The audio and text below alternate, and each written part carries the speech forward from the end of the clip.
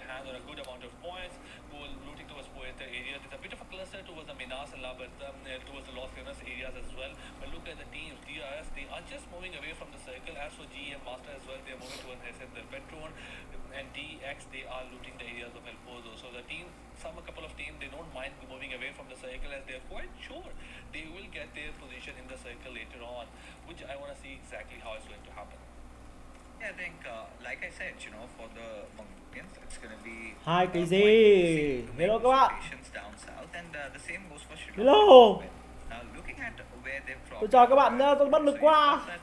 On their western side, the little hilly areas, which has a lot of crevices, which has a lot of dips to play around, and if you're smart, you can make some really good plays from around there, or you could just stick to the shorelines. Now, considering how almost like 40 to 50% of the circle has been submerged in water, it's kind of inevitable that the playing field is drastically less for all these teams. And when all these countries it's kind of inevitable that the playing field is drastically less for all these teams. And when all these countries sort of rotate in, we might get to see some early clashes breaking out.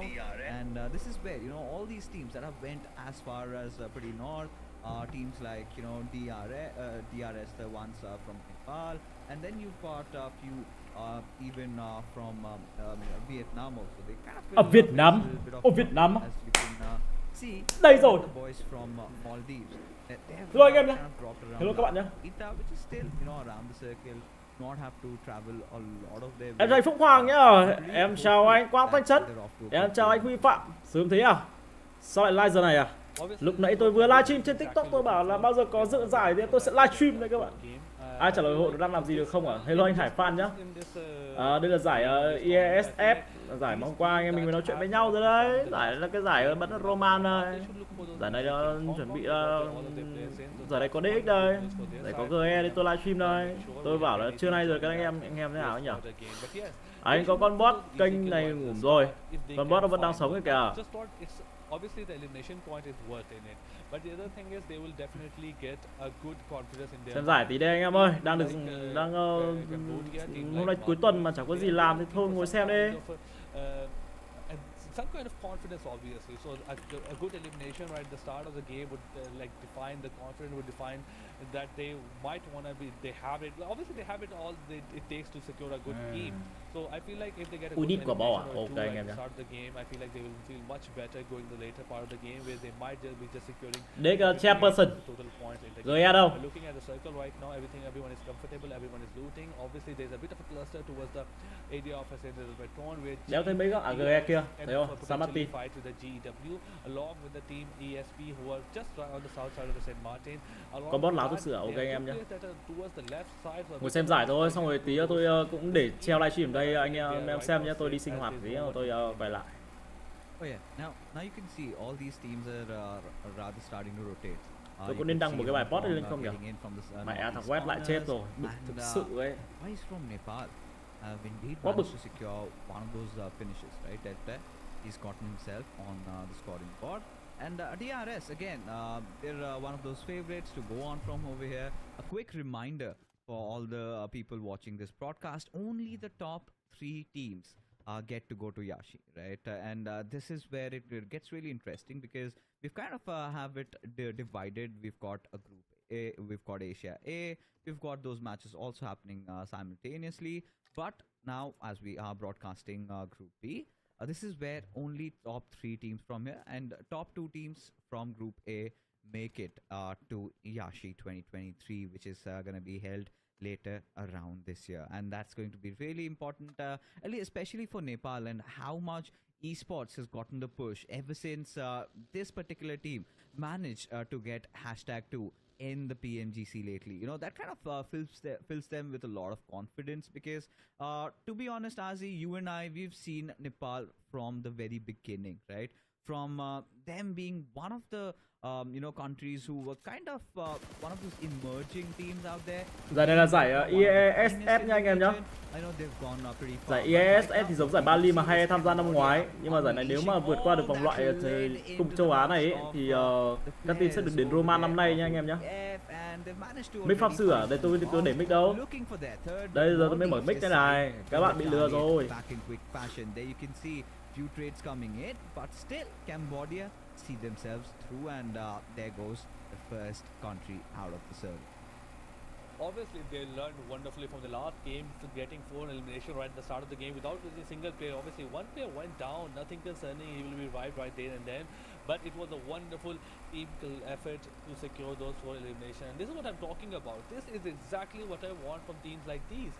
At the start of the game, they should go for those eliminations. They should go for those points. If they see a bit of advantage, they need to capitalize it in terms of like 3 to 4 points. And look at that right now. Cambodia is better than probably 7 to 8 teams right now, and I'm quite sure they will be in the top 8 definitely. And with the one push, one good game, the one good fight, it is going to happen. Let's see how how far they take this, because I feel like they are in a very good position. They're in a very good state right now. It was a wonderful fight, the way it happened. Anh em, tôi bảo này, có anh em nào comment lại giúp tôi cái ESS đấy không? Cái giải giống giải năm Bali năm ngoái, vì giải này có nick tham gia. Nên tôi đang restream lại giải này cũng đang phát trực tiếp, nên là anh em nào comment lại giúp tôi cái để tôi ghi lên cái không tín nữa. Có nhiều ông vào ông nhớ ông hỏi tôi lại phải trả lời là một lần nữa. Có deck không? Có deck các bạn nhìn thấy không? Brazil là cha person đó. Đấy, bị cậu bị chụp của chúa.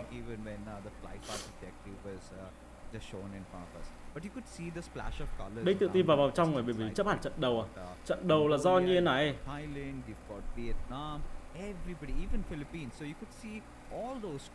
Chấp hẳn trận đầu là bởi vì trận đầu trận đầu là do sai ID. Thế nên rằng là có một vài team bị sai ID, bởi vì ban tổ chức yêu cầu là phải đúng ID cơ. Thế là chúng nó làm khó trận đầu cả team GE, bọn tôi cũng mất trận đầu mà. With the rotations, they kind of let the others pass and offer a more what do you call edge-to-edge approach to a particular game. Definitely, I feel like that approach is going to work for a lot of those teams, especially the center of the circle is almost inaccessible. There's only one path that I can see, which is also very risky. But look at the amount of teams in my mini map right now. It's going to not be an easy job. Indonesia trying to push towards the center a bit. Obviously, they got a team like GM right in front of them. Israel just trying to scout out before they push it, and that's the right way. Slowly, steadily push, try to scout, then push as well. And they are trying to make sure they got every angle covered. Nha anh em nhá, tí có anh em nào hỏi anh em trả lời giúp tôi cái nhá, bởi vì hôm nay tôi cũng đang bận. Khoảng thời gian này là khoảng thời gian mà tôi sẽ phải làm việc của bên bọn GE với cả là một vài công việc sinh hoạt cá nhân, nên mà các bạn ngồi xem nhé. Tối nay tôi có livestream Restream. Nhưng mà nếu có danh sách thì tôi sẽ đăng lên fanpage nha anh em.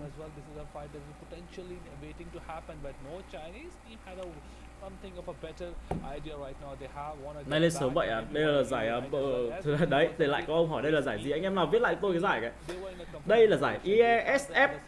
Giải này giống giải Bali năm ngoái của 2E. Năm nay thì là đi Roman không phải đi Bali nữa. Đấy. Nó giống như giải kiểu quốc gia, nó giống như kiểu seagames với anh em ạ. Thì anh em nào viết lại cho tôi cái dòng đấy cái để tôi pin lên cái phần bình luận cái, để tí nữa anh em khác vào thì đỡ hỏi anh em ạ. Anh em giúp tôi phát, giúp đỡ nhau tí đê. You can say that they're relatively new when it comes down to the realms of PUBG. Có Việt Nam không Tuấn có anh em ạ. Get into the picture with the other countries over here participating. Này là gì? Này giải gì đây ạ? Thì lại một ông nữa hỏi. I really not expect a lot from. Khổ cho tôi thế nào. Give you those surprises. Now, as we were kind of expecting those fights to be breaking ESF. in front, we can see again the forces colliding. Các bạn chỉ biết ngắn gọn ESF. You could see có those đếch là sao? coming in, but I do feel that the players of Thailand are getting a little bit of an upper hand against the Mongolians. Now, when you've got two countries with such good firepower, it is bound to result in a very different manner. As you can see, the fights have started already breaking through.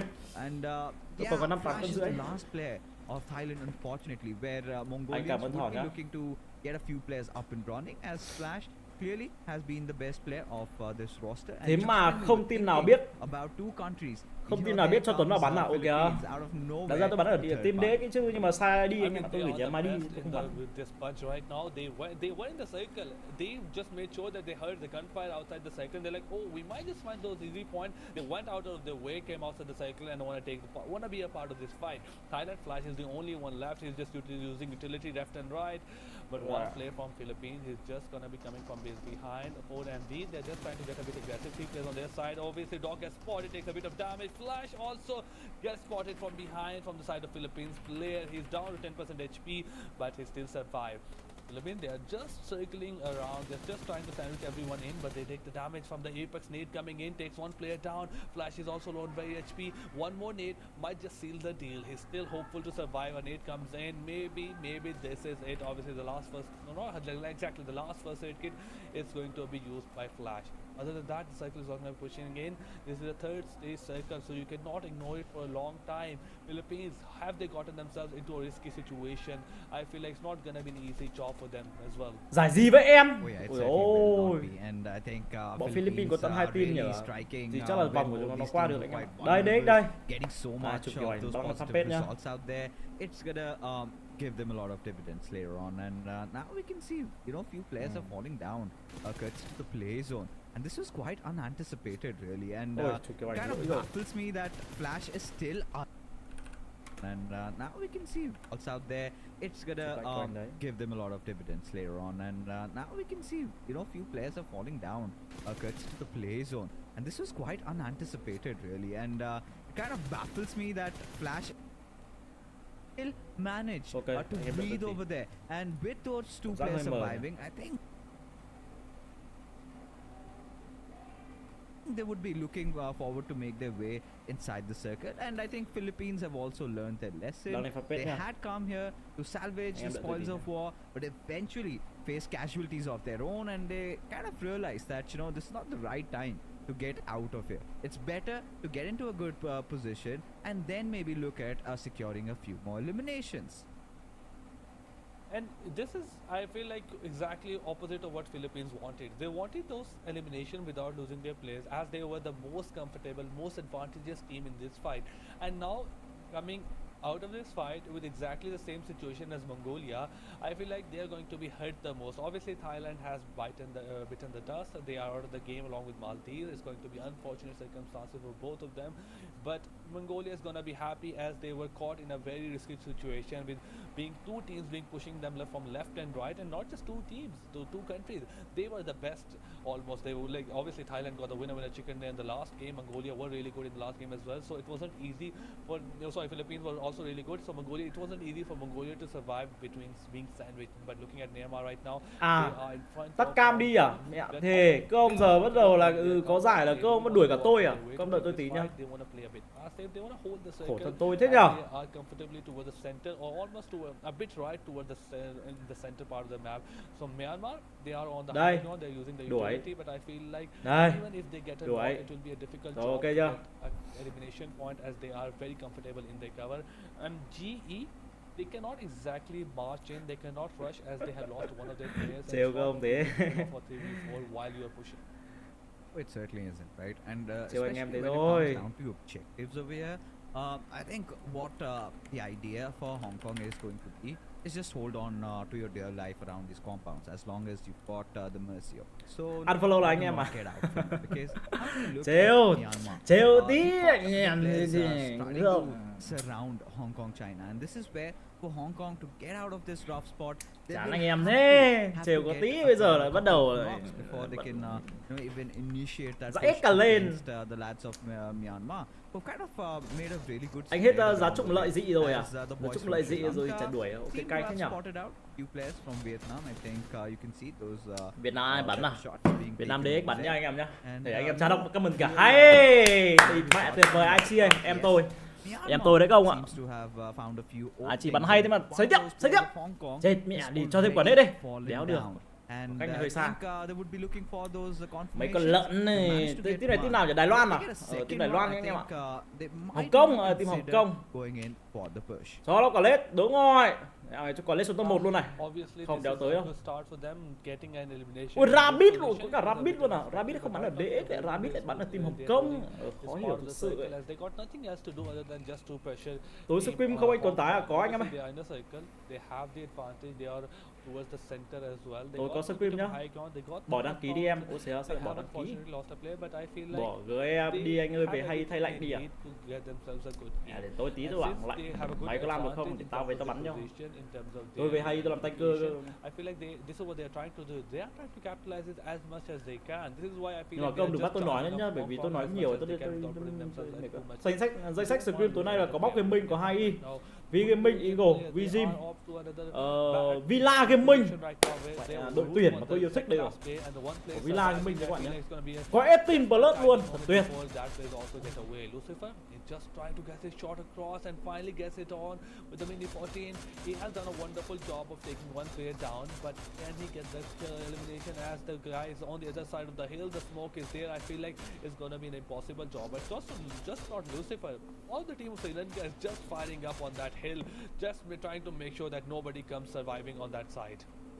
Yeah, you know, the ones holding the edges of the zone are keeping the rest at bay.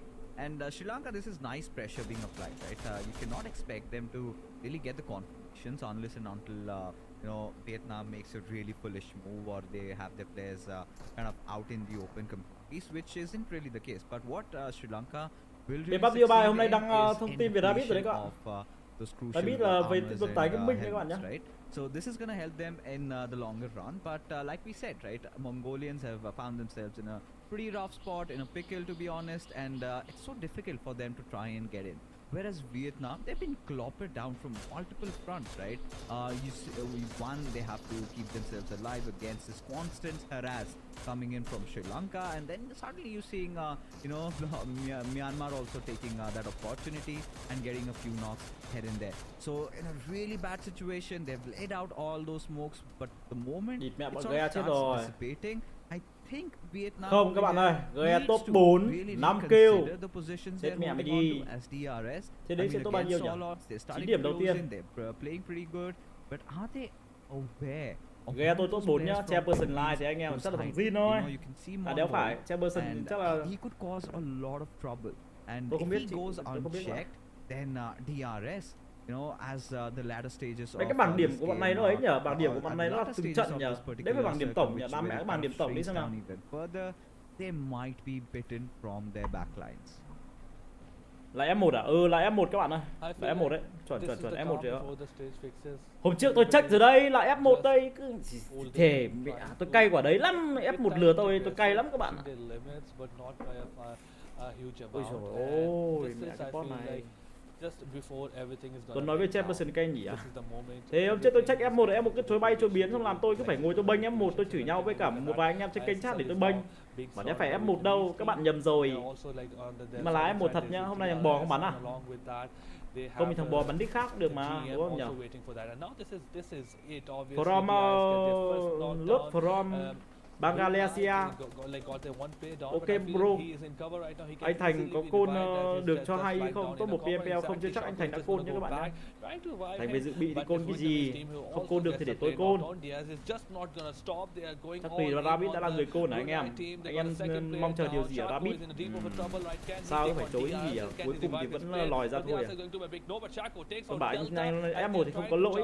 Lỗi là ở cách anh F1 lừa tôi các bạn. Tôi nói thế là các bạn tự suy ra được rồi nhá. Thế nên là bây giờ nhiều người nói anh F1 rất nhiều. Giải này thì cũng bình thường thôi. Giải này bọn GA bắn được. Theo thông tin tôi nhận được thì như trong top 10 là sẽ đi. Trong vòng loại trong top 10 là sẽ đi đến Paris nha anh em nhé. Sky với team nào bên Campuchia đúng không anh ạ? Bên team Ozat. Hay à, đây combat này. Đây combat đỉnh cao này. Combat đỉnh cao. Hay. Chua nở ra hơn. Rồi thế còn tàu tư nữa này. Ai xài. Quả lửa. Chết mẹ rồi. Biết phải là có em còi. Hay còi ơi.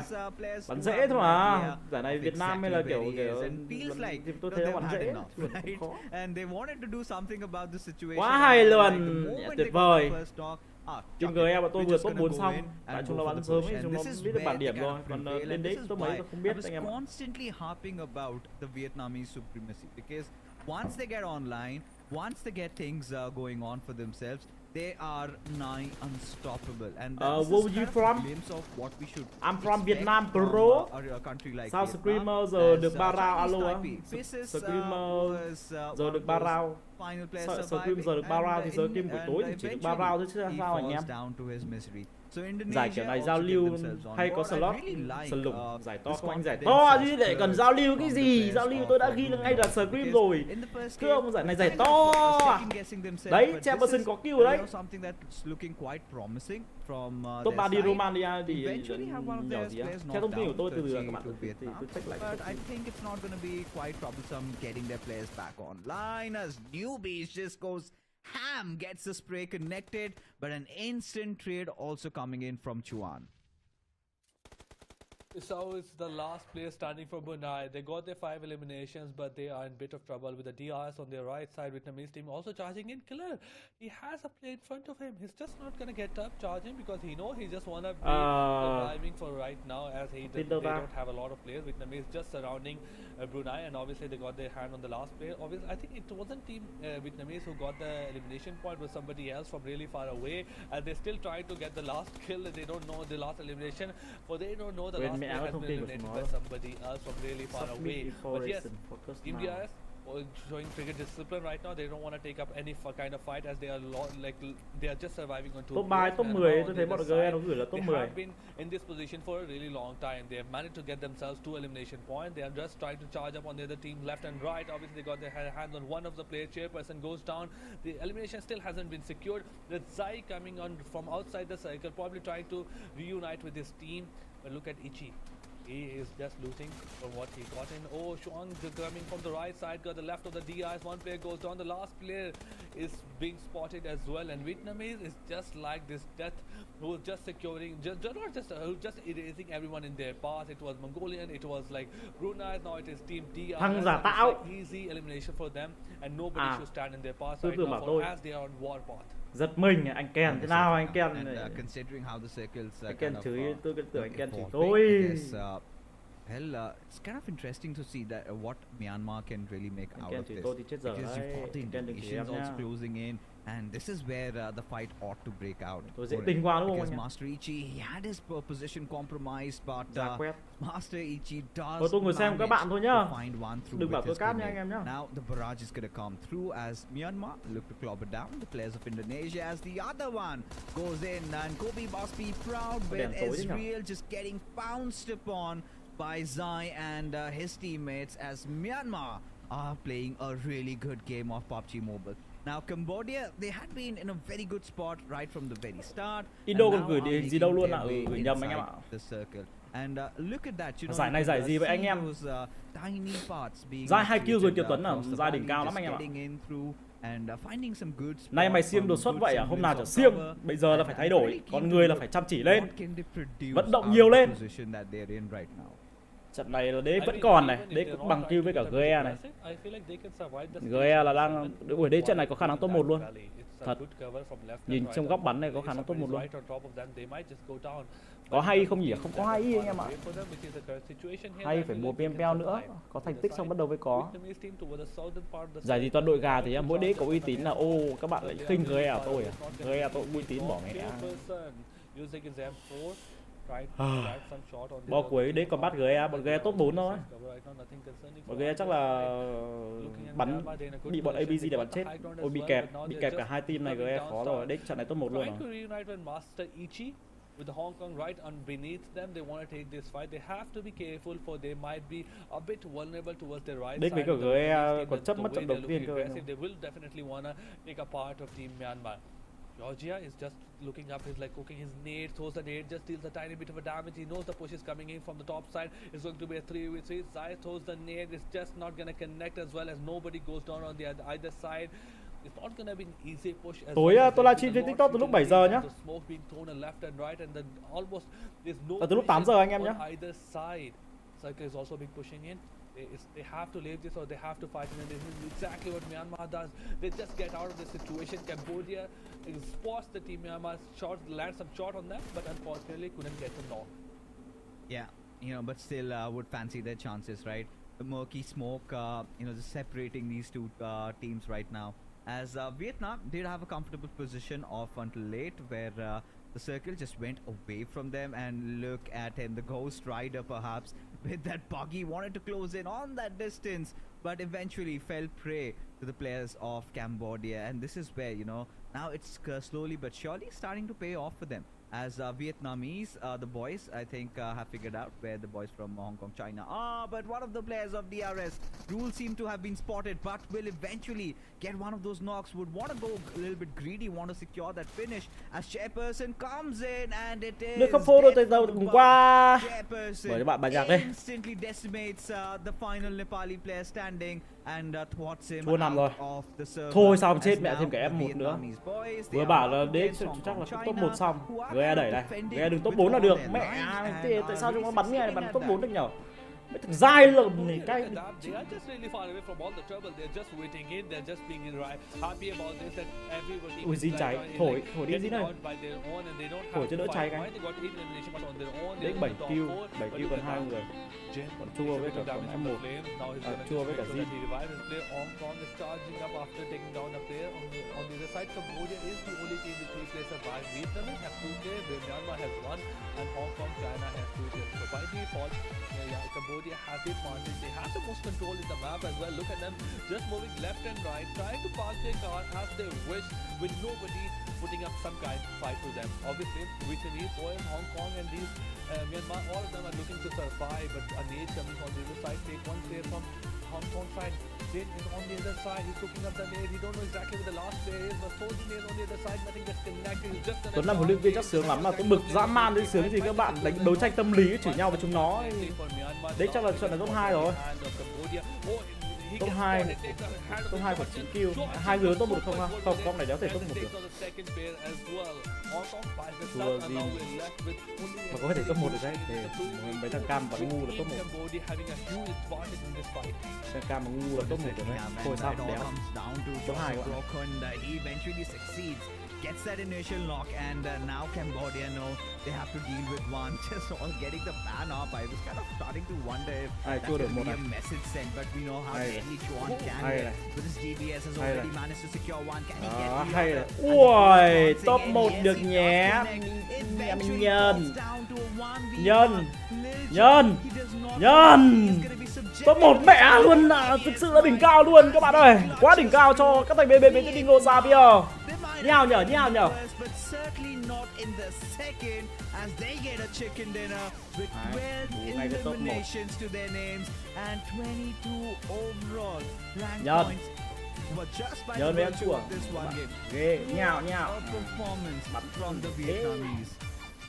I mean, Yeah, in terms of total points, I feel like that's obviously a great performance both from their side. They are able to secure like good amount of eliminations for their team. But not just that. What a performance, what a clutch by this guy, Sean. The way he kept his staff, the way he facilitated everything, took down Cambodia boys one by one, and with his shotgun, the best weapon he could ever need in his Ánh mặt trời lên cùng ấm êm. He took down one player, took down the second player. Cứ nghĩ sau này anh và em sẽ yên bình đến ra. Nhìn mấy team này không biết móc ở xó xỉnh nào ra. Mấy team này là mấy team vừa vô địch giải quốc nội của chúng nó các bố ạ. Có cả Hale, có cả FOD, được chưa? Có cả bọn Indo. Oh, they certainly are, and it's quite unbelievable to be honest what he just did. Chưa lúc trước sao thế? Team này thích diễn quá vậy à? Cái này tôi chịu các bạn ơi. Các bạn hỏi tôi bố tôi cũng chả trả lời được. Ui, mẹ 350 ông đang xem à? Thế mà có 26 like là thế đéo nào nhỉ? Công hời hợt với xã hội thực sự đấy. Các bạn bấm cho tôi nút like được không? Cảm ơn các bạn rất là nhiều nhé. Cho thêm một nút subscribe nữa đi. Cảm ơn anh em. they just threw it out. All they should Thế have tôi cứ done tưởng là was, khoảng 4 pushed 50 người in ngồi xem thôi, each lên other. 350 ạ. Should have Thế mà synchronized cậu đéo their nói wins. gì. They were just one elimination Cam ngu như Tuấn shy Tái vậy of, thì securing chẳng lẽ a tôi chicken bạn dinner. mà ở đây tôi tát các Nonetheless, bạn still cái. a pretty good game for them as well. But Cần nên bấm follow lại một lần nữa không ạ? Bấm một lần thôi anh em ạ. Like 2 lần rồi à? Bấm like đi. Bấm like đi. Tôi vừa mở một cái bài nhạc lên cái là top 1 ngay các bạn. Này giải gì vậy à? Bạn đọc phần game nữa bạn They nhé. were getting pressured, if you remember, by the Sri Lankans. And Tuần at a tài sẽ bị point, một they phút mà. felt Ok like anh they em had nhé. enough. They pushed in over there on Bảng B the lấy 3 đội top thôi spot. à? They got that elimination. chức Then là bãi lờ. later on, Đéo ở they tin dealt được một with, ban tổ I chức lại có think, thể lấy 3 đội. another team there. They eliminated them as well. They literally needed to pave, rather carve their way inside the circle. And in order of doing so, they kind of did have a few casualties of their own, lost around 2 of their players, but still felt like, you know, Chuanji had a lot of fight remaining. And this goes on to show how broken DBS can be, especially in those close range situations, right? What can you do when, you know, it's just a thump and you're pretty much done? And other than the fact that Cambodia could have taken this 1v3 in a Mắc xong collective hấp anh em way, ạ. I feel like all those 3 players that went down at the Hay hand vãi of cả Song của đỉnh didn't cao really vãi have lồn the chua cần 3. ability Mẹ này top 1 cho DX nó là quá xứng đáng. It was just Shuang with the right gun at the Xem right like Tuần time, Tái the right nhiều aim, nhưng chưa bao giờ one like shot cả. to the ball Cay in thế the nhờ, goal. có khi tôi phải It ban bạn happened mất. to all three players. Ông Even bên phải Shuang mắt hơi was díu taking à? damage. They Khả were năng taking cao. multiple bullets to the Nhìn Tuần body. Tái xong nhìn hai ông kia nhá, xong Tuần Tái Unfortunately, X10. not a Các bạn bullet thấy was from tôi với DBS. hai ông này là tôi đẹp dai hơn bao nhiêu. It's like, Jefferson là F1 sao ý, đừng có bỏ câu sao ý vào. Jefferson là Jefferson là F1 nhé các bạn nhé. Mình hơn đủ à? That have pulled off a 1v3. So yeah, it was a great performance for them. But look at Bác Cambodia. bảo không cho bắn They ở had a DX wonderful nữa, run nhưng as DX well. ngon nhất I rồi feel nên vẫn like phải lại. we À thế à? Ok.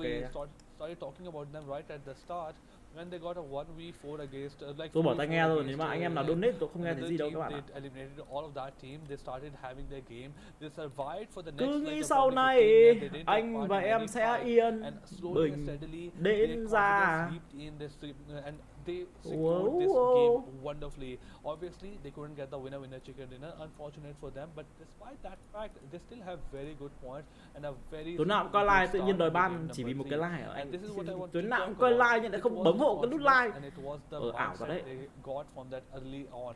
Cambodia had a terrible game number 1. Bắn đè tay tỷ lệ giữ người sẽ thấp hơn là bắn an toàn. And definitely Ha. for them, they had Không a sao đâu các bạn wonderful ơi, game chơi number được 2. hết. Let's see can they keep it going in the game number 3 as the map of Sandhawk is very difficult and very unpredictable in terms of rotation, in terms of circle. It certainly is, and now this is how things are going to get stirred up once the world standings pop up, which is going to be, you know, revive. But when you look at what has happened, right?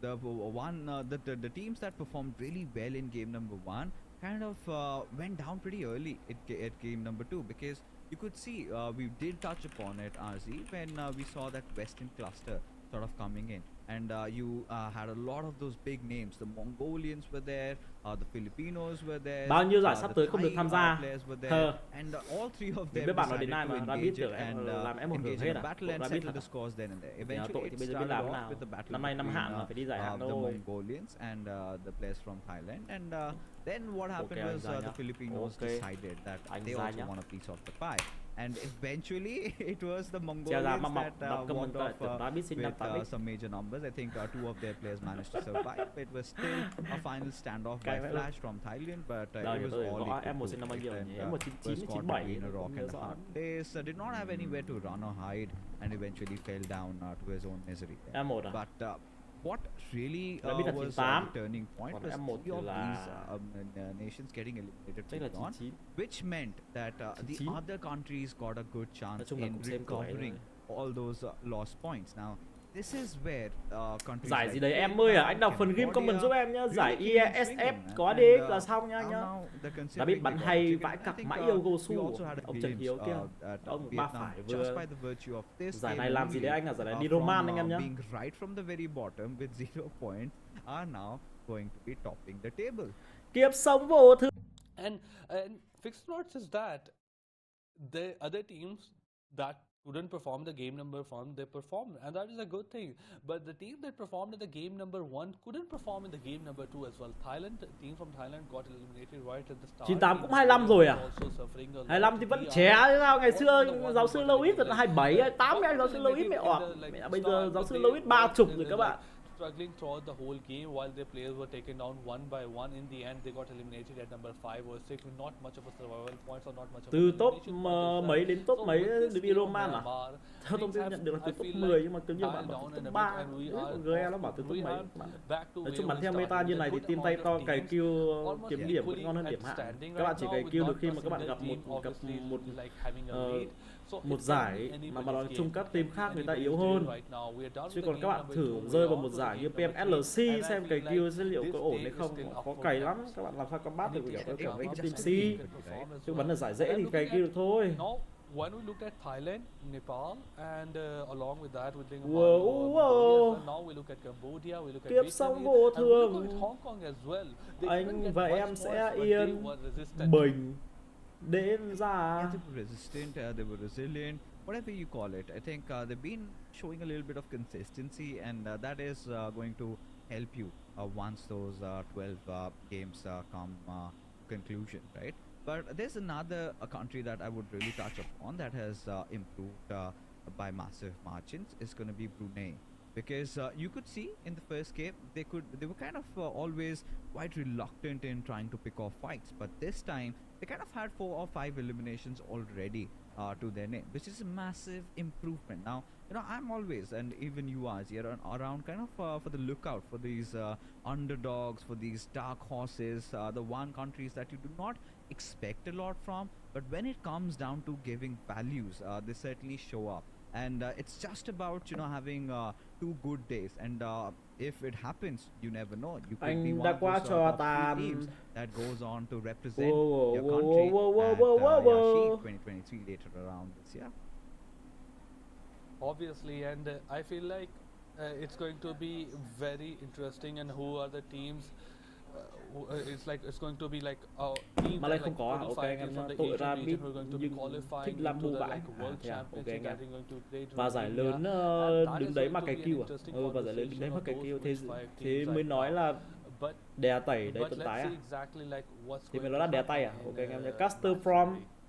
Caster from Vietnam, bro. I'm caster from Vietnam. I'm coach của Myanmar, coach Myanmar, and tanker Vietnam, tanker top 1 Vietnam, bro. Highest damage as well.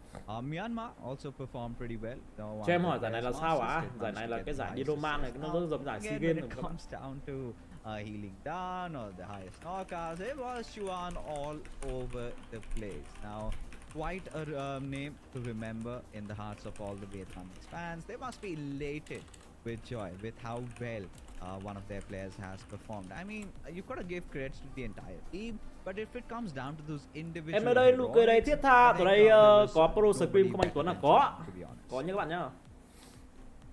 Các bạn có cần đăng ảnh không? Tôi đăng thêm một cái ảnh trên fanpage nhá. Sai, chuông nhìn 2 đam, Palazin 600 đam, F1 thì 3 lít, còi 3 lít, không kill, còi hơi đen.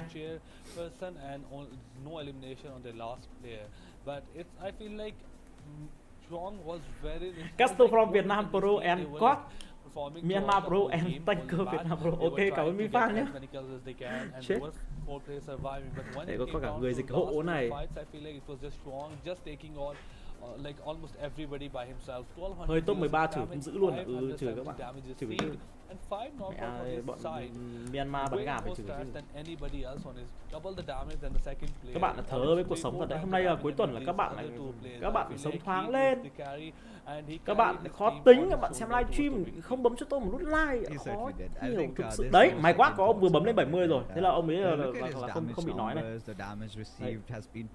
Trong khi đó hơn 200 anh em đang xem. Constantly getting into the mix of things, healing himself up, preparing for the battle that gọi là lies Lambo cầm ahead nick of bắn him, là tồn tại, ông and, tôi chịu he bạn ơi. was Jumper là ai đây à? phenomenal. I mean, Ông comment I xong think, câu đấy là sẽ có words rất là fall nhiều người short sẽ comment trả of lời what cho ông. he's just achieved, and yeah, DBS is one of those weapons that is pretty much feared by majority of their Có players. team nào bắn A Việt lot Nam of the vậy? international Có team nào players Việt have Nam bắn gone vậy ở đây? Có around team and DX talked đấy các about bạn. how broken that weapon is. Có And if Diego it's broken, Savio, you might as well tuyệt. use it, exploit it to your advantage, and that's what Chuan did. And Vietnam, I think this was one of those games where we were kind of expecting them to perform.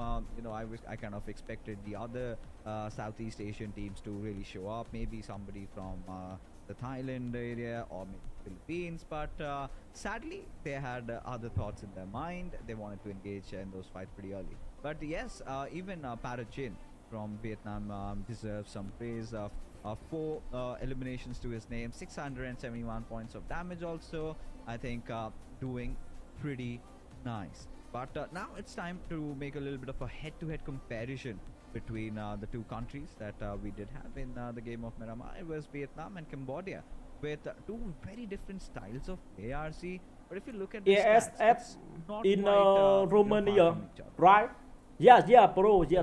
Definitely. That's And right, I think that's the right. difference Đúng rồi, rất là between nhiều the anh em stats trả lời between tiếng the Anh nghe last hợp lý fight, này. the damage Anh that em là was cũng done to cũng biết tiếng Anh tí Cambodia là sang hẳn. was the damage that was taken away from Cambodia as well. The number of elimination that Vietnamese have probably Mẹ, would bọn have been Myanmar bây giờ mà đéo bắt trong and top 3 Cambodia thì would cũng have mệt been to tôi. like 10 or 11 if they haven't taken the Mẹ, last nay tôi vừa mới like chốt if chuyên they xong. won that last fight as well. So I feel like obviously these two teams they almost had an equal amount of like equal Qua coi amount, giải PUBG BC đi anh em à? damage and the same type of Chẳng lẽ the tôi lại game. ban ông nhỉ? Obviously different play style, but in PUBG terms of BC stats, để you ông have khác the xem đi. same Đang xem giải PUBG game Mobile đấy, bây giờ bắt until sang xem that giải last PUBG BC fight à? where Shuang just showed up and just like destroyed everybody around him with the DBS. I still don't know what his thought processes was. Anh Because Tuấn ơi, if I was in his em hỏi place, tí I được không probably ạ? would have my hands on an M4 and a Em DMR. hỏi đi. But having a gun like that in a match of Miramar, on a map of Miramar, that was something I did not expect from his side as well.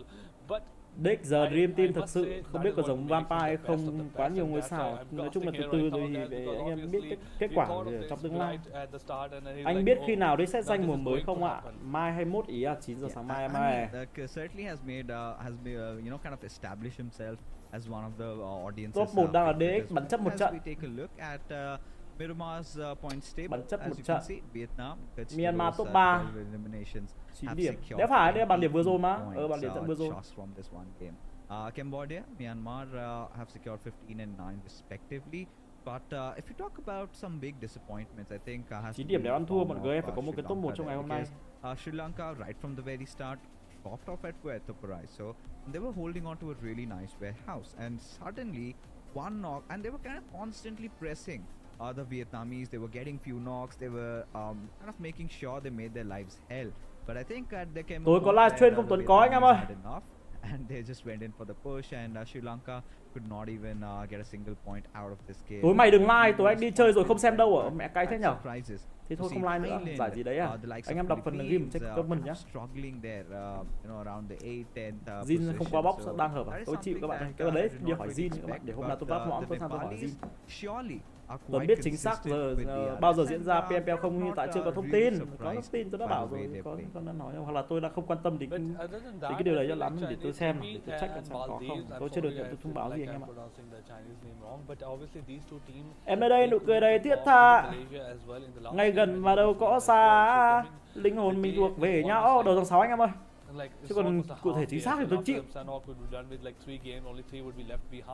So unfortunately for them, they don't have much of the option as well. So I feel like going ahead, they need to up their game by a bit. Sandhawk could not be a turning point. Unfortunately, I will not be expecting a lot of them from this game.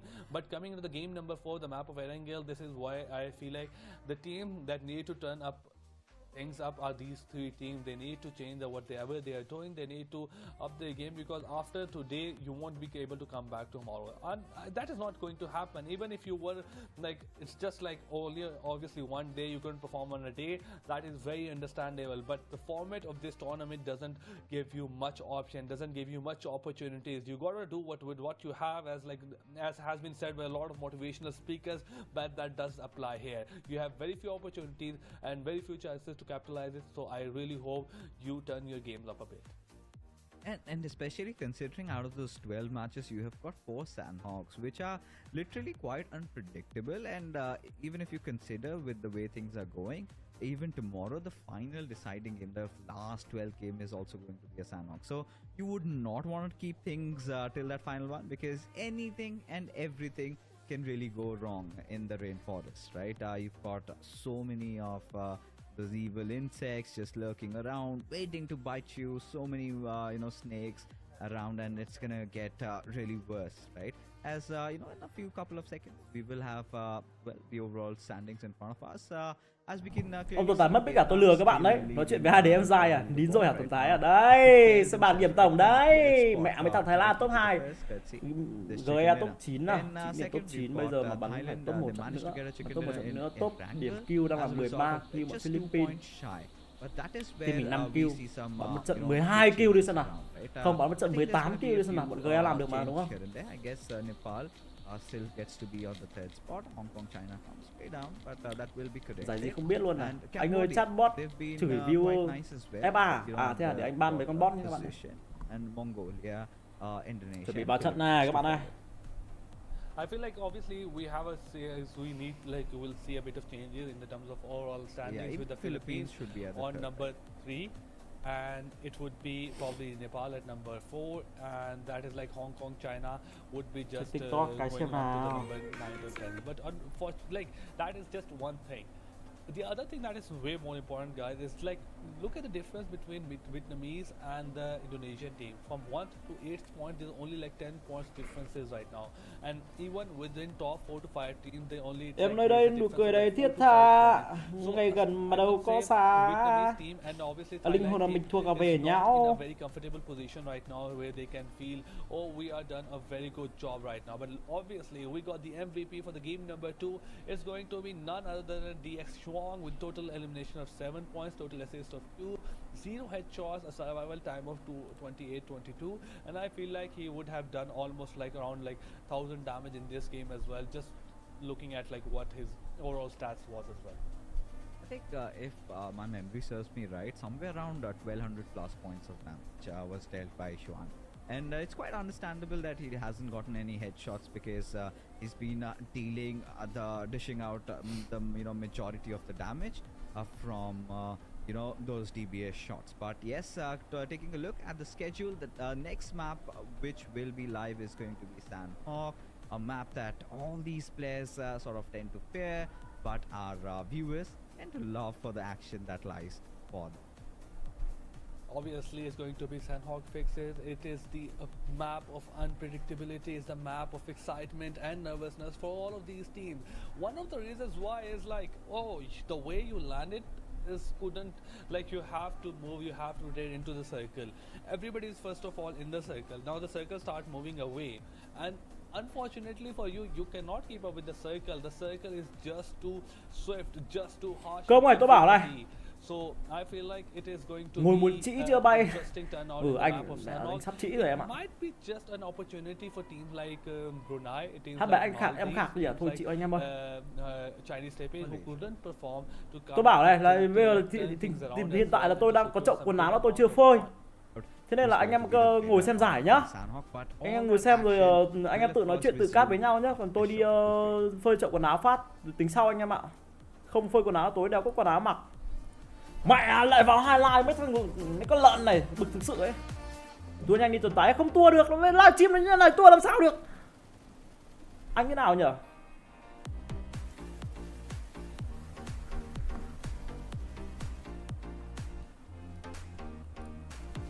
Ok không nhỉ? Nhà tôi còn chậu quần áo tôi chưa phơi thì các bạn thông cảm tôi cái. Tôi xuống tôi phơi quần áo, anh em tự ngồi tự nói chuyện với nhau, nghe hợp lý hơn này. Được không? Ok nhỉ? À ok à? Ok nhá. Rồi. Vì các bạn dễ tính đấy, giải gì là giải gì vậy anh là giải IFSS của đấy anh em nhá. Bởi vì anh em ok nên tôi xin phép tôi đi phơi quần áo. Anh em cứ ngồi xem.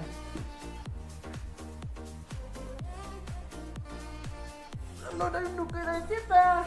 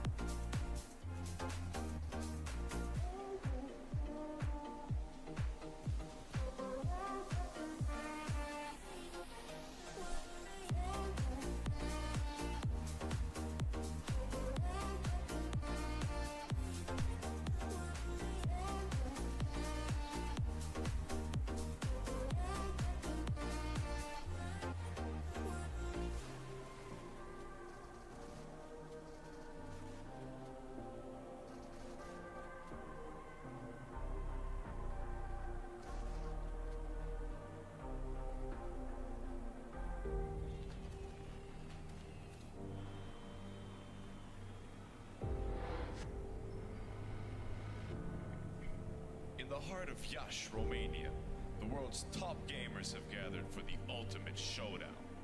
IESF brings heart-stopping matches across a variety of gaming genres in an electrifying experience that celebrates the passion and dedication of esports athletes from around the globe. This is more than just a tournament. This is where champions are born, legends are made, and anything is possible. Get ready to witness the ultimate display of skill, strategy, and heart. The IESF World Esports Championship. It's about to take your breath away. Do you think you've got what it takes? The challenge will be tougher than ever.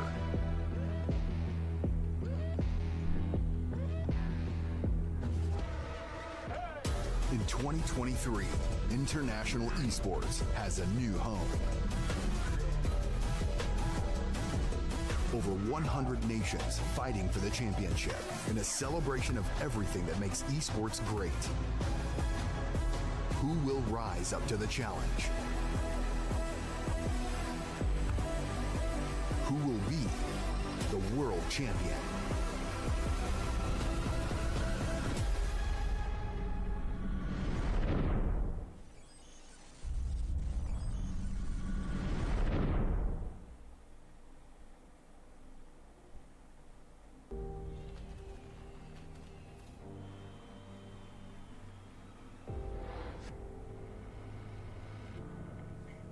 In the heart of Yash, Romania, the world's top gamers have gathered for the ultimate showdown.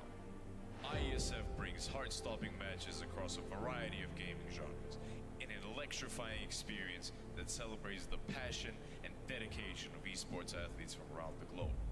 This is more than just a tournament. This is where champions are born, legends are made, and anything is possible. Get ready to witness the ultimate display of skill, strategy, and heart. The IESF World Esports Championship.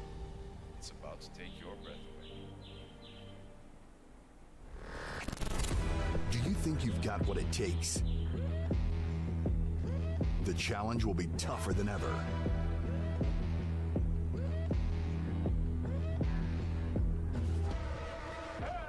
In 2023, international esports has a new home. Over 100 nations fighting for the championship in a celebration of everything that makes esports great. Who will rise up to the challenge? Who will be the world champion?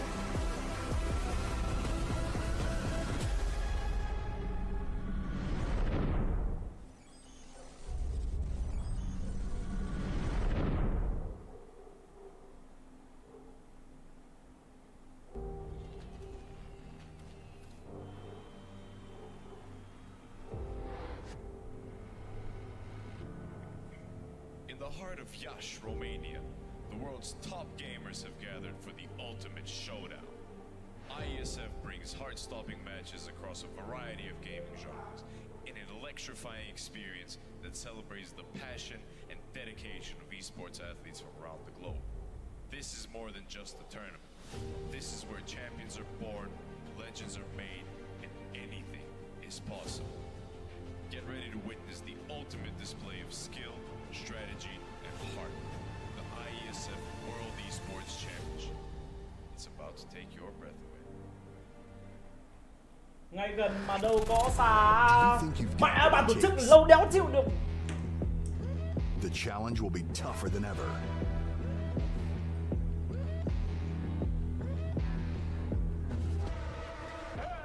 In 2023, international esports has a new Linh home. hồn mình thuộc về nhau. Đôi tay anh muốn giữ Over em 100 chặt. nations fighting for the championship karaoke nhỉ? in a Hát karaoke đi anh celebration em of ạ. everything that makes esports great. Who will rise up to the challenge?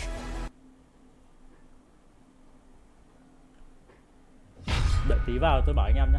Ngồi hát bài karaoke đây. Hát tử tế luôn này. Who will be the world champion? Anh Khạc hay em Khạc?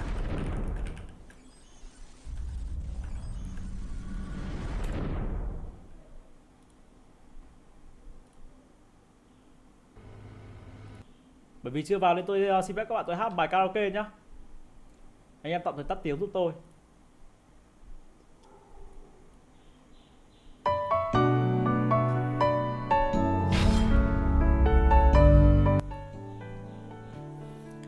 Alo alo. Nay bạn bên bờ đó Libby ở tái không phải không có anh ơi.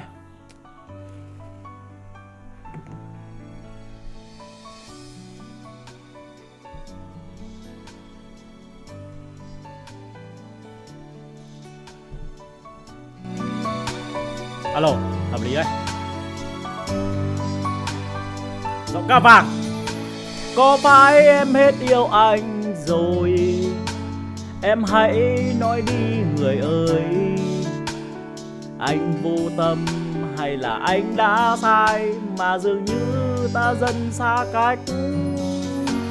Em nói đôi ta không hợp, em nói anh không còn như trước.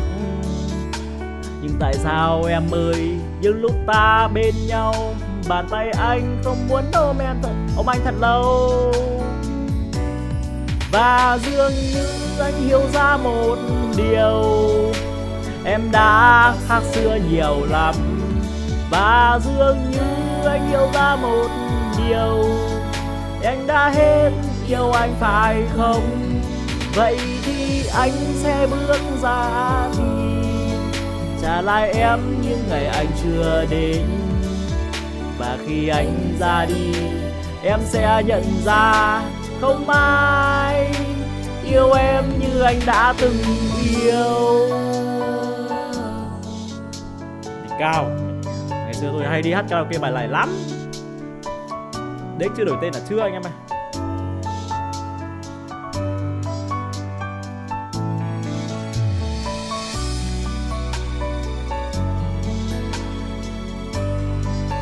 Đừng hát nữa, ông nghe nhạc đủ hay rồi. Ở kìa, thôi từ hát nốt đoạn đi. Các bạn khó tính ấy các bạn thì tôi tai trâu tôi nghe thì tôi hát hay các bạn. Thế nào rồi các bạn khó tính. Có phải em hết yêu anh rồi?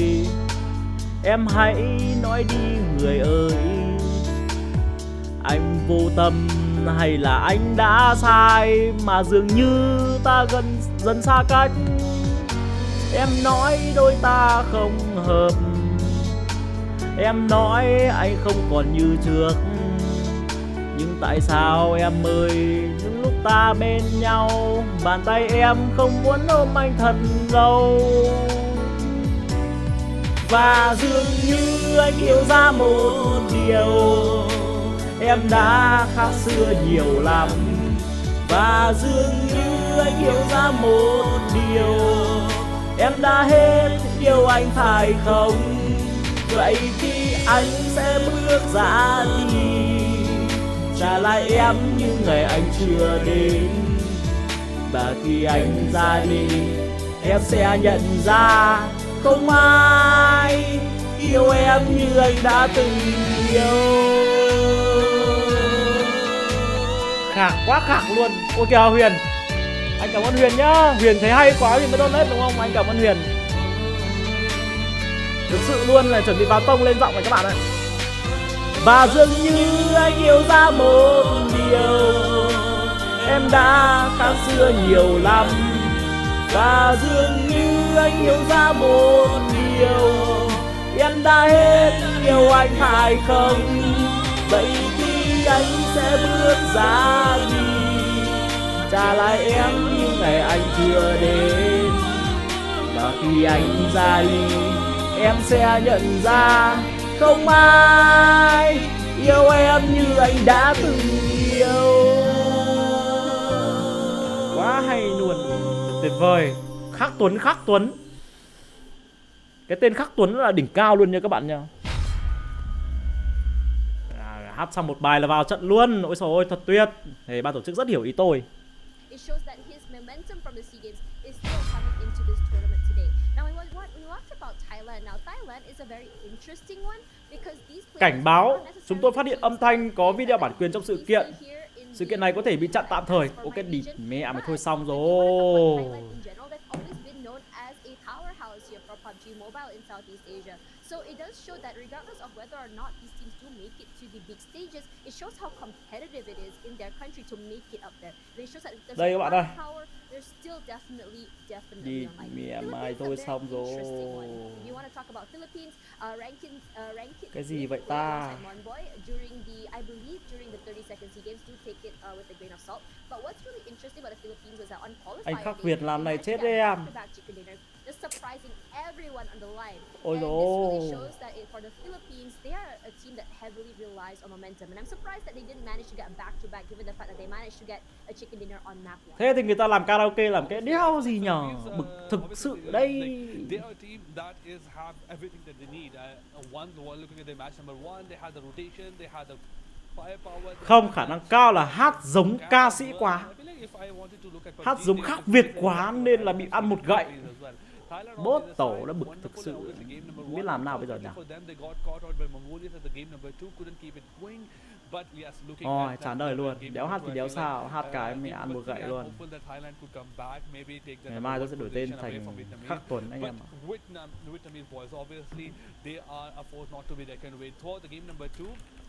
Dịch cho anh em nghe đi à? Tôi thấy ở Việt Nam này có một caster rất là đẹp dai, đó là caster Tuấn Tài. Ở những đội tuyển như Lingo Sa Biệm được đánh giá rất là cao ở trong giải đấu lần này. Cùng với đó là tôi cũng nghe nói rằng là ở ZDC Esports cũng có một người Việt Nam tham gia vào quá trình huấn luyện. Đấy, huấn luyện cho các thành viên bên Team GE và tôi rất nể điều đó. Cá nhân tôi là một fan ruột của anh Tuấn Tài và rất hay xem livestream của anh, cũng như là thích anh hát những bài hát tiếng Việt. Tôi cảm nhận như là tôi có thể nói tiếng Việt ngay sau khi mà nghe anh Tuấn Tài hát. Tôi dịch được thế thôi các bạn, tôi làm sao dịch được hết. Anh em muốn tôi dịch mà tôi mới dịch là hát như đấm vào tai à, phải cay thế nhở. Anh có biết tiếng Anh thật không vậy à? Tôi biết tiếng Anh chứ các bạn, mà sao mà không biết được. Ăn một gậy xong cảnh báo chúng tôi phát điện âm thanh à không, đây rồi, nó lại bỏ cảnh báo rồi các bạn. Cay đéo chịu.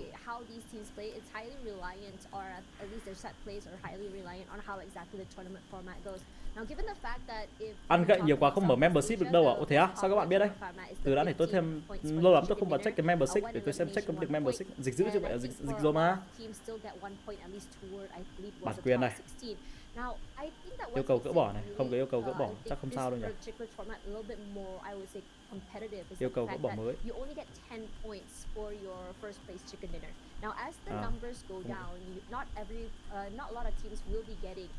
Points as they come out to the bottom side is number 1, and number 2, mua sắm quảng cáo trên 100 web đéo mở được, đéo mở được membership các bạn ạ.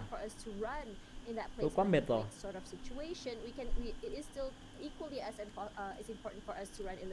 Tốt nhất từ giờ đừng có hát nữa ở kìa. Lời chạy trong đầu mượt phết. Thì tôi biết dịch mà, tôi hiểu tiếng Anh thì bây giờ tôi dịch cho các bạn nghe các bạn. Sao PUBG Mobile Việt Nam không live giải này nhỉ? Tôi chịu các bạn đây. Nút report kênh ở chỗ nào á? Các bạn buồn cười nhờ, giải này nằm trong hệ thống, không nằm trong hệ thống kiểu GC Game các bạn. Anh vào nút Team PMPL Internet cho đủ à? Khả năng cao là sao? Tắt live rồi live lại đi à? Sao lại phải tắt live? Các bạn thấy vấn đề lag lủng gì à? Thì cứ để ấy chứ sao phải tắt anh em?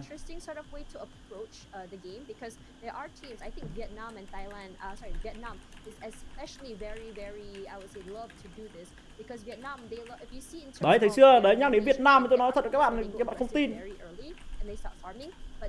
You start seeing this pattern to come through from them, where they would get eliminated too early, or they didn't manage to actually get to the objective they want. You'll start to see more passive Vietnam coming forward, and I'm really hoping to see this kind of Vietnam, because that's the Vietnam I saw. Tính ra mình không biết có giải này thôi hả anh em à? Ok anh em nhé.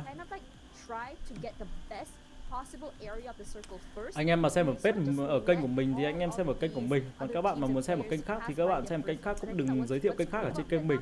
Mình không thích đâu Giang ơi. Anh lại Giang đấy. Nếu anh em nào thích xem ở bên Videsa thì anh em sang bên Videsa anh em xem nhé. Really fun to watch how they aggress and still manage to get those points, because one thing that I get very concerned about in terms of players going to circle and get the best possible area early is that you might not be able to hold on to area as one, and number 2, the possibility of you getting crashed. MC Sinh thế nhỉ? Ok anh em nhé, MC Sinh. MC chị này chắc cũng phải nhìn mặt chán đời vậy Tuấn Tái. Tôi vừa bị ăn một gậy xong các bạn. Villa Gaming một tới slot team nào vậy? Em chắc là live glue anh em ơi. this was a team that was Tôi vừa ăn một gậy xong thì chả chán đời không. since they were in the center of the Nó vừa circle, cảnh báo tôi một lần xong rồi đấy. maybe they go out of the Tôi way hát đúng một fast, bài they thôi go nó out the cảnh way báo as well. tôi để biết như thế nào. Pushes some Bực entry thực points sự. into the circle, but somehow they were holding those positions. They were holding the center of the circle, and they were absolutely playing a wonderful defensive game, and they were absolutely. Rồi, thật tuyệt. Chúng ta sẽ đến với trận đấu thứ ba anh em ơi. On the other hand, has the first strategy that you mentioned. They are just farming along the way, and they are destroying everybody. It worked for the game number 2. Let's see. Ai biểu mày hát rồi, ok thì bây giờ thế. Or they have the defensive strategy ready or not. But talking about the game number 3 as well, we have the plane pass right in front of us, and it's going to be in the center of the map, or going all the way over boot camp as well. Everything from the Có team đạt không Tuấn à? Không anh em ơi. I feel like go towards if they want to, but I think obviously the room has got some issues. Mãi đéo vào thì ông này mắt ông này cứ lờ đờ nhỉ, đôi mắt là thẫn thờ này. Anh Giai này có đôi mắt thẫn thờ này các bạn này.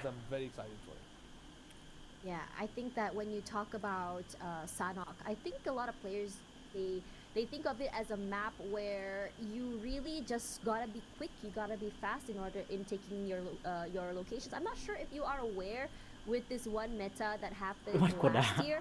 It's called the healing meta. I'm not sure if this is Hát hai bài nữa cho vui em mà anh thấy em hát hay không để em hát. Vividly, and I hated it. I'm sorry. Yeah, it was so anticlimactic. I think for players it was like alright, but for us casters it was just like. Ui, chị này có hay nhỉ? Chị này kiểu treo một cái gì ở chỗ móc chỗ cái mic này này. Khả năng cao cũng sẽ phải treo cái gì ở móc ở chỗ mic các bạn. Treo cái gì nhỉ?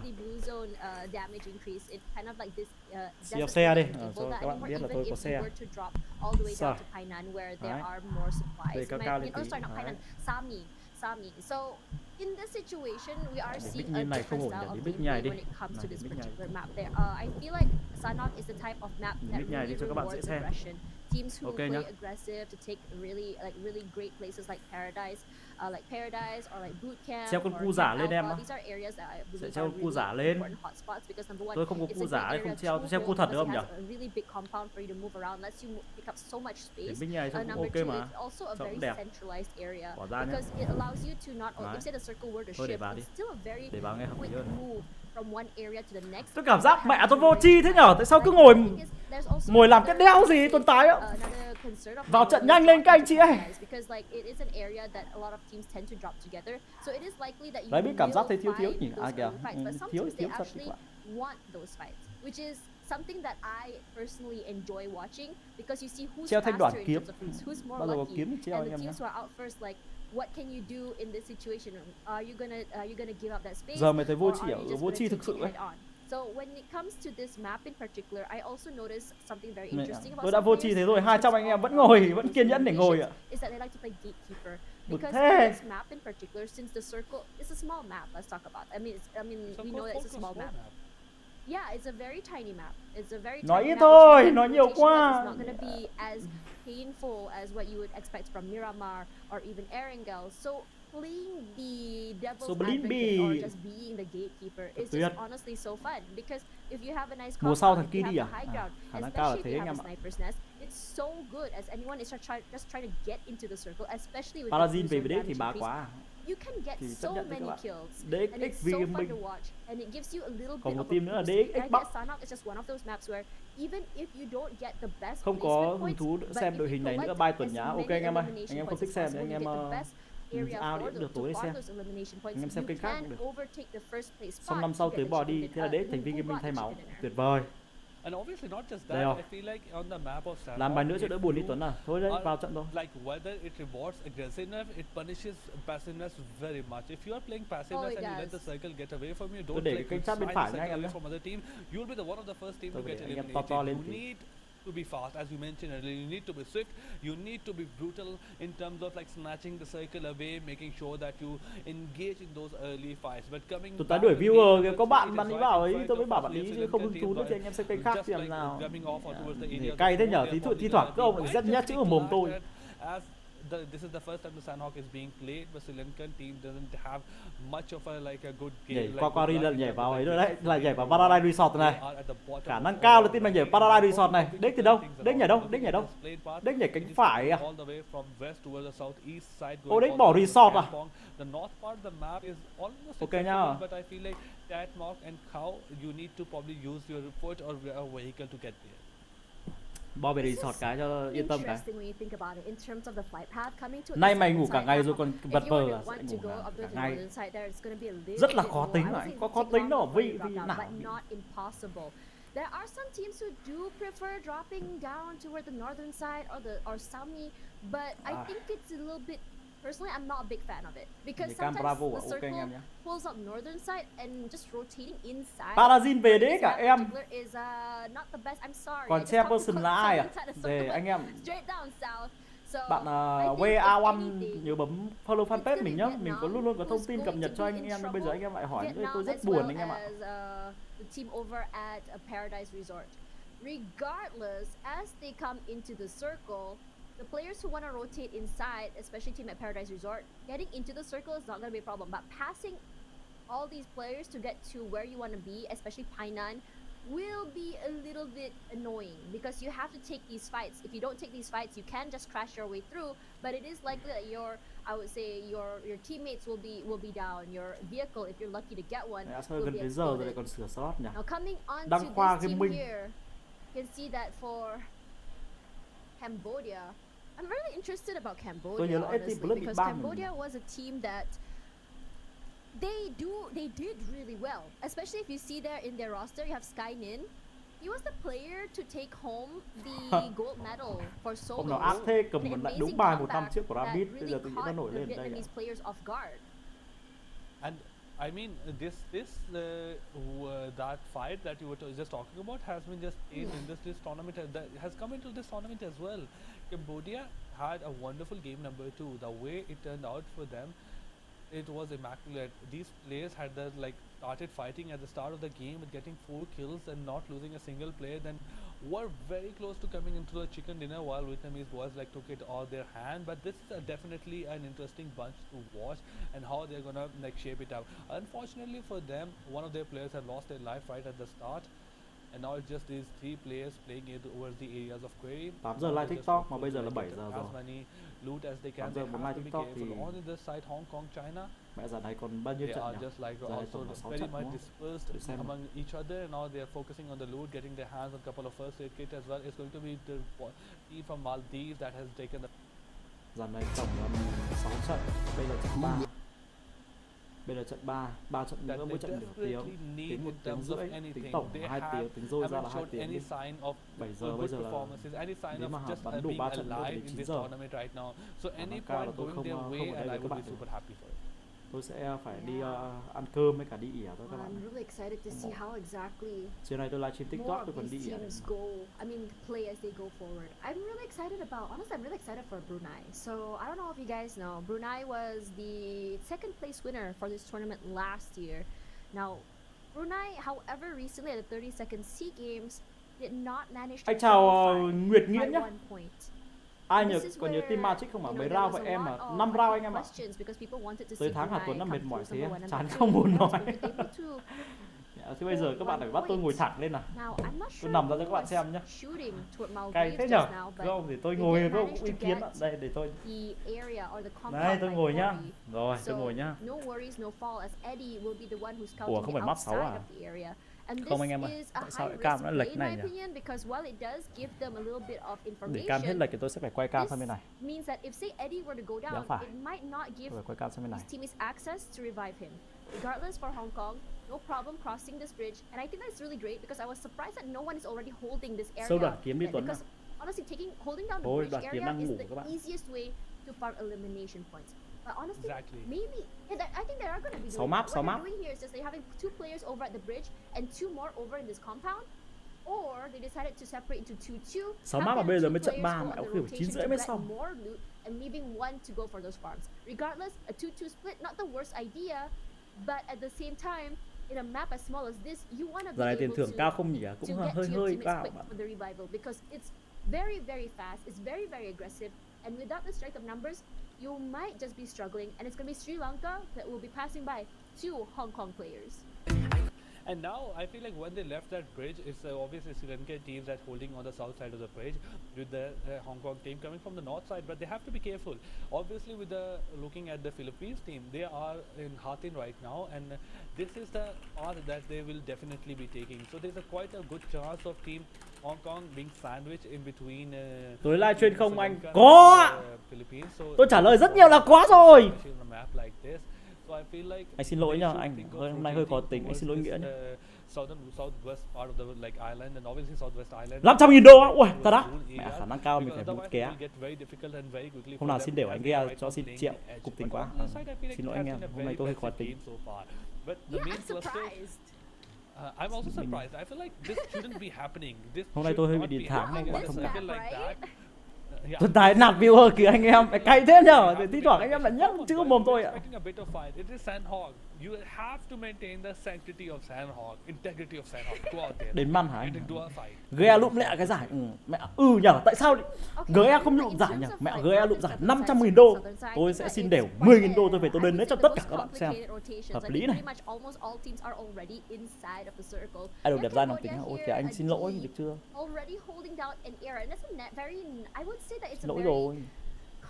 Tôi có trên không ạ? Thì cay đấy nhỉ? Có, tôi có trên. Thêm giảm 10.000 đô nữa à? Ok anh em nhé. Tôi xin 10.000 đô là về được bao tiền nhỉ? 1.000 đô là 20 triệu. 10.000 là 200 triệu à? Tôi xin 200 triệu về tôi donate cho các bạn. Tắt mõm bình luận viên nhỉ? Thôi để đi các bạn ơi. Để chứ còn tắt gì? Mic tôi hơi bé thôi. Để tôi đẩy to mic tôi lên nhá. Alo, alo, ok rồi đấy. 230 ok 230.000 nhá anh em nhé. Đẹp trai không nghĩa muốn nói gì nói nhá fan. Ok tôi có nói gì đâu. Tôi có like nhé các bạn nhé. Định đi vòng vậy à? Sao nào lấy vợ Tuấn nào? Thì anh em hỏi câu đấy khó quá, anh hỏi có nào dễ hơn được?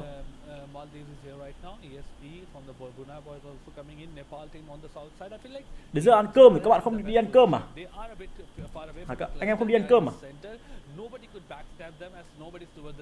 Thế Chapper là ai? Thế mọi người là 1000 là F1 nhé các bạn nhé.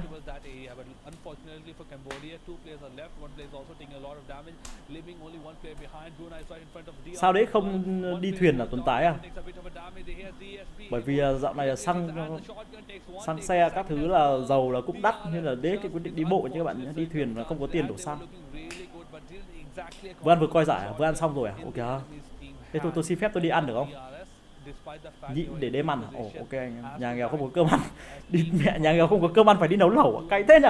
Xăng giảm mà. Xăng giảm. Xăng giảm nhưng mà tiền thuốc nó tăng dạo này. Hay là Jin hay là chua hay này, đỉnh cao này. Nhưng mà Chamberson lại chết rồi. Thôi toàn, Jin lại hay tiếp này. Jin hạ gục đi vị trí của Rabbit. Đi ăn đây ở trận mấy rồi? Trận 3 anh em ơi. Đéo cho à? Cơm khó tính dã man, công bảo tôi khó tính, công khó tính như tôi ạ. Tôi bưng tô cơm lên đây vừa ăn vừa cát à? Tôi có cát đâu, tôi bảo tôi ngồi tôi xem với các bạn tôi không cát đấy. Bọn Gea đâu ta? Gea trận này bắn mệt 18 kill. Thế là tôi có hy vọng lấy 200 triệu về tôi donate cho các bạn. Khi nào MU vô địch thì lúc đó là lúc Tuần lấy vợ à? Ok anh em nhé. Sang tuần xăng lại tăng à? Ok anh em. Tôi chết chùa rồi. Bà gọi đấy. Dạ. Vâng, để xong cho xuống.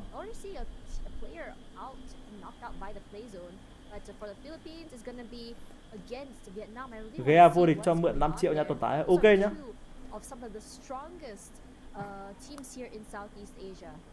Ăn múc cang, mì tôm luôn Tuấn à? Thôi để tí nữa. Không cát thế like làm đéo gì hả Tuần Tái à? Like để cho anh em cùng ngồi xem. Mẹ canh ở bà tôi các bạn ơi. Stream múc bang à?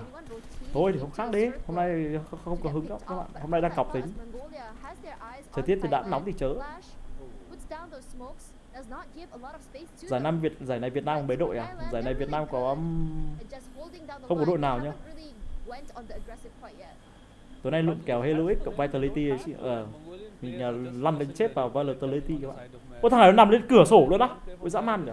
Hơi bị liều đấy. Đéo thích xem cùng Tuấn Tái bố mày ban mày bây giờ Hậu ơi.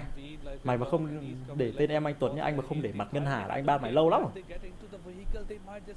Nhìn mẹ đi à, nhịn.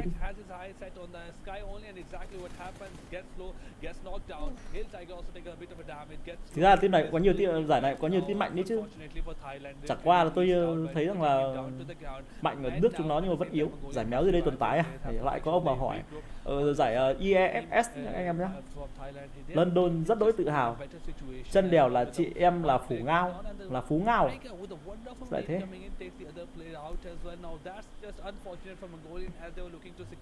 Ban Ngân Hà đi, Ngân Hà anti GE đó. Tí ban anh em ạ. Đã FA còn khó tính. Các ông khó tính, tôi nhóc khó tính tí nào. Hôm nay tôi cực kỳ dễ tính luôn. Anh em hỏi câu nào tôi trả lời câu đấy. Anh em muốn gì tôi chiều đấy. Anh em đổi cam của tôi cũng chiều. Anh em hỏi 100 lần tôi vẫn trả lời 100 lần. Thế tôi khó tính chỗ nào tôi hỏi các ông là như thế nào.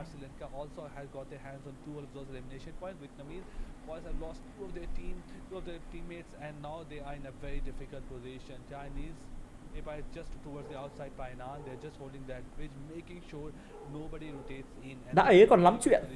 Mẹ ơi. Thế mày đã có người yêu chưa? Tao hỏi mày một câu như thế thôi, mày đã có người yêu chưa?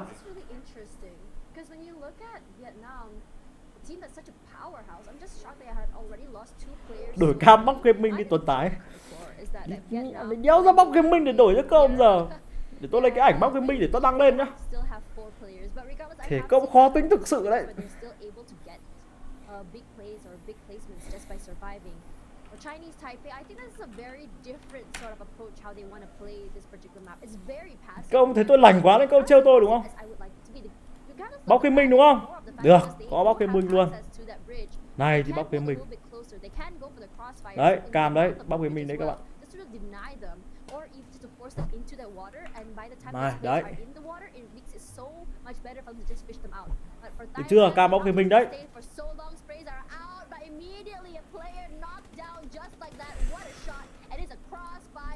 Rồi nhá, cam bóc cái binh rồi nhá, giờ chuyển sang cam team khác này.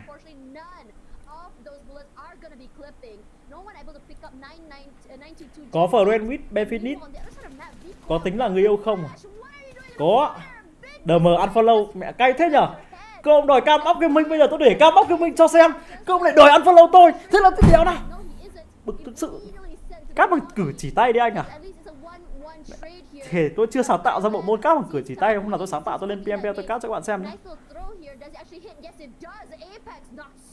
Hay của Rabbit đâu Tuấn Tái à? Hay của Rabbit đang ngủ. Tán Huyền đi anh à? Không biết Huyền còn xem livestream không? Bóc có sâu áp mà.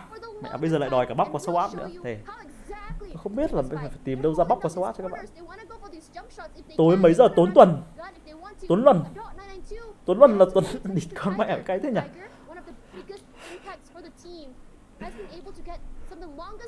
Tối 10 giờ. Xem cam live for fun là không có. Không có live for fun. Anh là biết xuất ngoại đúng không? Rabbit đang đấu cho team khác anh ạ. Cam Resurgence á, không có. Cái đéo chịu được. Bóc có lâu ít chứ. Làm đéo có lâu ít. Việt Nam còn một thôi, các ông tập trung vào Việt Nam kìa. Việt Nam còn một thôi cái kìa.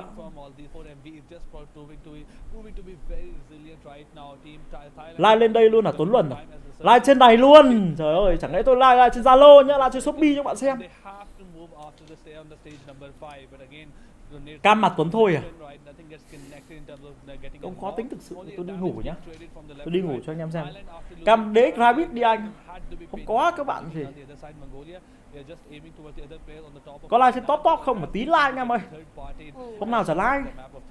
Hay Smile mà đỉnh cao này, đáng xem, trận này đáng xem. Trận này đáng xem. Chết mẹ thằng Smile rồi.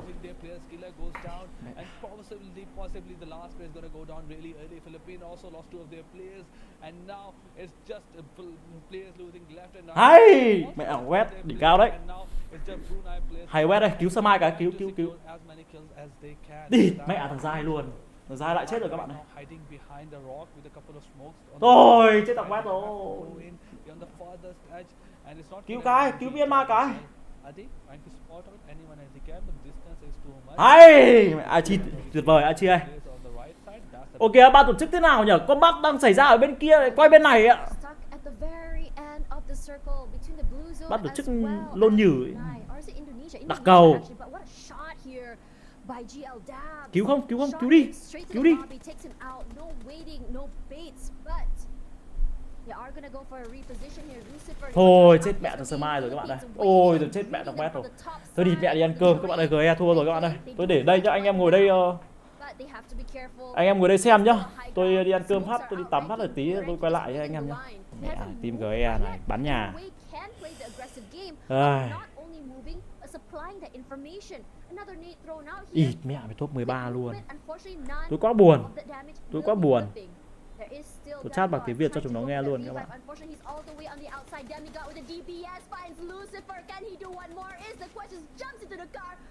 Đi ăn cơm các bạn ơi. Thằng quay cam đần quá, chắc phải để Tuấn quay ăn gì đấy à? Lét Tuấn Cúc à? Thôi tôi đi ăn thôi các bạn ơi. Tôi để livestream đây tí tôi quay lại nha các bạn nhé. Chủ live bỏ viewer đi ăn à? Thì cái bây giờ em lên làm chủ live đi. Mày lên làm chủ live đi Ngân Hà. Đợi tí nhá, anh cho mày lên làm chủ live nhá. Rồi. Kênh này kênh chùa mà, ai muốn làm chủ live chả được các bạn.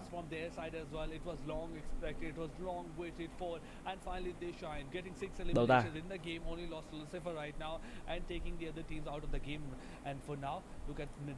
Rồi, ok Hà nhá.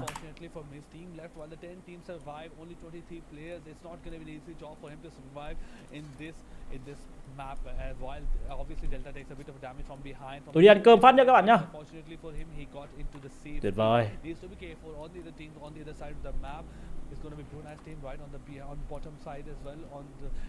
Ok, tôi đi ăn cơm, tôi xin phép tôi đi ăn cơm các bạn này. Holding and surviving. Those are nade gets tapped down. Starboy gets his hand on the DBS. It's just going to be shotgun left and right. Team Indonesia still surviving despite the fact it's going to be very difficult to survive. Starboy is the only one left with the circle pushing behind them. He got up trying to get a kill, but he can't. Has to be careful about the get slow on the right side as he is on the other side of the mountain. Starboy takes a like nade from behind. Only a tiny bit of damage, nothing concerning for him, and he keeps moving along as he cannot do with that fight. It's going to be multiple players waiting for him on that side. He's hopeful to rotate from the right side. Look at Maldives. They revived Kara, probably going to revive Hades as well. Unfortunately, they're 50 meters away from the circle. But Thailand and Mongolian boys, they are going up against one another. Apex goes down finally at the hand of Get Slow. Tiger is also bleeding. Something needs to be done. It's a 2v2. Get Slow gets spotted, takes a bit of a damage, pulls off a first aid kit. Can he pull it off with the two players charging up? And needs to be careful about the team Sri Lanka on the high ground as well. But it's going to be very difficult of a 1v2. He has less of an HP. Also, his armor has taken a bit of a damage. It's not going to be the ideal situation for him, and his play goes down, so he cannot revive him as well. Man, it's just so unfortunate for Thailand. Looks so good in the beginning, but gets slow. He has to play slow. He has to play like his name. He has to be careful not to get clipped out if he wants to go for those positioning. I mean, yeah, he is in the top 8, but it is going to be very difficult. If he gets spotted out, he doesn't have backup, and this is very dangerous as a solo player because you don't gonna have other players who has your 6 who can go for that crossfires. All you can do is just rely on yourselves. Perhaps he can get a pick off before he goes down. Just try and get the third party picks before he gets knocked out. Regardless, you can already see that too soon. Just find a player there from Cambodia. Still John, unfortunately, goes down too soon. Gets another one in the bag. 3 already. The lives of players in his pocket. Just now, it looked so good for them. But the only team there's 4 left still alive is Brunei. And the only time Brunei was truly struggling earlier was in that fight, that 4v4. They managed to get that reset and haven't been in another fight since. With 4 players still very much alive compared to the rest of the teams here, Mongolia, Nepal, Maldives, and Hong Kong, it's gonna be so much trouble for them. But Newbies OP gets a clip there, beautifully done, as the player did try to go for that rotation. Not sure if he's able to see him there anymore. I don't think he actually finished his food. He does mark another area where DTF is. It's gonna be too soon. And hopefully his name won't be a repeat of where his team is gonna be. But they do have a nice crossfire. They do have a nice little area held down. But because Brunei was just so quick into the circle, they can just pretty much hold down that compound and just catch anyone who's trying to go in for that rotate. And just like that, the shots toward him towards Shaco actually just give away all of their location, and immediately you see a nice little reset, a nice little mark there as they note every single player that goes out. Little bit of a tag here onto Newbie. He is running out of supplies as surprise Mongolia comes in with a DBS, eats that damage from the nade, goes for a quick little reset, and immediately they took over one of the compounds that the Brunei players are holding. I feel like if anything can turn things around, it should be a DB. It can be a DBS as well. It happened in the last game. It can happen in this game as well. But look at Delta right now. The way this guy survived for the longest time possible, it is immaculate as well. Doc99 get his hand on one of the players from Brunei. He deals a bit of a damage. He's out in the open. Needs to be careful as he can get shot down. Delta is just waiting for these teams to take out themselves and maybe like have a go at what is remain behind.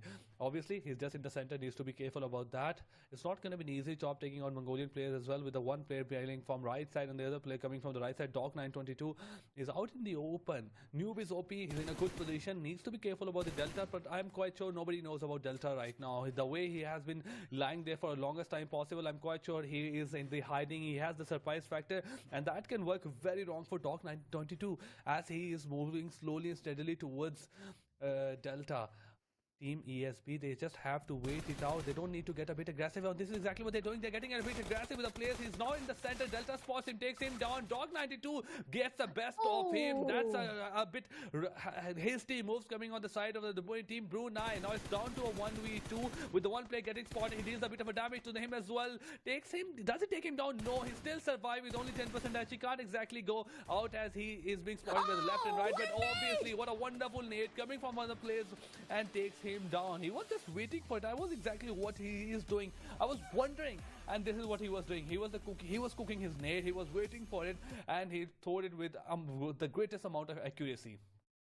I am shocked because despite going against a 4-man team left toward the end, he put in so much damage to so many players. He still managed to get so many picks coming toward the end as well. This is not the same team that I have seen before from the VODs that I was reviewing, and honestly, this is such a statement if you think about it.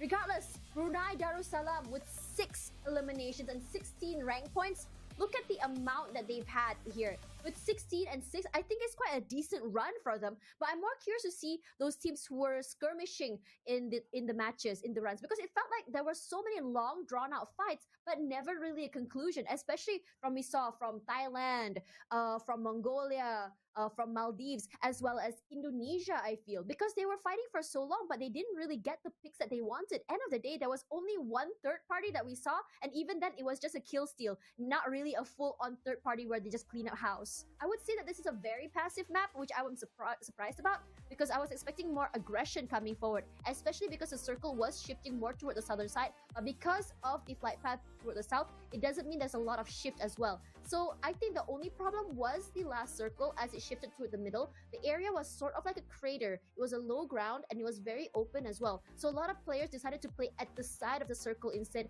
rather than risking their lives in the middle and just, getting shot at from multiple angles. And honestly, really smart. But for Brunei, honestly, I wish that was a little bit more clean. Obviously, I feel like it almost slipped from their hands as well. They should have gotten this. I mean, they were too close. Obviously, if the Doc obviously got that knock, didn't miss some of his shot on the team Brunei, he probably could have gotten away with the winner chicken dinner. But the way one of the players from Brunei put himself in between Delta and Doc, that was a bit hasty. You need to wait it all out. You had the information of how many players were alive, so if you didn't have the information of the last player, you shouldn't go all risking in. Especially you lost Shaco right at the hand of Maldives boys, like for MV. So needs to be careful about that.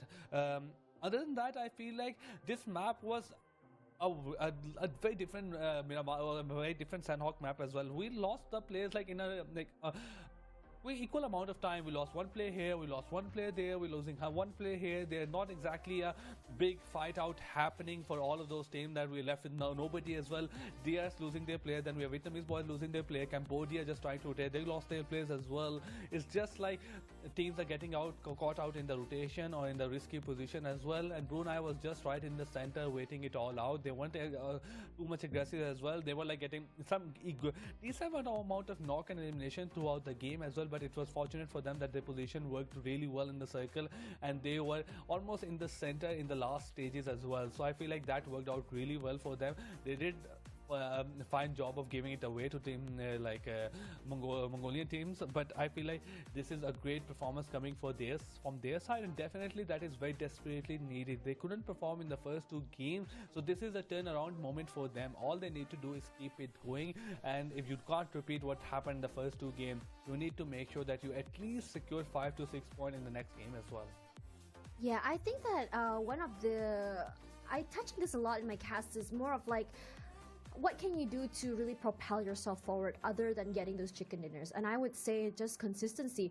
There are certain games that you are not going to be able to get the circle. I mean, the circle is very, very, I would say, it's beyond your control. So it depends on what you can do. And I feel like some teams, they are very, very smart on how exactly they want to approach it. I asked them, like, what's your playbook looking like? And they said, okay, if we don't get circles a little bit hard for us, we're going to go for eliminations. If circles in our favor, we're going to go for placement and then go for eliminations. There are some teams who understand that we might not necessarily have the firepower because we're not having a good day. We try to go for placements. Regardless, in my opinion, if you go out of every game with 5 to 8 points in your pocket, regardless whether it be getting by eliminations or placements, you are going to be continually moving forward. There are some teams, I believe, to have this like all-in mindset where they are so aggressive very, very early, and they can farm as many eliminations as they can, and they look really good, and they get like not only the chicken dinner but also get like maybe 15 bomb, 20 bomb in one game, and it looks great. On paper it looks great. But then there are some moments where they want to execute the same thing again, but then they get counter-stratted and they go out too soon with 0 points. And because these kind of plays are very risky, I would kind of give it a 60-40% chance kind of situation, where I would say that sometimes you'll see them get a back-to-back chicken dinner, and then suddenly they go next 3 games with no points at all. That's very dangerous. Yes, you are able to make comebacks with those big points, but at the same time, when you are giving your own self anxiety, pressure, and heart attacks, I think that it's best to just maintain consistency rather than tilt yourself every single round. You're just going too soon with no points.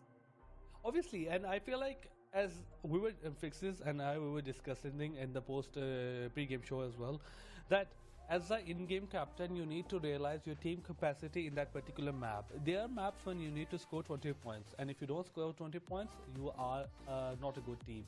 There are maps where you cannot score 20 points or 15 or 10. You only need to secure 6 points. There will be games where you can only secure 0 points as well, but you need to realize your team's capacity and the game's situation right now, and your team's input or your team's ability to secure how many points. So if you are securing 6 points in a game where you should secure 20 points, you are losing. If you're securing only 6 points in a game where you're supposed to secure 12 points, you're losing. But you need to make sure that you realize a game that this is the capacity on, like, oh, we could not secure 20 points, we could not secure 12 points. This is a game where only will be getting only 6 points. So I feel like as a captain, when you realize that this is a difficult game for you, maybe the circle is moving away, maybe the cluster is really punishing you, maybe you get in the spotlight as well, maybe you don't have any cover, all very less loot, due to thousands of circumstances or thousands of reasons. So I feel like if as an in-game captain or as a team you realize, oh, this is an objective which is realistic, we can achieve this, and I feel like if you achieve that, you could be a very good team. But at the same time, there will be games where you have the opportunity to secure the chicken dinner and I feel like a good amount of elimination, but if you let that one go, you will not be qualifying into the next round, or you will not be winning the tournament. Yeah, I mean, like, if you look at the performance earlier, Mongolia is a very interesting team, I feel. They had, I think Mongolia as well as Sri Lanka were teams that I noticed were marking enemy teams for quite a long time. They did camp for those teams, and it felt very long, drawn out. They did throw in those shots, but never really getting, I would say, anything out of it. And in this situation, it's more of like questioning, like, okay, what exactly were you trying to achieve by throwing in that shots? And then now that you didn't get anything from that, are you actually going to commit, or are you just going to hold? And when you hold, are you going to go for a reposition? Now, what is your objective here? Because if you are going to take this fight, you better be committing, then don't waste time, because it's a tiny map and the rotations will be happening. And I think that after 5 minutes only did we see, Sri Lanka actually shooting toward, sorry, not Sri Lanka, Mongolia shooting toward Thailand. I mean, yes, it was a nice trade overall from both teams. It started off really good for Thailand, but both teams suffered losses. And in this situation, I mean, I'm coming back to your point where you said there were picks all around the map, and I'm gonna have to agree. It wasn't really a full clean fight. It was, yes, everyone was lobbied, but I would love to see more players use, knockdown players as bait to kind of like draw out the other players. And I know it's a very high risk play because they might be able to revive and pick up and just quickly go on to get more points later. But at the same time, these high risk, high gain plays are something that not only is very beneficial, but if you're very confident, it can work out in your favor. Because when you leave these players behind, these 1-2 players, these stragglers, they can pose a threat to you eventually. You saw how the Maldives player was able to stay all the way up to 3rd place just now and get those placement points. I mean, granted, the fact that Maldives could have survived a little bit longer, I feel like it's still quite valid that he's able to survive that long on his own. I feel like, but other than that, the way Delta survived for so long was impressive. Only one player from Nepal team, obviously I don't know how to pronounce it, but one player from the DRS, he was surviving while like 12 teams were surviving. His team got eliminated as they were trying to with multiple rotation coming at the hand of 4MV as well. But yeah, he survived for a really long time. He got his hand on 3 elimination as well. That is I feel like a performance that should be remembered throughout a really long time. It's not easy to survive in a map of Sandhawk against like 10 different countries with their best teams putting their best teams coming in and just surviving and making sure that you come very close to the winner chicken dinner. If Doc didn't spot Delta, if that player from Brunei didn't exactly rush towards the Delta side, it could have been a Delta game as well, with team Brunei or team 4MV taking out each other and just Delta taking what's left of the remains and getting the chicken dinner for himself. He came very close as well. But yeah, this is what I'm talking about. DRS on the other side, they have been consistently good, not like very good. They didn't get the winner chicken dinner, but as you were mentioning a bit earlier as well, they are consistent in securing some points at least. Now they are relevant throughout the whole day. All they need is one good game to get themselves on the top. This is what they're waiting for as well. This is what we are waiting for as well, and we know it will happen because DRS, they always come close to top 4, top 5. They are right now in the overall ranking as well, but I feel like it will only require one game, one good rotation as well to get them what they need and want as well. So any team that I'm looking forward to qualifying and I'm expecting to qualify as well is gonna be DRS. Do you think it's gonna be Nepal then? I'm really excited. I think it's going to be I feel like they always been producing a very strongest bunch in terms of PUBG Mobile play. They have been a very relevant region throughout PUBG Mobile. And as somebody who likes to watch PUBG, who commentates over PUBG, Nepalese teams have been a bit of a deadly force when it comes to PUBG Mobile. I'm really excited to see, honestly, because we weren't really able to see more of them just now, given how chaotic the entire map is. But now, as we have another 4 more maps coming forward, I really want to see more of Nepal. But at the same time, I really want to see more of the teams that we didn't really, how do I say, there is that potential. Like Maldives definitely survived till 2nd place just by getting that. I want to see more firepower from them.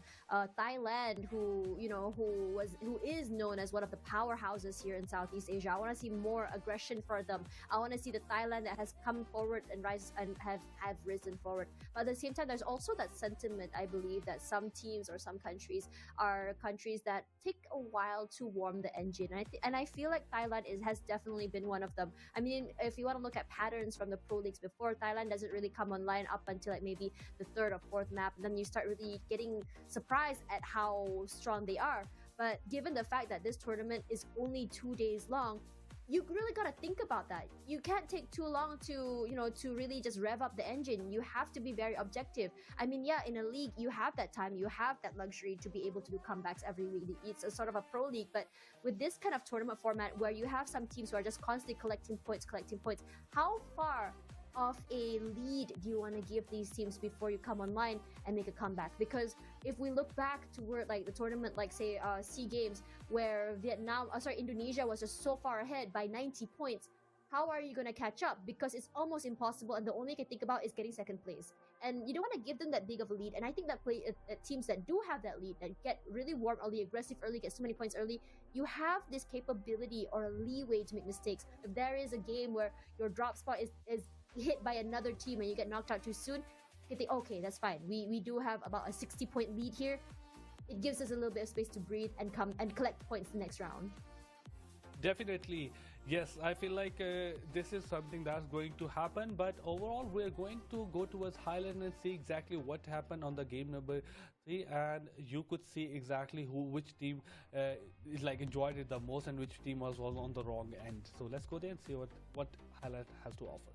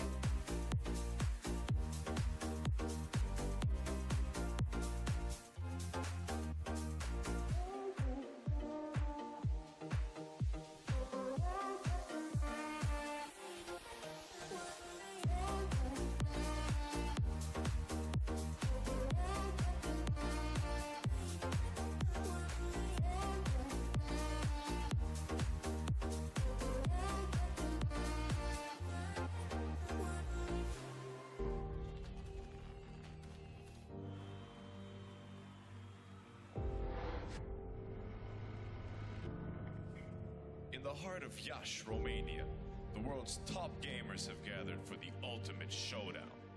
IESF brings heart-stopping matches across a variety of gaming genres in an electrifying experience that celebrates the passion and dedication of esports athletes from around the globe. This is more than just a tournament. This is where champions are born, legends are made, and anything is possible. Get ready to witness the ultimate display of skill, strategy, and heart. The IESF World Esports Championship. It's about to take your breath away. Do you think you've got what it takes? The challenge will be tougher than ever.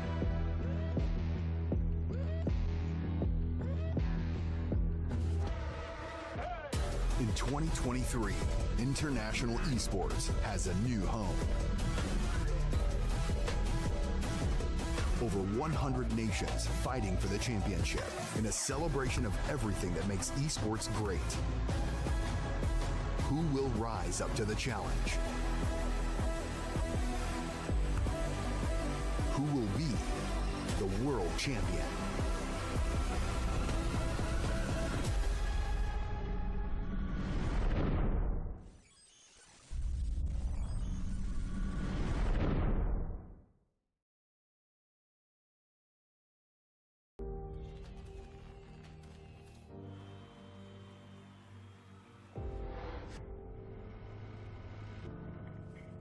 In the heart of Iași, Romania, the world's top gamers have gathered for the ultimate showdown.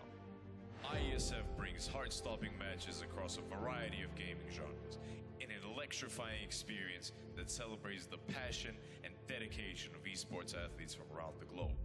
This is more than just a tournament.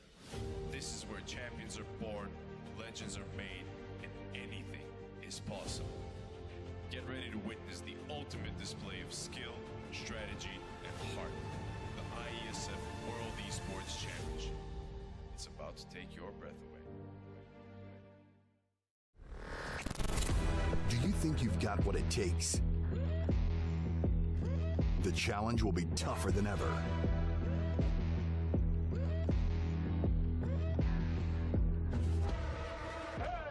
In 2023, international esports has a new home. Over 100 nations fighting for the championship in a celebration of everything that makes esports great. Who will rise up to the challenge? Who will be the world champion?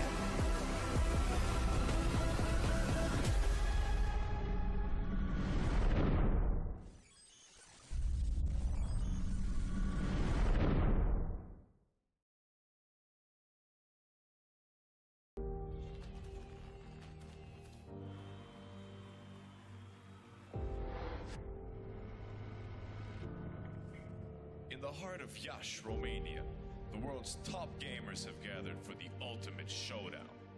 IESF brings heart-stopping matches across a variety of gaming genres in an electrifying experience that celebrates the passion and dedication of esports athletes from around the globe. This is more than just a tournament. This is where champions are born, legends are made, and anything is possible. Get ready to witness the ultimate display of skill, strategy, and heart. The IESF World Esports Championship. It's about to take your breath away. Do you think you've got what it takes? The challenge will be tougher than ever.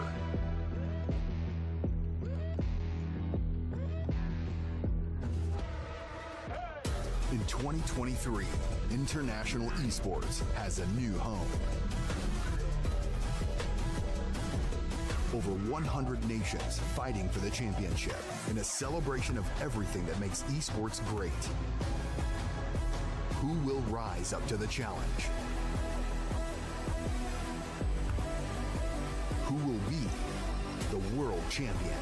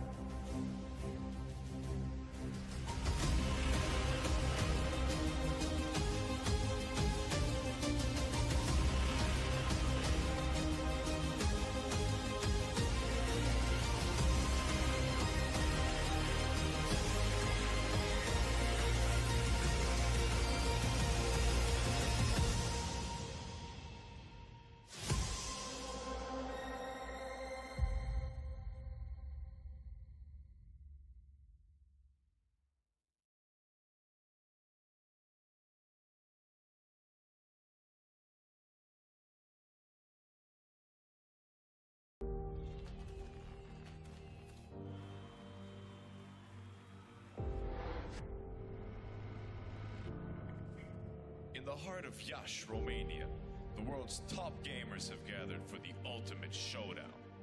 IESF brings heart-stopping matches across a variety of gaming genres in an electrifying experience that celebrates the passion and dedication of esports athletes from around the globe.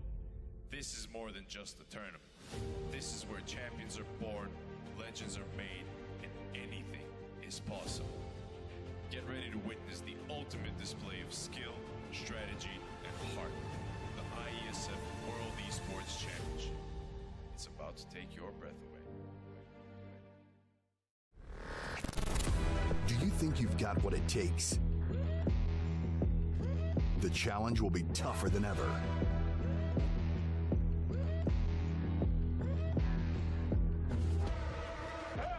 In 2023, international esports has a new home.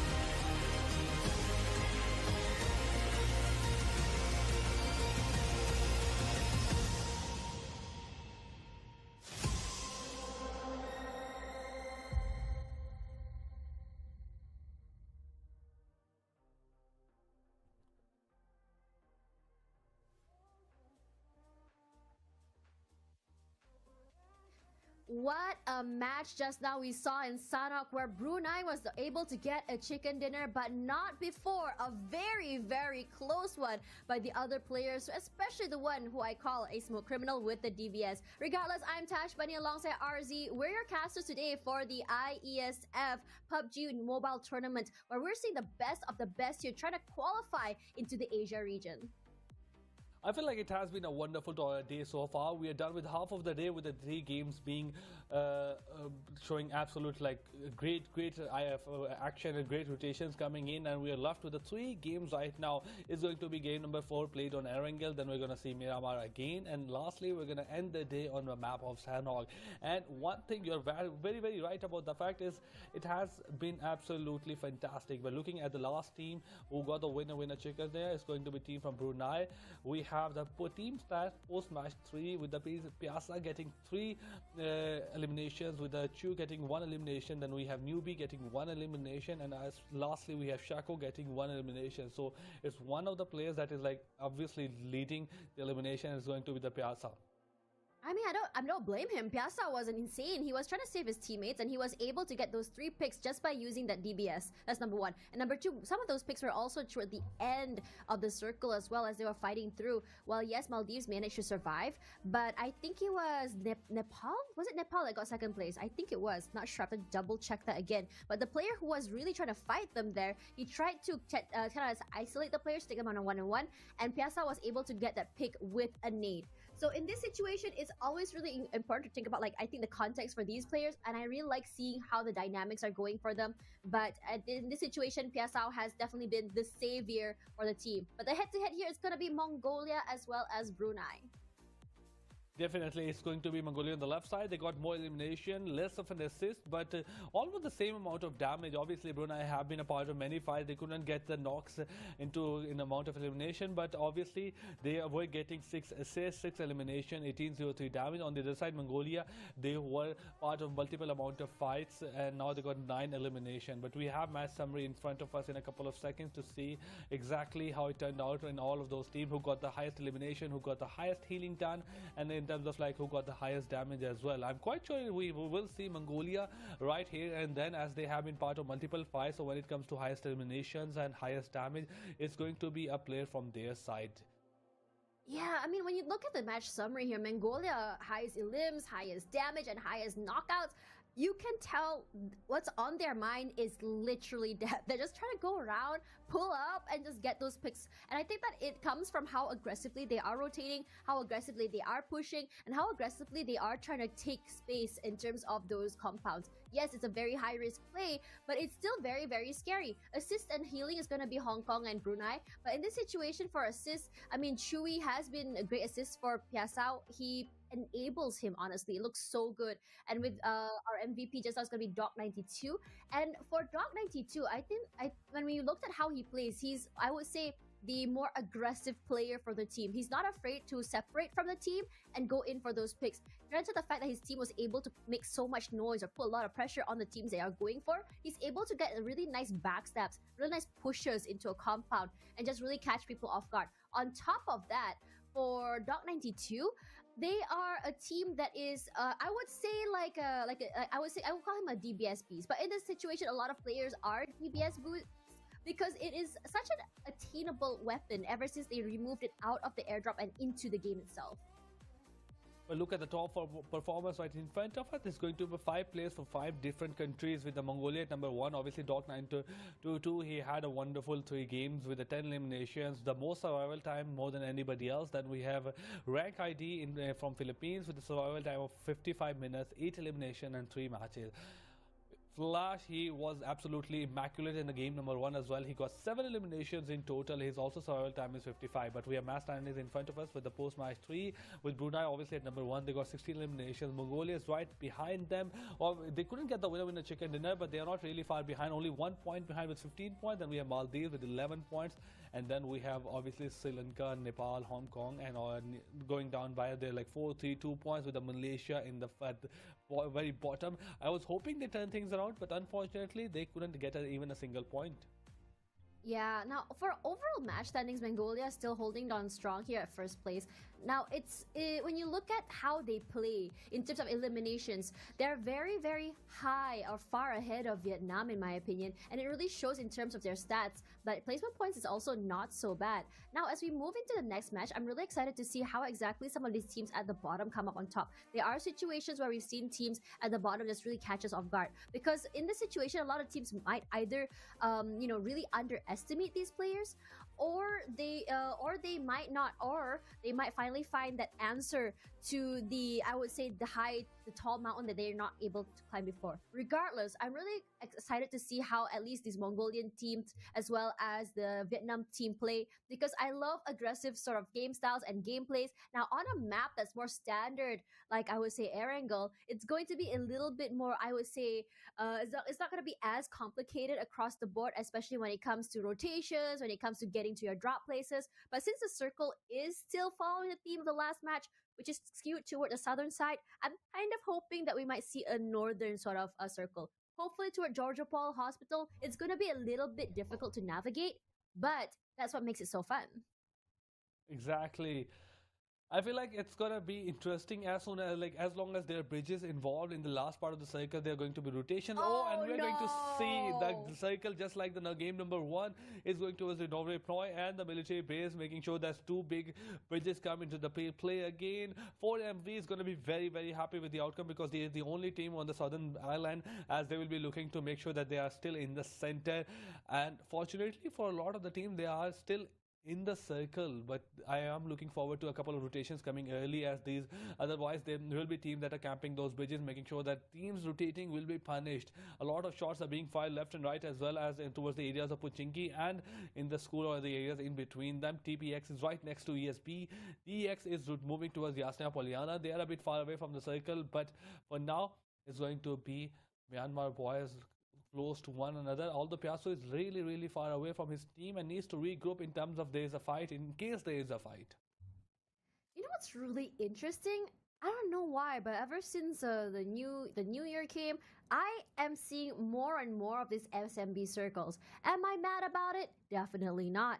But is it annoying for the players? Absolutely. Now we already see a little bit of skirmish here. Shaco, we've already see him already be able to get a knock. Not sure if they're able to get the pickup point. Yes, they do. No, they have it actually. For TP, he's all the way on the outside. It's going to be really hard for his teammates to go and get him. Regardless, for Shaco, he is inside of a compound. So unless they decide to breach into the area, it might be a problem. And Shaco is very smart, honestly. He's repositioned and understanding that the bullet drop might just be hitting him, because look at what Zwan has. He already has the scope so very early. A nice shot toward newbies OP though, and he's gonna at least get one more in return. A 1-for-1 trade, if you may. But here is Thailand also in the midst of a pickup. What is going on here? I love these little skirmishes, but come on. Oh, on the inside, Ichi gets a hand of one of the players from Hong Kong and takes him down. But it's not just Ichi; it's multiple players going down at the on the hand of Team GE. Hong Kong is just left at only one player, and he's goes down as well. The first team to get eliminated from the game, unfortunately, is going to be Hong Kong. We were looking that they might just turn things around. Look at that Chinese team also trying to breach school. Shaco is in the school right now. His players outside school might be able to secure this. Obviously, Pisces gets spotted down. He goes down. Zong Jai goes down, and now Team ESB, they get their hands on 2 elimination points. Last game was very good for them, and turns out this game is turning out to be a very good one as well. They got their hands on 2 elimination. They haven't lost a single player, and now Chinese Tepai, they are in a bit of a shamble.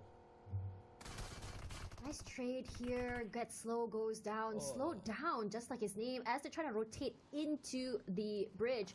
Regardless, Tiger gonna take the bottom side of the bridge, and I'm really liking this fact that the bridge is now double layered. It does give a little bit of breathing room for teams to just move, go for that reset if they want to. But the Philippines this time, they cross and they take the position where Thailand was. Sky with the spray does find Ramon, takes him down just like that. But a trade from Demigod takes him down. At least with the mini Uzi, the damage is still being put down here. Get slow, taken out, straight to the lobby. What are you gonna do about it? But Mon Boy, he has something to say about it. A quick reposition with his vehicle sets him down, but Tiger is a little bit more smart. Gonna go for cover instead. giving him time to go for the resets, put down the shields once again. Now, this nade will be cooked here by Rankit. He knows, at least he gets a little bit of an idea where the Thai players are.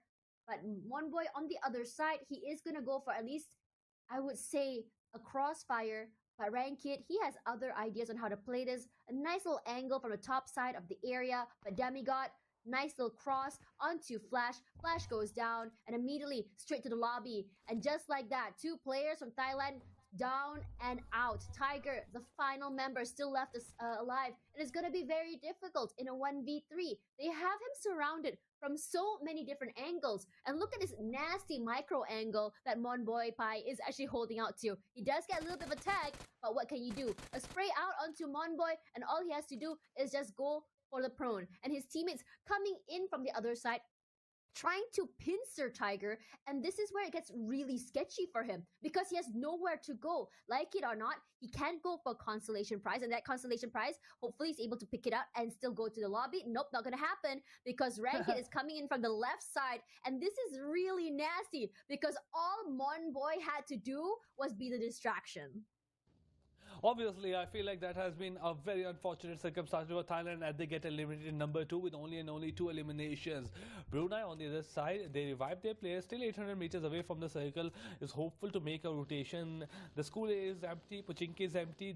They all the way towards the South Island, I feel like it is empty other than the bridges and the water area. So the main concern for Team Brunei right now is not exactly to get into the circle, it is how they will get on the southern part of the island. That still is a concern for most of the teams.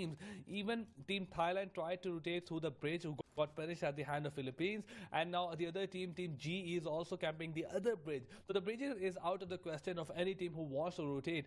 DTF is in the center of the circle, is trying to make sure nobody rotates by water. So that's 3 areas that's going to be difficult. The only area that might be able to rotate is like through the ferry pier coming on the left side of Susnoka military base.Maybe you'll find an area from that angle. For MV, they might be coming out of the military base, moving towards the higher ground, trying to find a higher point where they might just able to secure a couple of elimination points. DRS, they are just literally very far away from any kind of potential clash, playing toward the southern part of the circle on the southern island. They just don't want to engage in any kind of fight right now. It's going to be really interesting once we see people swimming, and I think TPEX is doing just that. They're launching themselves with their vehicles into the water and just swimming aside. I don't see any team actually holding down the shoreline quite yet, so, you know, at least they can just praise the Lord that they're not going to get fished out of the water. But it might be an issue once we have players who do. We can already see to a ferry pier there that is ISS or Sri Lanka to be exact. And I think what they're trying to do here is go for a very long swim toward the southern side of the circle. But with DRS already parked at the southern side, it's going to be very, very difficult. Regardless, we still see players like GLX still in the circle, as well as, I would say, Brunei. No worries about getting into the circle. It's more about getting onto the island. We can already see as well that FOD is trying to cross. And the Philippines, I think they already suffered too much of a loss here, so they're deciding not to hold on to that to the bridge.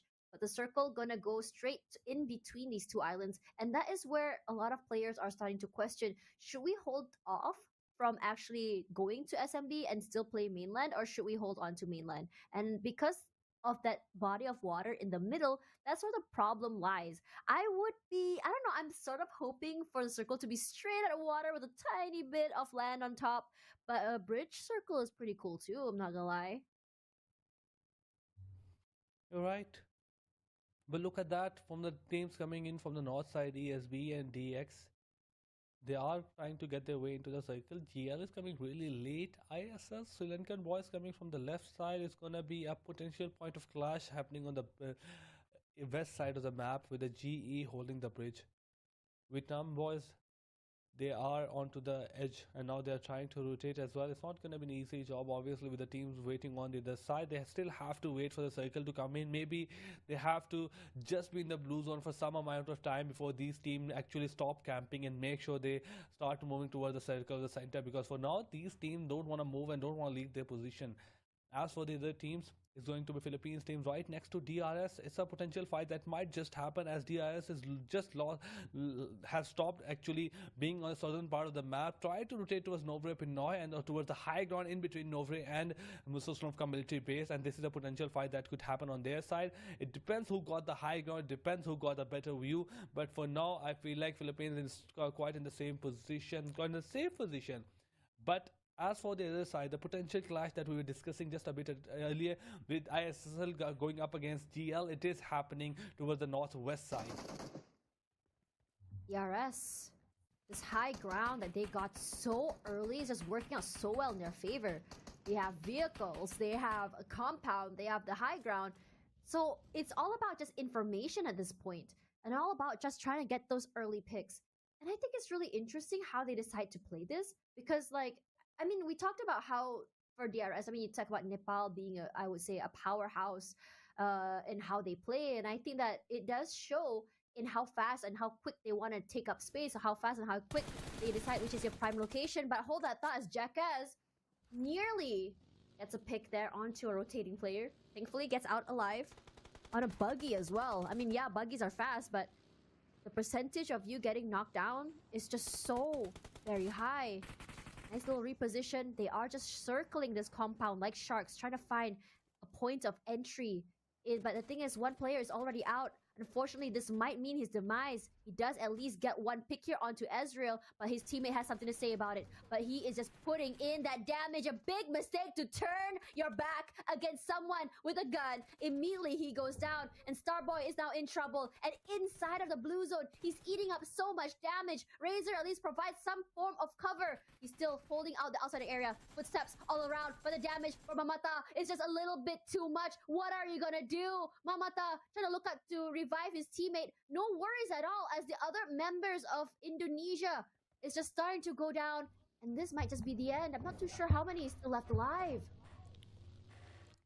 They are still waiting on the high ground. They are not want to lose this position, but unfortunately they are 300 meters away. The circle has taken a shift away from that high ground, from that ridge, and they have to move on. Inside Philippines, after losing one of the players, they're still trying to get a bit aggressive on the Chinese players. There are only 2 players left from their side. They are trying to throw the smoke as well. Philippines, like Demigod, rank ID, they have realized they have the advantage in this fight. Probably want to be pushing towards them, but unfortunately for them, there's not exactly a lot of cover that exists between both of these teams. Obviously, Demigod spot one of the players, takes him down, and now that is all the incentives they need to charge, and exactly what's going to happen. Rank ID with his vehicle moves ahead. Demigod coming from the left side, trying to circle the last player from Chinese TP. It's going to be Zwan, who's going to be surviving. Can he pull off a 1v3? Is going to be very difficult, considering these are the Philippine boys who are exactly very, very proficient in what they do. Exactly, they're just trying to move left and right, trying to get that last elimination to the vehicle, but unfortunately for Team Chinese, he's being surrounded. Spots one of the players, takes him down with a shotgun. This takes a bit of a damage as well. He cannot exactly go out, because if he go out, he might just go down at the hand of the rest of the players. It's just fall off to the rest of Philippines. How are they exactly gonna pull off this kill without losing their players? Grenades are being good. They might just get a kill as well. Obviously, Raikade spots him from really far away, takes him down, and now they have 6 eliminations in their backpack without losing their player, Demigod. I am loving this new way Philippines is approaching these fights, is approaching this game. They know they're a little bit behind, and what they're trying to do here is catch up in terms of points by going for eliminations. Yes, they lose one in the process earlier, but it doesn't mean that they're going to stop going for this aggressive sort of plays. And I think this is the snowball effect, honestly. Being able to run over Thailand, over that bridge just now, and then just bring that heat forward is working out so well in their favor. If you look at the live rankings right now, Magnolia is still very much ahead, but Philippines have caught up now. They're now in second place, overtaking Thailand with a whopping only 3 points differential. And if this keeps up, if their aggression keeps up, if the way they play keeps up, they might be able to overtake Mongolia. Or if they choose to, they can just play a little bit more passive, since they don't have the numbers advantage. Just hide, just get the prime location early, and it might be able to work on their favor. Regardless of Cambodia, this drive-by shot is just nasty. Here's exit, surprise! Because DRS has a DBS. Don't play the short-range game if you're not prepared for the consequences, and that's exactly exactly what he did. Delta as well finds Joseph. He's in trouble. Lil Jon as well goes down. DRS immediately swarm the players of Cambodia like flies. It's very scary. It stings, and you do not want to mess with them. And only one member left. Nang X will have at least an answer to find Killer, but is it enough to really just have him to survive till the very end is a big question mark here. DRS, they got their hands on 3 kills. Look at that. Although, like 9 teams alive, 29 players. We have lost Chinese, we lost Indonesian team, Thailand and Hong Kong. Unfortunately for Indonesia, I was looking really forward to them, how they will turn things around. Vietnam boys, exactly. I feel like this is what we talked about a bit earlier as well. They need to wait it out in a bit of a blue zone as well before they try to rotate, and exactly what they bandages left and only left with only 10% of the HP. It's just going to be a flying, I don't know, just a flying bee just come near him and a shot that can just put him down to the ground. And not just him, look at his rest of the team as well. They are very down to very low HP, and it could be easy kill for any other team that are just right next to them. Mongolia or MV, they are playing very passive right at the start, only because they were in the center of the circle. They were on the only team on the southern island. They had no incentive to fight. They have no incentive to go out of their way except to loot. And now they are near team DRS, but for now there are 4 players alive in the south part of the circle. They have the loot they need. But look at that, Lucifer gets politics. It has been taken down, but Brunei Razor also gets politics. He tries to deal a bit of damage to Shaco, but it's just going to be a minute before team ISSL goes down, because there is not a lot of cover that exists in those areas. Shaco is just using that time to heal himself, and obviously as soon as he healed himself, he takes a peek, takes Mamantha down. Only Jimmy left. 3 players bleeding left and right. Can you pull it off? It's just gonna be a moment where a couple of seconds before ISSL beats the dust or leaves the lobby, and 4 easy kills for Brunei. Look at just like that.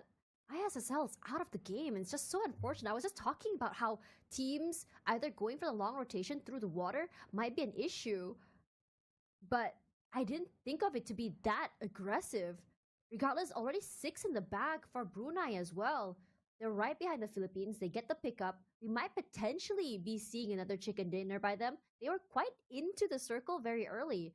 Now, for them, what they're doing here is that they're very proactive in leaving the circle, playing toward the northern side, and becoming the gatekeepers. They understand that there will be teams going to push out and just swim through the waters. That's exactly why they held the area. Now, going to the POV of Mongolia, they spot out the players of Vietnam. Now, for Vietnam, it's not as aggressive as I thought they would be. But again, coming back to what I said about how their performance during the 32nd SEAGames, this works out exactly in their favor. They were knocked down very, very early in the last map, and they want to catch up in terms of points. Parajin, quite low here, as Mongolia, Doc992. He's the type of player that you do not want to mess with, because he has his eye on not only the Vietnamese team, but also the Nepalese team. The Nepalese team has not moved quite yet, but here they are, pushing up forward. Nice little, I would say, turnaround, gets the information where the Mongolian players are, and then relays it, leaves the area. But the Mongolian players, they're not silly as well. What they do is they just reposition their situation, their area compromised, and that's fine. We just take our vehicles, go for a rotation, go and find another high ground, which they just did, by the way, and it's working out so well in their favor. Now, for them to just only get or mark the other members or go for those long range picks, and I can already expect them to just immediately swarm over them and just go in the aggressive.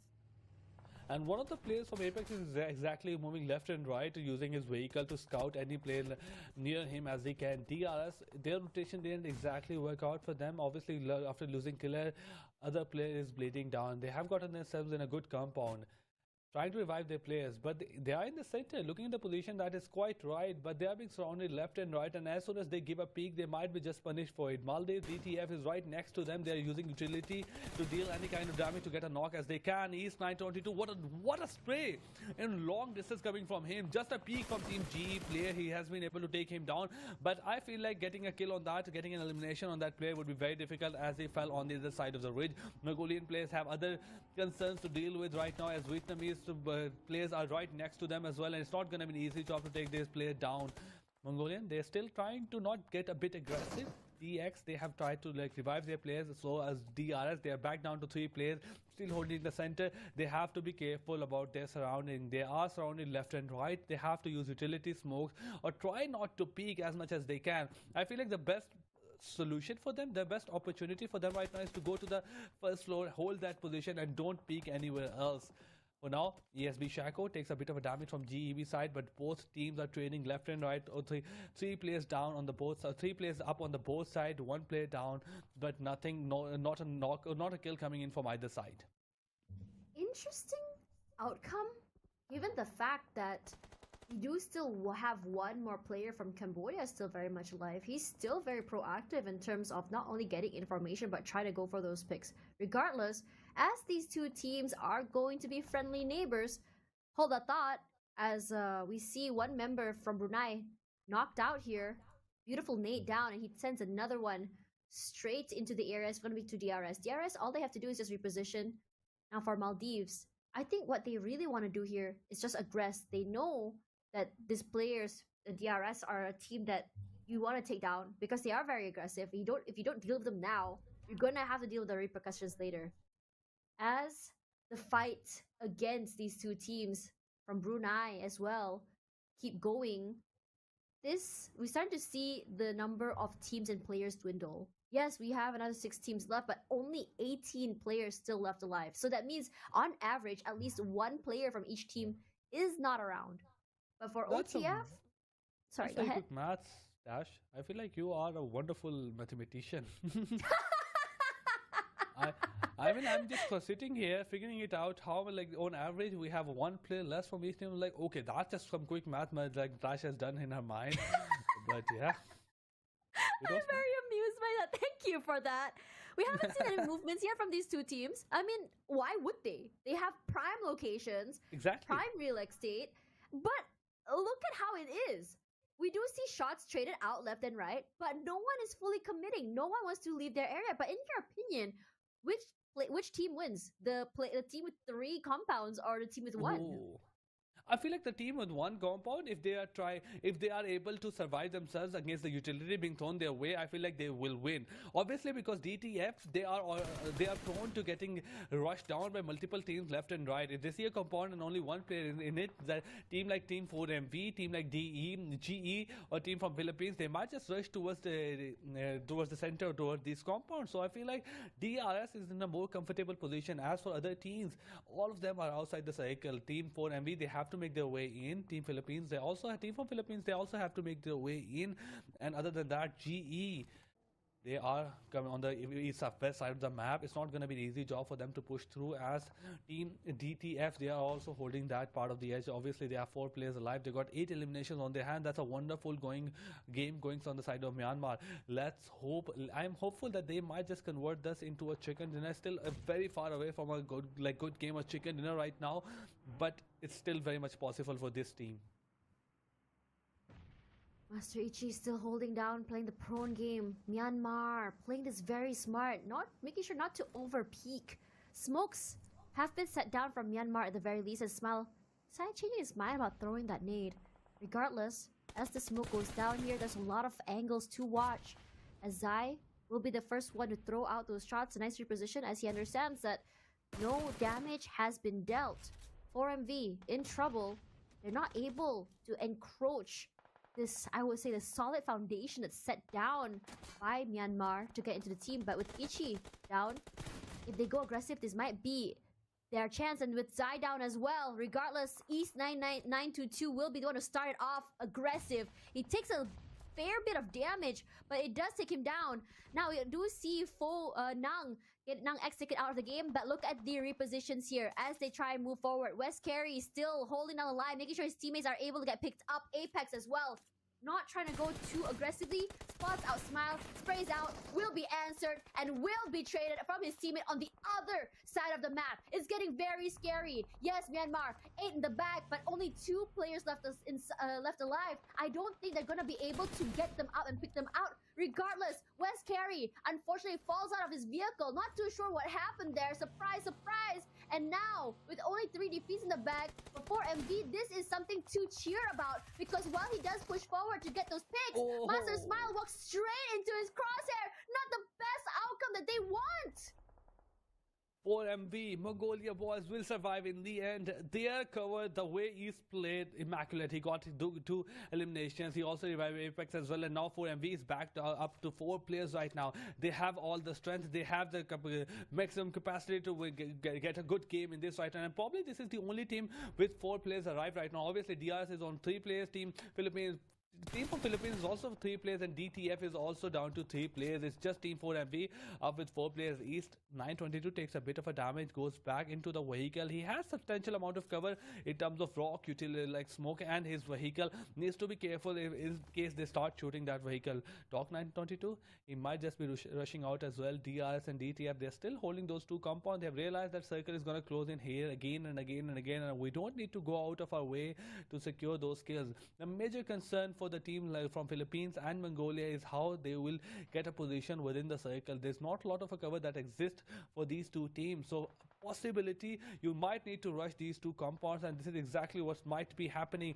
The DTF compound is exactly like the 3rd compound is not exactly populated, and 4MV knows that, scouted that, and now just use their vehicle to go into that compound. And other than that, they have also spotted one of the players from DTF, taken him down, and now DTF is down to only 2 players. Team from Philippines, they're also trying to spot anyone as they can. Not going to be an easy job, as there's a lot of a distance between these 2 teams. Oh my god, he's marked them and he sprays. Trying to play the third party. Third party, despite what everyone thinks, is still a strat. Reposition in Mongolia is aware, but oh, not the DBS once again, rearing its nasty head and takes him down. Hightis hasn't moved quite yet, waiting for his teammate to come by and pick him up, but not gonna happen. Nice nade to really push him out of the game. Now 4MV, they turn their attention to the other members of 4MV, and suddenly their numbers are dwindling down. Mongolia rushing up here, throws in that nade, beautifully done. Apex gets Kobe, and now here's the barbecue. He takes him down. His HP is so low, and just a little spray. Apex brings down Hightes once again. And now you can see Philippines, they are so very happy. What they're trying to do here is just take up that space before the team is able to go for that reset. But it's so very hard when DRS is just close by and they haven't sustained a lot of damage. How can you cross by that area and breach into the compound? As Monboy, he's going to have to be very happy with this mushroom house. Not going to happen. Does get a nice nade onto Gyante. So at least there's one member taken down. They can go for the aggressive. They can go for the push. And it looks like that's exactly what's going to happen. Gyante finally goes down in mid lobby thanks to that beautiful nade. And now East 92 knows exactly where Rankit is. Nearly spots out his head. A nade thrown out. East has to reposition. Has to try to figure out what exactly he's going to do. But Rankit and his teammate unfortunately gets blown up to smithereens as Apex is over on the other side. Not too sure whose crosshair was at him, but that's good trigger discipline to not actually shoot it. A nade coming up here. What a nade! Gets 2! Immediately finds DRS's players. 1 knock, 1 lobby. And now the Philippines with 11 already going and just taking up this compound. Apex also gets a nade. Rankit, call him Kobe at this point because his nades are actually hidden real good. Monboy at least gonna go for the follow-up. Tries to lobby another player, but that flash does buy him a little bit more time. Rankit with that ghillie suit is able to not only take up space, but also hide in plain sight. But eventually does go down. But then, winner, chicken dinner, gonna go to the Philippines. What a beautiful way of playing it. Didn't even have the space, but beautifully takes it back. I mean, out of all of those 4 teams, this was the team that had least chance of winning, getting the winner chicken dinner. They were behind a small ridge right now. They weren't stone and lot of cover exactly. They were far away from the circle. They didn't have a compound as well. So this was a team that I did not expect at all to get the winner chicken dinner. But now for them, I feel like they have done a wonderful job. 14 eliminations, 24 overall rank points, 2,270 damage done from their side. What a wonderful performance coming in from Team Philippines, and they came close multiple times just to make sure that they get the winner chicken dinner. They came close in the game number 1. They came close in the game number 2 as well. But now in the game number 4, they actually did it. And obviously they lost their player right at the in the middle part of the game. For the later part of the game, the third stage of the game, they played with only 3 players, and going against the team that were in the center, that were holding the compound, and against the Mongolian boys that were coming from the right side, were looking really good. I'm very surprised and thrilled to see that they got the winner chicken dinner. Again, I was just talking about that. I would say that heat that came through from their fight over at the bridge, where they're able to just bring it forward. And they were smart in terms of how exactly they took these fights. They were able to just go for those picks long range, go for far rotations, and understanding and letting the circle do what it has to do. The natural progression of the circle, I have to say. While we did see DRS and Mongolia inside of the circle already, side by side, they are understanding that there are other teams that is going to be fighting against each other. And as soon as they saw a knock sent in by Mongolia, they were the one who rushed out. They were the one who took up the space, and they were the ones to go for that long rotations. Understanding that as we progress into the circle, the amount of eliminations will fall into our pockets. We did see some teams play a little bit more aggressive. I would say Mongolia and Myanmar were those two teams. I would notice around 6 to 8 kills or eliminations in the bag, but they weren't able to secure those placement points. So I think that Philippines have changed up how they play. They're a little bit more flexible. They are aggressive, but they understand the repercussions of not having that one player. So their objective changed. As soon as they lost one player to Thailand, they're like, okay, that's fine. We got 4 in our bag, and now we can chill a little bit. We can wait for the circle. We can go for the rotations. We can try and go for long range picks and just pick kills as we go into the circle. And that's exactly what they did. And this flexibility really shows in terms of their gameplay in securing that last moment. Because I have to say that this is quite a difficult circle toward the end. Oh, definitely. Especially with the way Circle has just started favoring those two compounds in the center, and nobody exactly predicting that it would be out in the open with no cover that exists other than those two compounds. I feel like it was a difficult circle to play with, especially for team like 4MV and for like team like Philippines who were out in the open. But somehow it changed. It changed in the center. While being the center was the prime real estate, DRS and Team DTF, who were holding those 3 to 4 compounds in the center, that worked for them till the last part of the game. Now, being in the center, exactly what went wrong with them, with the Team Philippines coming from the west side and the Team 4MV coming from the east side as well, and both of them sandwiching these two teams in, exactly what made sure that in the last cycle that playing edge to edge was a better situation. So, this is what I love most about PUBG. At no point in time there is one better strategy. Obviously, right now it's like maybe you want to play the center, and in this game you want to play the side to side, but you cannot tell a team that it's good to play in the center, it's good to play the edges. Generally, you need to realize the extent of the game, you need to realize the dynamics of the game, and then go up and like, oh, this game I need to do this. 4MV could have gotten those compounds really early. The way they were slowly started pushing them, like slowly pushing into the cycle, coming out of the military base, then getting the high ground, then getting the lower ground, taking on the boys from like GE as well. And after started pushing on DTF, they knew that they can't be in the center, but it would attract a lot of attention right in the end. That's what the Team Philippines did as well. They were holding the bridge, then they started pushing slowly and steadily into the circle, taking Chinese Taipei out as well, and obviously team Sri Lankan team out, which was just trying to rotate into the circle. So I feel like these two teams realized that there would be a lot of kills along the way instead of just pushing into the circle, and this is exactly what they got. But I would say the boys from Philippines, they were absolutely immaculate. The way they got the chicken dinner, then they knew when to get aggressive, they knew when to not get aggressive, they knew when to cap and when to push. All of these make them probably the best team in this region. I think what's really impressive as well is how they put Rankin out in the open.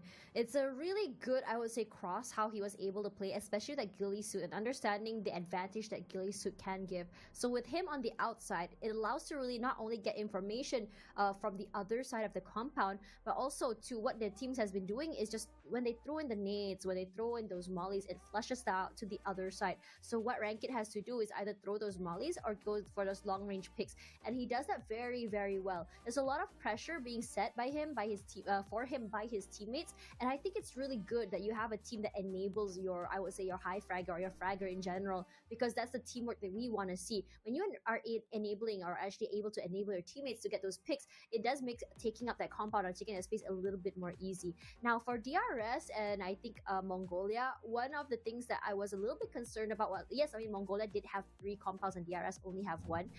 It's really important that you have that one player who's a little bit more proactive in gaining information or moving around, because you want to be able to scout around the area. Given the fact that it's quite a lowland, there's not a lot of foliage as well. You want to be able to see where exactly these other players would be coming from. And I think that because they were so preoccupied with each other, they failed to see other teams just come into the area to pick them off one by one. And that exactly gives that, I would say, that window of opportunity to the Philippines. And I think this is such a when life gives you lemons moment for the Philippines, because I was just talking about how, like, you know, it's so hard for them to survive when they don't have too many all 4 players left alive. And I was a bit concerned, and I honestly, I'm just going to be real with you, I didn't expect to see them getting that chicken dinner. But as I said before, that flexibility really changed my mind on how exactly they approach the game and how exactly they go toward the circle. But more importantly, one thing was that exactly somehow this was the last Erangel of today. The same circle, the same rotation that Philippines team did, the way they camped the bridge and the way they were trying to make it their way into the center of the circle as well, or towards the edge of the circle, that was, I feel like, wonderful from their side as well. So the thing that they couldn't do in the last Erangel was get the chicken. They came close, don't get me wrong. They did camp the bridge, they took a team out, they rotated, they farmed along the way as well. But coming into that last cycle as well, they got eliminated. Now they've waited for a bit. I feel like they just waited for their time as well, then they started pushing, and now this is what, like, you adapt and you become a better team in those tournaments. And I feel like they just became a better team today in between those 2 Erangels. Regardless, let's have a look at the stats for that game. This is where it gets really interesting, because we did see some of the most interesting, I would say, plays. But if you look at eliminations, are you really surprised that Rankit is getting the highest among all of them? I mean, yeah, 4 each is pretty high, but Rankit on the highest, this is why I was talking about in terms of how he puts in, or how he was being enabled by his team. Because the amount of damage he put in isn't exactly the highest. It was Monboy Pi that put in that high damage. It was thanks to his sprays, it was thanks to his nades. Now, as the other players moved to the other side, Rankit was able to finish them off. It's almost like a game of, I would say, football, where you pass a ball to each other, and Monboy Pi was the one who passes the enemy team to Rankit to be finished off. Knockouts from each player is going to be 2, 2, and 4. Unfortunately, we didn't see a lot of Remon in this game because he was knocked out a little bit too early. But I think that Remon, him getting out early, technically sort of won them that match, because you start seeing Thailand get a little bit too aggressive, and immediately Philippines punish them for it. Regardless, let's have a look at the head-to-head stats between some countries. Obviously, I feel 6 eliminations. Rank ID, Moneyboy has like also got good amount of elimination. But looking at the head-to-head, we have Philippines on the left side getting 14 elimination. The second best team has, like, Myanmar has get 8 eliminations, 6 more than Myanmar. They have 3 more assists, but look at the damage difference as well. Almost like 1,000 more damage on the side of Philippines. They had a terrific game in terms of, like, not just getting a winner chicken dinner. This amount of elimination, getting this amount of total points in a game reminds me of old meta. I feel like I didn't know you could get like more than 18 or 19 points in a game. It is very, very difficult to get like more than 20 points in a game, and this team went ahead and get 24 points in a single game, probably making a huge lead in those overall rankings. But looking at that, we have like this post match for Engel. Now we have rank ID. He got 6 eliminations, he got 786, 768 damage dealt, 2 knockouts. Survival time was 26 minutes. But look on the other side, GE Masters was surviving for less 4 minutes and still got 4 eliminations. So that is also an impressive performance by his side, and he dealt way less damage than rank ID.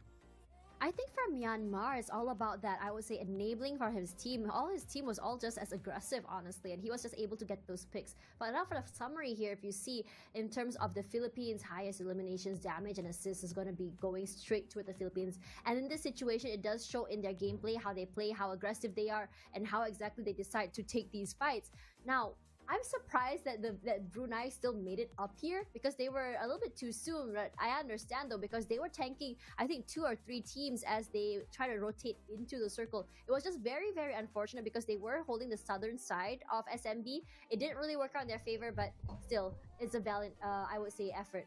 For Mongolia with the highest knockouts in this situation, out of 8, 1 player was able to get 6. It's actually quite scary how aggressive Mongolian players are even when they are just alone. Now Rankit taking the MVP, I think that it speaks for itself. We always talk about Rankit on how exactly he's been enabled, and I think that while for me personally, while MVP is going to be Rankit because he has the highest eliminations, but it is regardless a team effort because if you remember, his whole team except for 1 player was able to get 4 bomb each. Definitely, and look at like I feel like not just him. I was expecting for Mon Boy Pai to come up with exactly, like he had a huge amount of damage in this game as well. But now we have like top performers across all the 4 matches coming onto your screen. Just a moment as well. It's going to be obviously Rank ID at number 1. Doc 922 has lost his position at number 1. Obviously couldn't perform in the last game. This guy got 6 eliminations in just 1 game. Bảo tao fanboy đấy. Mày muốn chết à? But looking at survival time, it's going to be Doc 922. Ai chơi xong bỏ? Number 1 when it comes to like surviving. Bực thực sự ấy.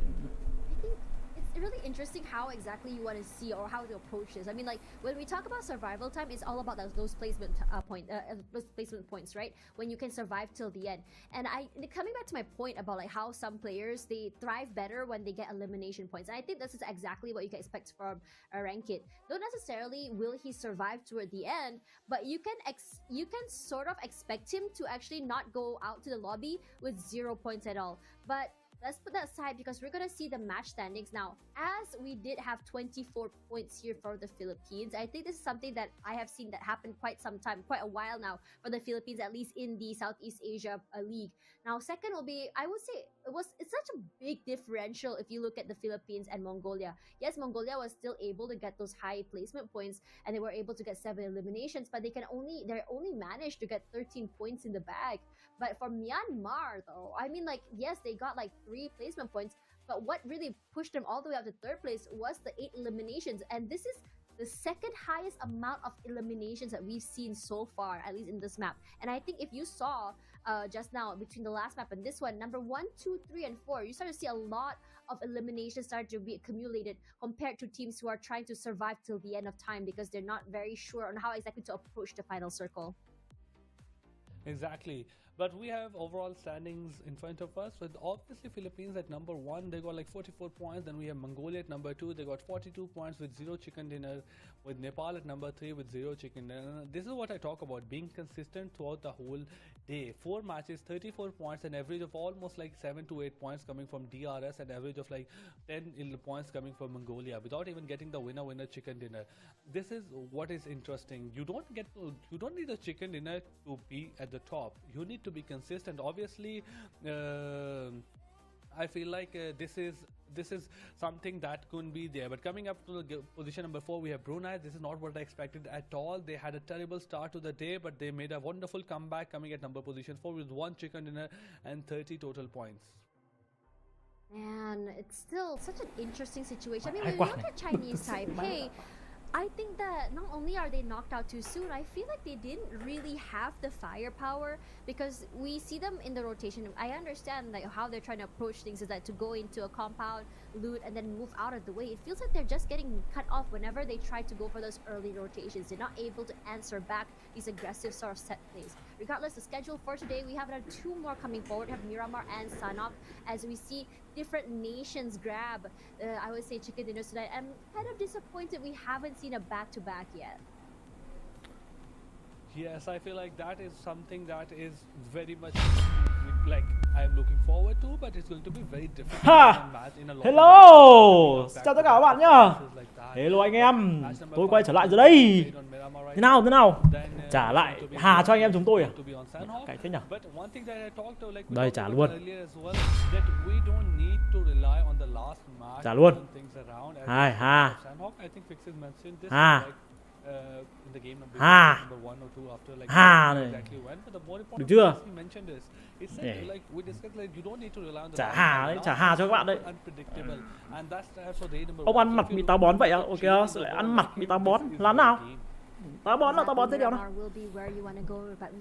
Đéo cái này nữa, sủi lâu vừa lở à? Thì tôi phải tắm rửa chim, rửa nách các thứ chứ các bạn, buồn cười nhỉ. Ăn xong là cũng phải đi ỉa một vòng.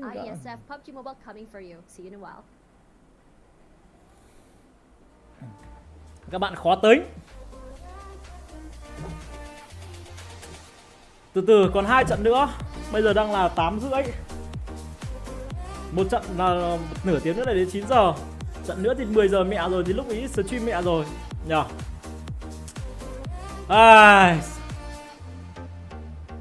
Áo bốc mùi thế à? Sao lại áo bốc mùi? Mẹ hôm nay mới mặc lại bảo áo bốc mùi à?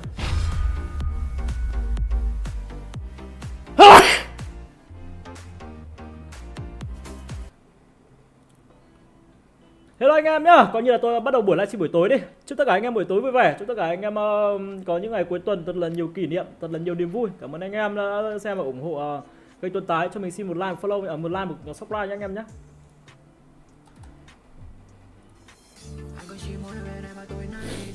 Lên tí nhạc đi.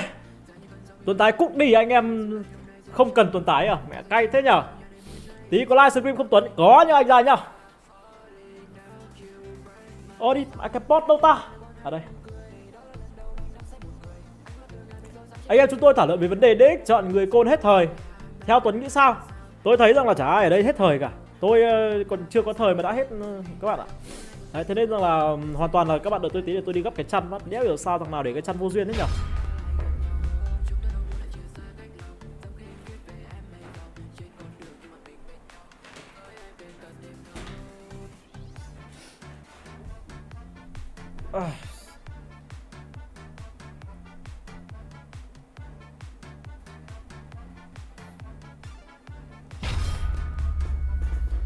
Trả ngân Hà đây à?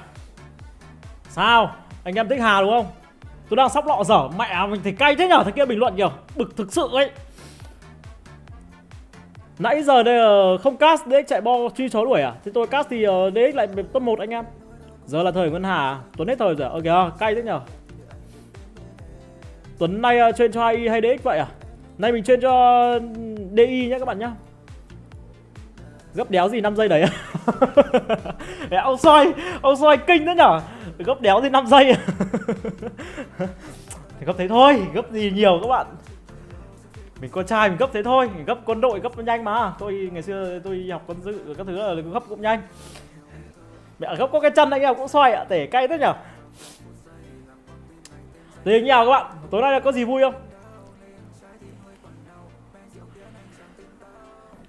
Hay là bây giờ đang rảnh nhở? Tôi làm tôi vừa livestream vừa làm bảng xếp hạng, quên làm danh sách tối nay cho các bạn xem nhé. Ok không nhở? Các bạn ok không?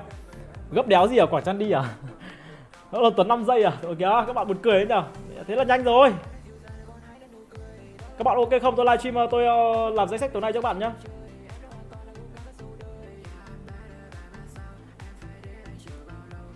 Ok à? Ok nhá.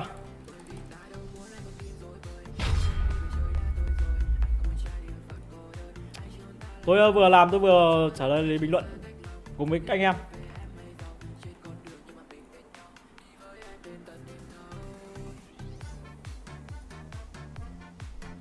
Anh em đợi tôi tí này, tối nay là có những danh sách những ai này. Treo ảnh ngân Hà đây à? Mẹ câu. Để thích thì tôi treo. Khổ công khó tính thế, các ông nghiện Hà rồi à?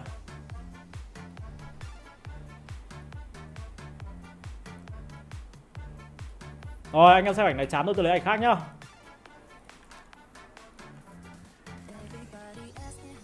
Nghe nhạc nhé các bạn nhé, vừa nghe nhạc vừa nói chuyện với nhau. Chờ khoảng thời gian vào trận.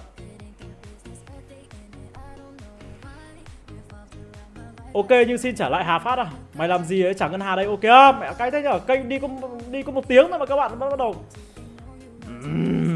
hỏi xíu nhưng mà hơi hói xíu nhưng mà tạm được, cay thế nhở, lại hói người ta gọi là chán cao anh em. Đâu nhờ Hà nhờ, anh lấy cái ảnh nào của em được nhờ đâu, để tao xem.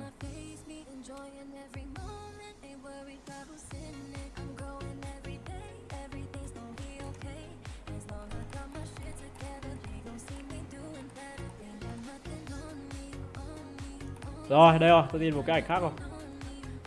Lúc nãy tôi để ảnh gì nhỉ?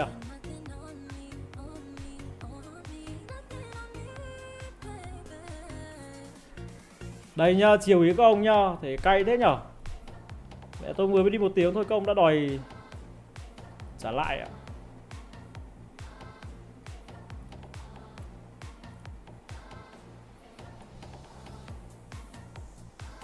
Ảnh để thôi nha, kích cỡ này thôi nhá. Ok, làm phát ạ. Ngân Hà có họ hàng với Nhị Hà với Ngọc Hà. Ồ, nghe giống này. Bật nhạc lại với Eminem à? Thế toang đấy các bạn này. Ok, đợi tôi tí tôi làm danh sách tối nay này. Tôi làm xong tôi sẽ vẽ một cái ý đồ của tôi cho các bạn nghe nhá. Tối nay là sẽ có V Gaming, có Eagle Esports, có Vgym, có Bảo Nam, có Bắc Gaming 12i. Không có DX. Đầu tiên là chúng ta sẽ phải ẩn cái ảnh DX đã. Có Bắc Gaming, có V Gaming, có Bắc Gaming có 2i. Bắc Gaming 2i, Vgym, Eagle Esports có team nào nữa không? Tạm thời là không. Nhưng đây tối nay sẽ có Villa, tôi sẽ đẩy Villa lên đây. Đấy, những team hot là sẽ để lên đầu đúng không các bạn? Bảo Nam sẽ để lên đầu. V Gaming với Eagle. V Gaming có, Eagle có, Vgym có. Roy, tối nay có Roy không? Tối nay có Roy, hàng 2 ok, hàng 2 xong. Hàng 3 Zenith Esports có, Ranking Esports có, Unicorn có, Vagabond.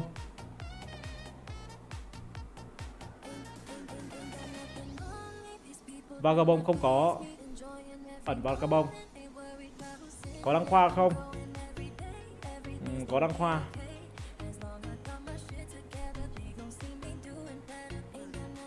Ok, hàng 3 xong. Còn hàng 4. Hàng 4 sẽ có những cái tên nào? À không, có Vagabond. Vagabond để trên Đăng Khoa có này. DQ set.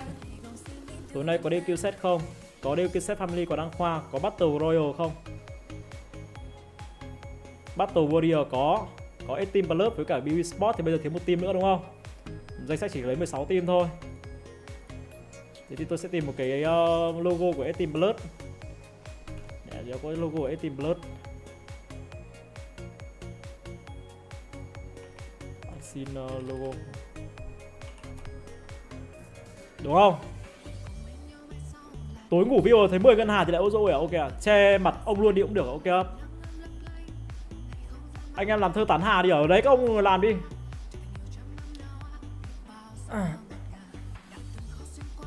Có luôn rồi, đấy may quá bạn gửi. Anh đội ơn em. Ok, logo cuối cùng này. Đấy tôi làm butter nhanh thôi các ông. Tôi làm butter nhanh thôi mà. Cắt logo này thì cắt như thế nào, đúng không? Chúng ta sẽ cắt kiểu này. Ngày xưa tôi học Photoshop nên anh em đừng bất ngờ. Mà tôi không phải là học qua trường lớp mà tôi hay tự học. Tôi học trên mạng. Cắt hơi ẩu tí mong anh em thông cảm.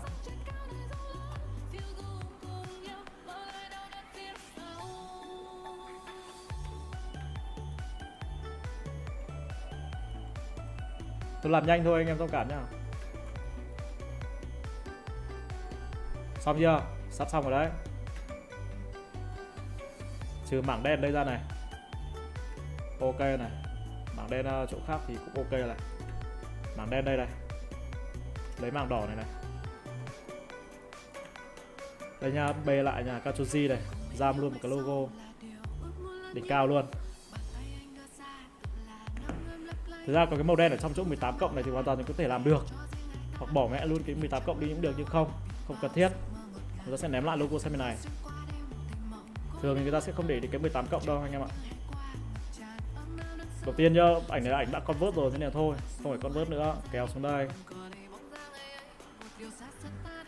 Đâm.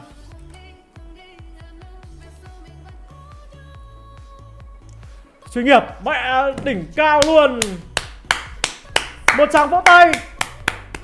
Mẹ luôn. Một tràng vỗ tay, được chưa? Được chưa? Xong luôn.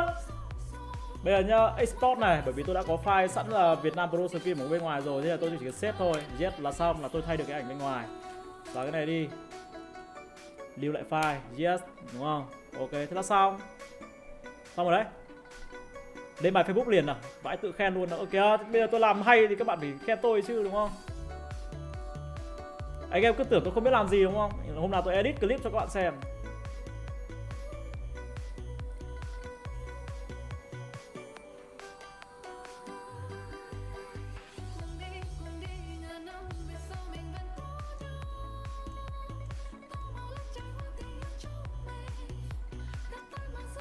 Bình luận về mẫu ảnh bạn đã theo dõi này, bây giờ sẽ là bước check group này, check lại những thông báo này.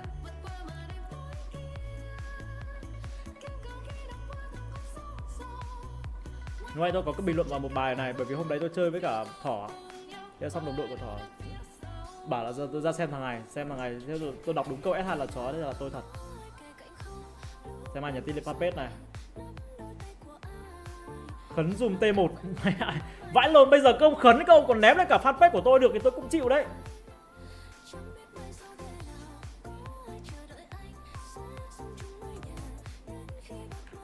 Có giải đã. Tôi check xem vào trận chưa? Chưa vào trận. À vào trận rồi. Vào trận rồi thì thôi. Từ từ đã. Thôi xem rồi đi. Xem trận đi các bạn ơi. Đăng bài lên fanpage để tôi tự đăng. Còn các bạn xem trận đã.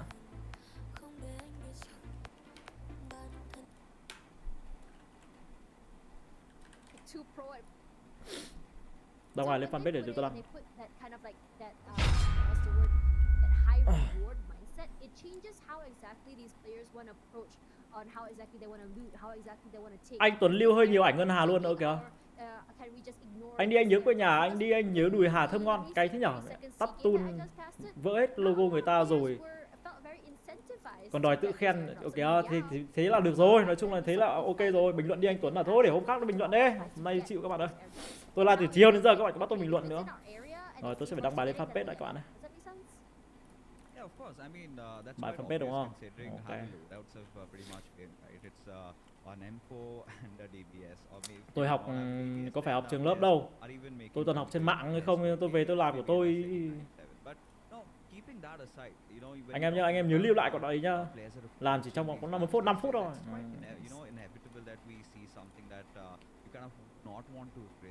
Em là người yêu Hà rồi anh Tuấn ạ. Ok anh em nhá. Chả đây à, mẹ cay thế nhở. Từ đã. Như nào nhỉ? Danh sách Scream tối nay. Anh em nhé. Anh em chờ Tuấn Villa. À Villa X Tuấn 2k3. X Tuấn tái 2k3. 2k3. Ra trận tối nay. Nhà. Thêm một hôn đây. Chúc anh em buổi tối thứ bảy vui vẻ, mãi yêu. Có bài viết luôn. But yeah, I think you know, with how weapons have been changing for the course of time, and if you talk about the relevance Đấy, đến ngay bài viết luôn các bạn. The high risk and the high rewards, because in a map like Miramar, there's somebody who's always watching you out. You just need to be aware. Yeah, just like this. Look at how nasty those shots were by Joseph Broke. My God, I was quite surprised that he was able to get those shots onto the DTF player who was just jumping for his life. Get slow. Let's get one. And again, Brunei in trouble. Tôi khi bình luận PUBG kiểu ném bom đi đừng bắn. Không, anh không nghe tôi tuyệt vời một pha combat mãn nhãn. Và anh không ăn mừng. Em cay nhỉ. Thì bảo giải này toàn gà thôi anh ơi. Thì giải này toàn gà mà. Giải này bình thường. Nói chung là giải này chơi được. Tôi còn We already seen DTF in trouble as the other members of Cambodia want to go for that pinch. They don't really try and go for super aggressive in terms of taking out space, but they are very aware that where they are in La Bebita is a very open area that's just so open and so prone to being on those cross map sort of sprays. Lil Jon gonna go for a quick reposition. They're just gonna skedaddle out of there. Now let's talk about Mongolia right now. I think Mongolia. Anh em ơi, tôi để Hà ở đây nhé, tôi lên livestream trên TikTok nha các bạn nhé. Livestream trên TikTok tí để tôi kéo lại cái tương tác ở trên TikTok tí được không nhỉ? Hợp lý không nhỉ? Tôi để Hà cho các bạn. It's a very, I would say, systematic sort of way that they want to play. It has yielded some pretty good results in terms of getting eliminations, but it doesn't provide them that longevity that you want to see in a PUBG mobile match, especially in a format like this. I think, considering this particular team from Mongolia, when you're talking Để Hà lên live nhá. Ok không? Chốt không? Đừng luôn anh à. stats, I'm just talking about the Anh siêu PMPL rất đẹp they rồi. played, in Mặc their dù ở series, giải lạc right? đà cái mạnh cái By đấy the nhỉ. end of the league stages, they almost Cho chị Hà won like đi à, the nhìn mặt nhà ta chán rồi á. which is absolutely Ịt mẹ bạn gơi lại bị clear sớm ạ. During the grand Cho có final, mắt đâu nhở. where Top 9. other teams Không really kill ạ, started vãi out, cả lồn. they took it home because that is where that extra experience Tôi quá really came chán. into play. And what I feel was really missing Tôi from quá this chán luôn. particular roster from Mongolia was they kind of did not prioritize a lot on their positioning, right? They just went Yeah. ham. If they see any target in front of them, they just go after them. And more often Tôi quá than chán not, các bạn ạ. teams initially that were facing a lot of trouble later on got conditioned to their style of play, after which they kind of did not feel threatened by them anymore. And then we saw that little bit of a drastic change that they brought into their play style, which was quite kind of replicated even today as well. In the first game of Erangel, but they were playing quite defensive, like you said, quite methodical in their approach. They did not just go out with a blindfold and try and take a lot of fights. Eventually they've opened up, still in a really good promising position. Right now, if you take a look at the top 3, Tash, we do have the usual suspects, with Brune getting that chicken dinner in Sanhok, which is quite unpredictable, to be honest. I think this was ought to happen. Whenever you go into Sanhok, there is going to be one of those. Nhá, tôi để các bạn đây, tôi lên TikTok nha các bạn nhé. If you talk about Brune, they had kind of a very timid start, but later on, the spurge of confidence that they're showing, I think I'm quite impressed. Me too. That's why I said, like, wasn't expecting Ok it không? to happen, especially after what happened at SEA Games. Huấn luyện viên tụi tài quá I feel chán, like quá the nản fact rồi, that tôi they're nản finding thực that sự luôn các confidence bạn, to play không phải as nản vừa. aggressively as they want to. DRS again, they love playing the middle of the circle, and they're so happy to do that. I mean, we saw that earlier in the second map in I casted, which was, I believe, Erangel. Giải gì đây Tuấn à? Anh em đọc phần game comment nhé các bạn. Able to really push it toward the end. But now this time around, they're very early there in the right outside, right in the Ok smack không? dab middle of the circle. Now, Anh my Tuấn đừng concern chửi for to như thế được DRS không? is Mẹ em nghe thấy survival chết em à? Ok really. nhá, anh không Because chửi that nhá. is Anh gonna lên be TikTok prime anh không chửi location. nhiều đâu. Everyone's TikTok gonna try to cấm. get that area if, say, the circle were to push toward them.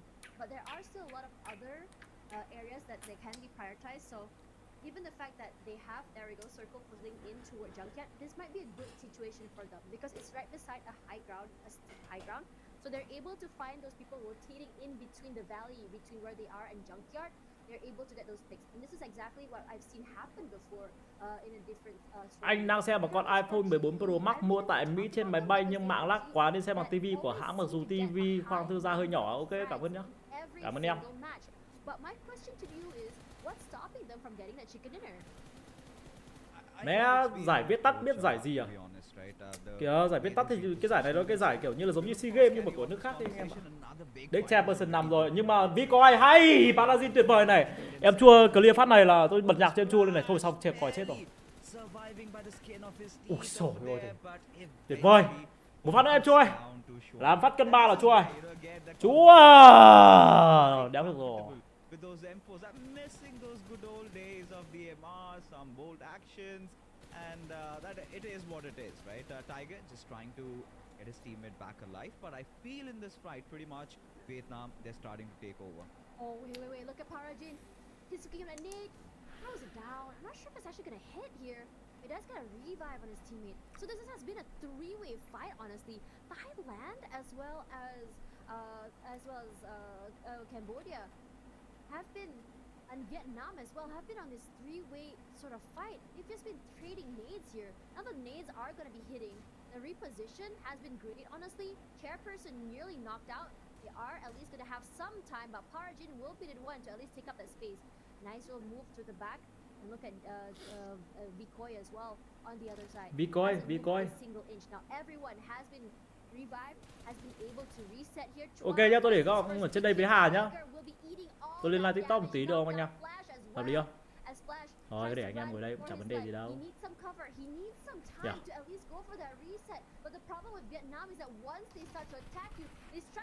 Em chào anh Tuấn à, hello em. Được à? Thứ hai là bùn lò. Cay thế nhở? Không à? Lấy anh khác nhé Hà nhá. Now Mongolia has their sights onto another team beside them. It's going to be Hong Kong, and Hong Kong in trouble immediately. One nearly goes down. At least Now, I'm not sure if he was lobbied. I think he was. No, he hasn't. Can be able to pick up. Rankit does pick him up from the other side. Mongolia able to secure their kill. And now the other members, Dog922, has his eye on Monboy. Thankfully, only exposed the car. Ôi chết, anh nhập vào nhầm ảnh Hà does rồi. give away his position. He certainly does. And you know, now we're just getting to see all these fights breaking out left, right and center. And when you Có biết anh đang nơi nào? You're talking about Philippines, you're talking about Mongolians, and now just recently we saw Thailand taking their exit, right? Nha, tí anh em mình ngồi lên stream anh em ạ. Where they're standing at the points table right now, and goes on to ask you this question that I mean, can they come back? Because after this they just have one more Sandhawk remaining, and Thailand, you would expect this team to be somewhere around that top 3, top 4. But right now, what we have is Monboy Pai trying to push in. It's getting a little bit of that cover fire from the backlines. The Mongolian players do have a little semblance of cover. Tại thì chiều nay nó cứ chửi với trêu tôi ấy. Nên tôi nghĩ là tôi phải cho nó một lần cho nó chừa các bạn nhá. Nên thôi, tôi mấy giờ stream Tuấn 10 giờ anh em ơi. For medical vibes, the team from Mongolia, you would want to avoid them at any cost. Honestly, I feel like Hong Kong has this trouble for a while, just getting into that circle soon enough. And it feels very deja vu because again, it feels like Hong Kong wasn't able to get into the circle and immediately will be, I would say, just gate kept out. And that's how usually they go down. And I'm really hoping that coming tomorrow, they're able to figure out how to work, against this problem, because they haven't been finding a solution on how exactly they want to play in terms of what they're going to do if they're not able to get into the zone quickly.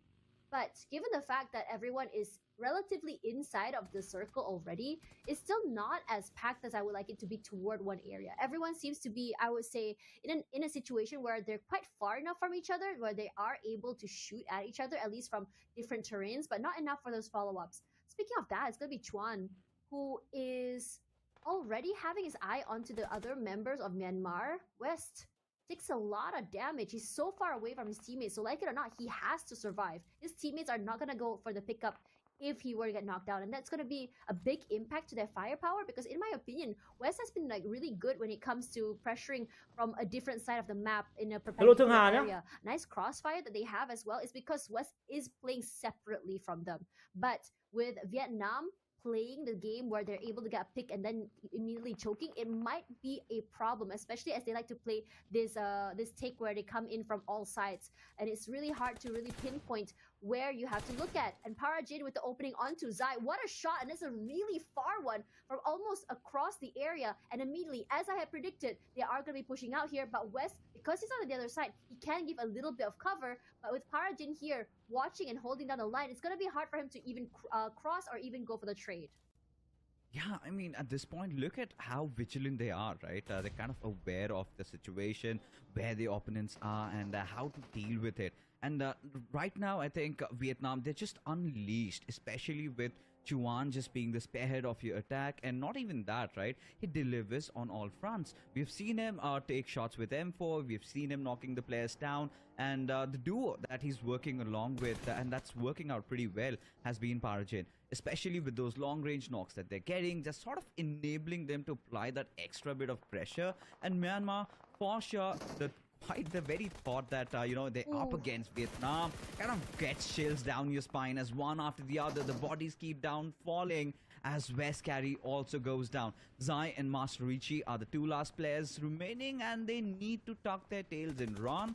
And that, I feel, is exactly what they're doing. Now, the big question is, how far are Vietnamese players willing to overcommit over here? Because now we're sort of approaching to those, phase 6 circles where things get really, really heated up, right? You have teams across every single corner. So Vietnam, I think they would have to be pleased with where they are. But then again, take a look at DRS. So calm, so poised. All they need to do right now is hold on to that high ground advantage that they're having. This is something quite similar to what a team like RRQ pretty much does. Exactly takes over the same hills, just holds on with their dear life up until the point they still are inside the zone. The moment it gets away from them, that is where I think I will be starting to feel a little concerned about the Nepalis. And now as the circle goes forward, Killer, just like his name says, that's a very nasty angle he's worked with. Finds one. Yeah. He hasn't even moved at all. DRS, I think that what's great about Nepal is that they're just so proactive in being able to hold these high ground areas in terms of positioning, but they're not as aggressive as I would like it to be. Immediately, we saw 4MV gone down, and Lil Jon immediately shots east straight in the face. And on the other side of the map, Myanmar in trouble once again. And this is a very interesting fight because we are starting to see these two-way, three-way fights come around. And it's not necessarily the most, I would say, the usual types of way to take a fight. But, ooh, surprise! He's holding down the area, does get found. Master Ichi thought he was slick hiding behind the door. But that didn't happen. I like the fact that they are just double swinging together, and now Lil Jon nearly eats up a lot of damage. He goes down. He does actually goes down in Apex, and Nung X wasn't able to answer back because of that smoke. It gives him a lot of cover and a lot of space to work with. And now Mongolia is going to be very happy. They already got 7 picks in the bag. We haven't seen a single change from them in terms of how exactly they approach these fights, how exactly they play in terms of aggression. East goes down, but he done before he gets 2. So I think that for his team, I think he's like, yeah, I got my 2. It's okay for me to go down now. It's all down to you guys. But they're not done quite yet because they have 2 teams in front of them, but I'm not seeing them commit to it because they're trying to figure out how exactly to approach Mongolia. And Mongolia, you know how exactly they can play. It's very similar to what you can expect to see from Right. Cambodia. Yeah, of course. I mean, this is where you can say the Mongolian players are finally unleashing their inner beast, because this is what they've been doing throughout the day, right? They were off to a really slow start where they were focusing on getting chicken dinners. And once they figured out how the lobby has been working out, I think they're going a little more, you know, how do you say, flashy, right? Now they're not shying away from those battles. But this is exactly where my concern also arises with the Mongolian teams, right? Sometimes they overextend too much, which was again the case with East, right? Had he had somebody, you know, providing him cover fire, he would have survived that. Now, again, in those final few circles, the numbers really matter, especially when you need to have that 360-degree vision. And that is where the teams like Nepal really have that little bit of an edge. Now, this is what I was talking about, because, you know, it's sort of quite been the testament where every single time you kind of tend to hold on to a high ground in the next circle shift, it sort of goes away from you. Now, considering the fact that DRS, they've been making a lot of noise around the server, everybody is pretty much aware of where they are. The moment they decide to go downhill, that is where the real concerns, that is where their worst nightmares might come true. Now, they're very close to the circle, but again, if you look at the favorites, you would be talking about the likes of Mongolia winning this one, even Vietnam having all 4 of their players alive. But DRS, they will have to fight for their way inside the circle. I wanted to say Vietnam had a quiet game this time, but we just didn't see. Look at that. 7 already, and across the board is almost everyone getting 2 each.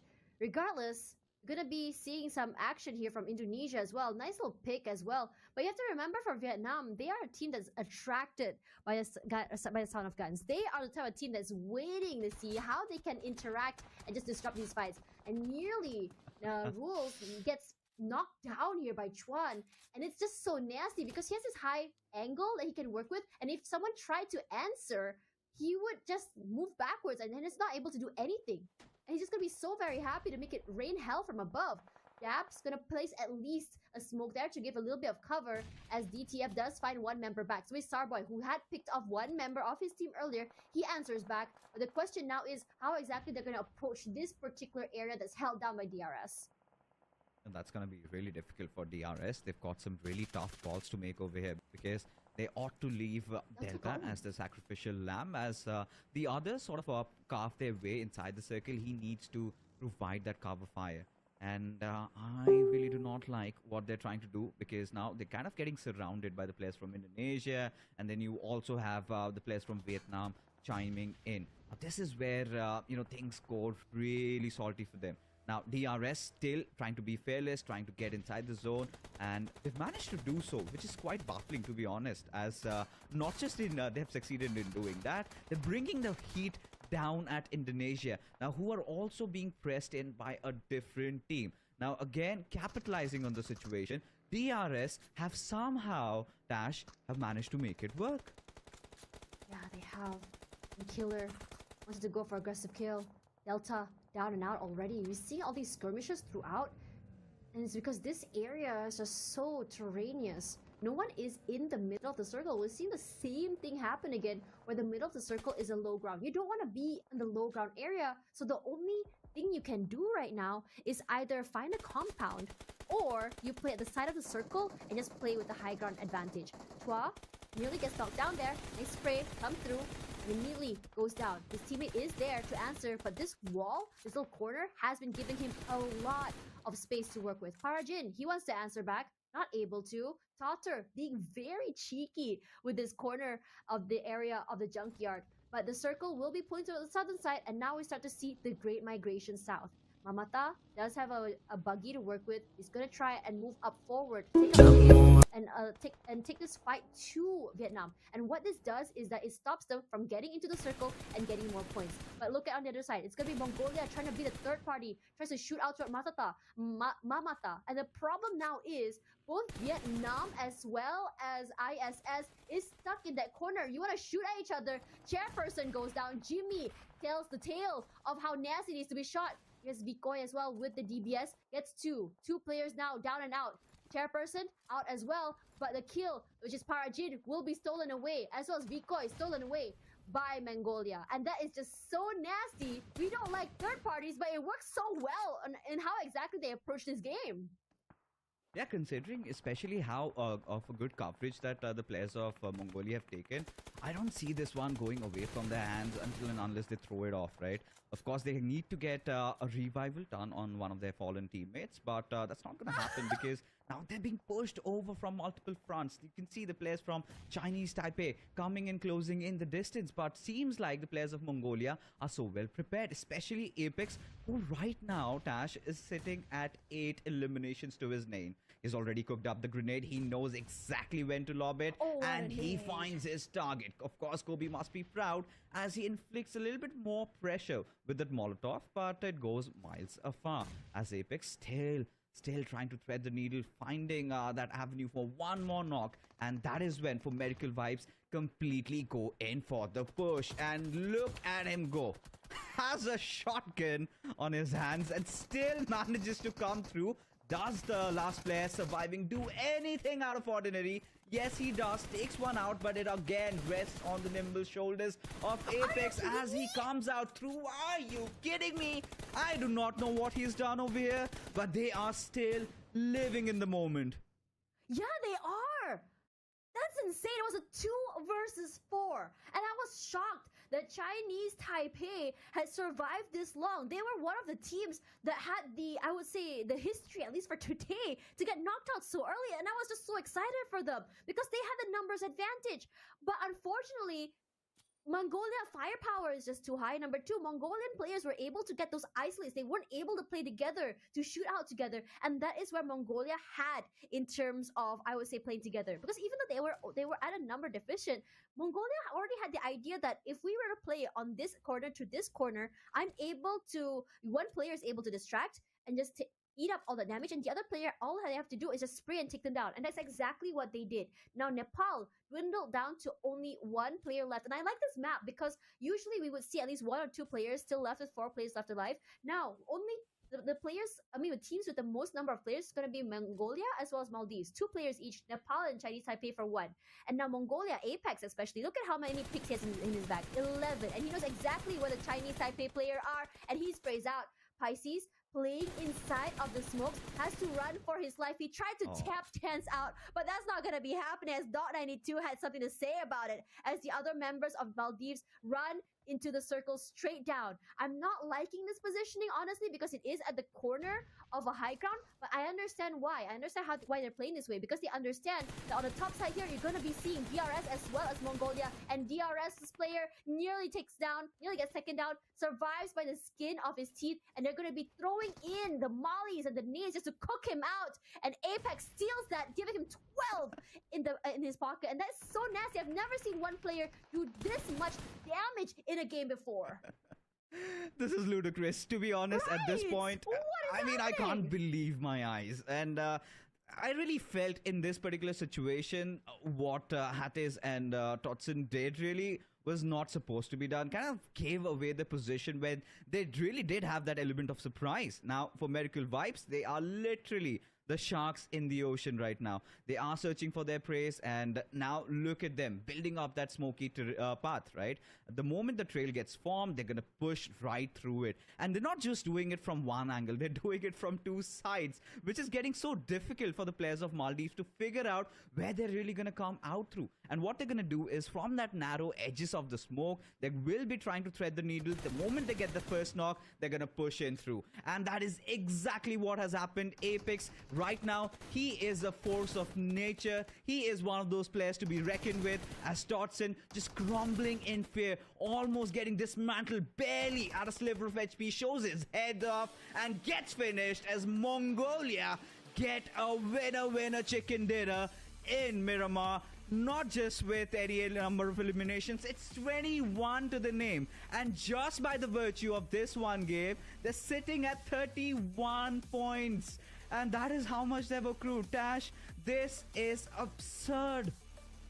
Dude, Apex. Literally, just Apex at this point. Mongolia were surviving with only 2 players left. And I am just so surprised at how they're still able to put in that firepower and aggression. It was all about positioning, like you mentioned before. It was all about how they played with each other. And I think that Mongolia is definitely, I would say, not only is they are definitely the team out there, they are one of the most flexible teams I have seen today. I talked about the Philippines being able to survive with only 3 players left alive toward the end of the match. But you know what? Mongolia was like, you know what? I'll raise you one. What about 2 players left alive toward the end of the game? From the half side of the game, all the way till the end, they're able to not only put in the firepower, still get those picks, still play third party, and still wipe the floor 2 versus 4 against Taipei Chinese. How Apex? If only I could interview you, I would ask you, how are you doing this? This is inhuman. I have never in my 2 years of casting PUBG Mobile seen anyone get away with more than 7 to 8 picks.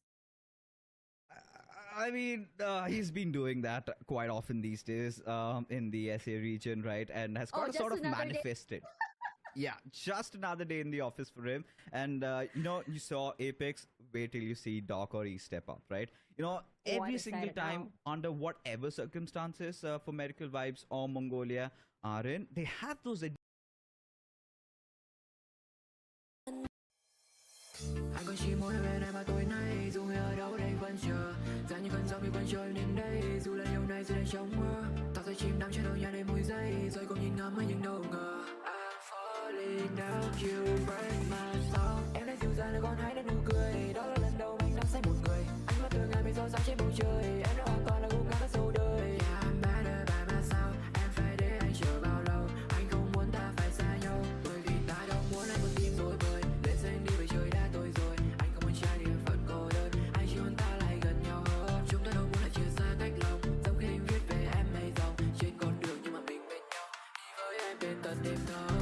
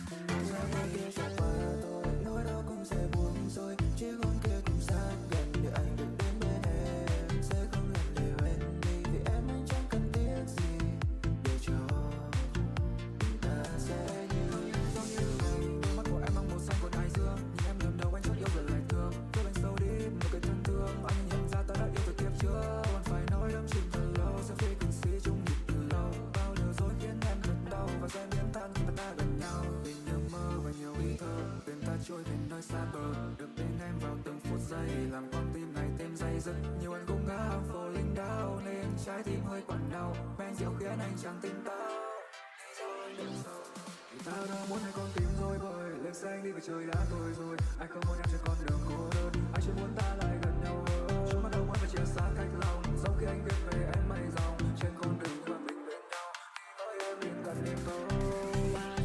Em đã dịu dàng để con hãy đã nụ cười đó là lần đầu anh nắm say một người anh mất từ ngày bị gió sáng trên bầu trời em đã hoàn toàn là gục ngã cả sâu đời yeah I'm better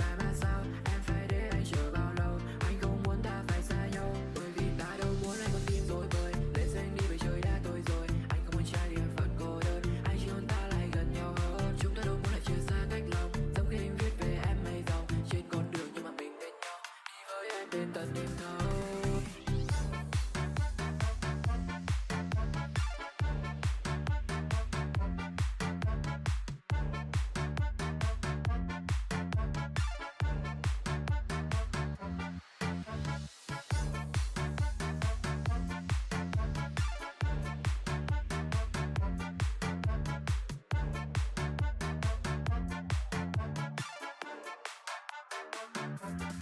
Everybody asking how we doing, say we good.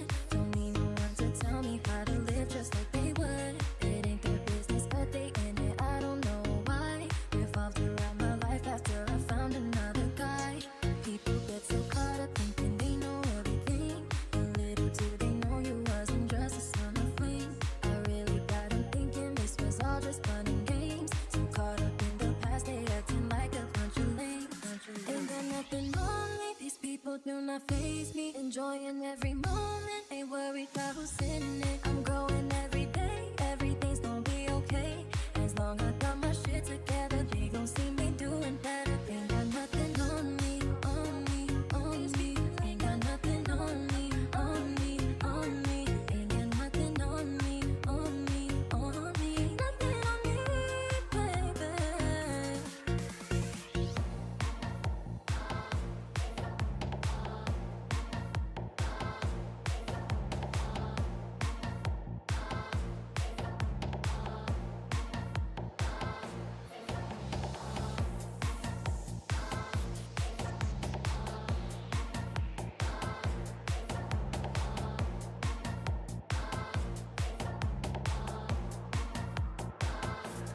Everybody asking how we doing, say we good. Don't need no one to tell me how to live just like they would. It ain't their business, but they in it, I don't know why. Revolved around my life after I found another guy.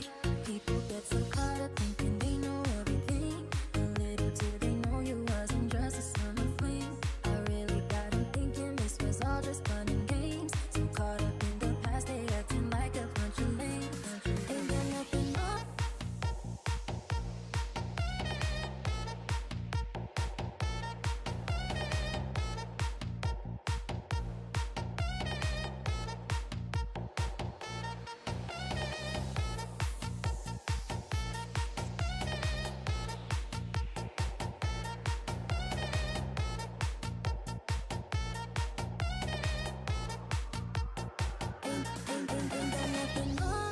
People do not faze me, enjoying every moment, ain't worried about who's in it. I'm growing every day, everything's gonna be okay. As long as I got my shit together, they gon' see me doing better. Ain't got nothing on me, these people do not faze me, enjoying every moment, ain't worried about who's in it. I'm growing every day, everything's gonna be okay. As long as I got my shit together, they gon' see me doing better.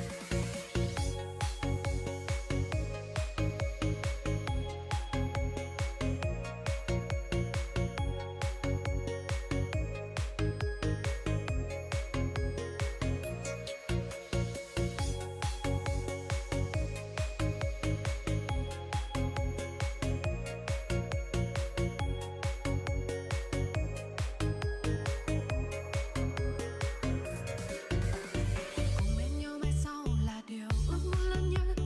Bàn tay anh đưa ra là nắm ấm lấp lánh. Ngày không gian bao la thuộc về cho riêng ai ta. Trở thành nhiều trăm năm nào á, biết bao giấc mơ ngọt ngào. Đã từng khó xuyên qua đêm, tình mộng gối đang ướt đẫm. Chợt anh như hẹn qua, ngập tràn ấm áp nắng sớm. Dù hai ta ra đi và dù hai ta ra đi, vẫn còn đây bóng dáng ngày ấy. Một điều xa xưa ta thề nguyện qua rồi. Cùng đi ngàn năm về sau mình vẫn có nhau. Tô màu lên trái hoang tình yêu chúng mình. Đập tan màn sương mù kia còn vương vấn, không buông bàn tay. Đắm đuối mệt say. Là anh cùng em vượt qua màn đêm tối kia. Kiên cường khi đã qua từng con sóng xô. Ngoài khơi biển xanh trời cao này rộng lớn. Phiêu du cùng nhau, bỏ lại đau đớn phía sau.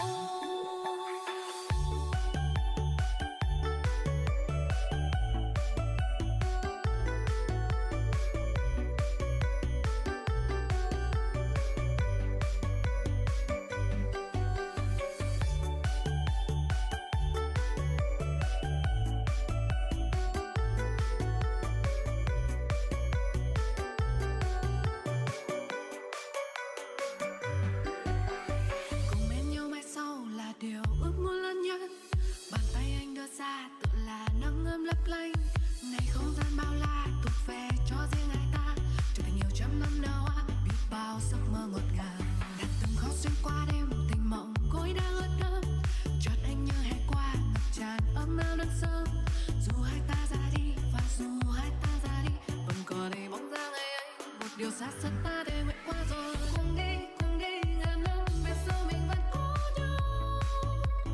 Tô màu lạnh trải qua tình yêu chúng mình. Đập tan mọi sương mù kia của vương vấn. Không buông bàn tay, đắm đuôi mê say. Là anh cùng em vượt qua màn đêm tối kia. Kiên cường khi đã qua từng con sóng gió. Ngoài khơi biển xanh trời cao để gió lớn. Phiêu du cùng nhau, bỏ lại đau đớn phía sau.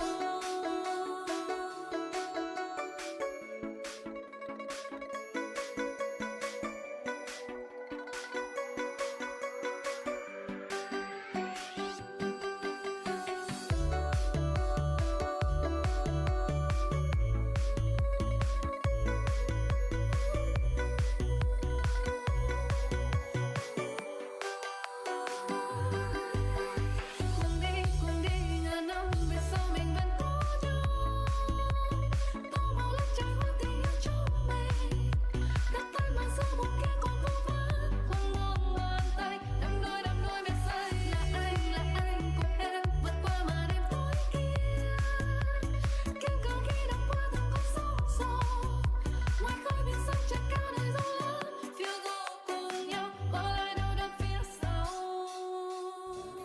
Chẳng biết anh đang nơi nào, có ai kề cạnh không?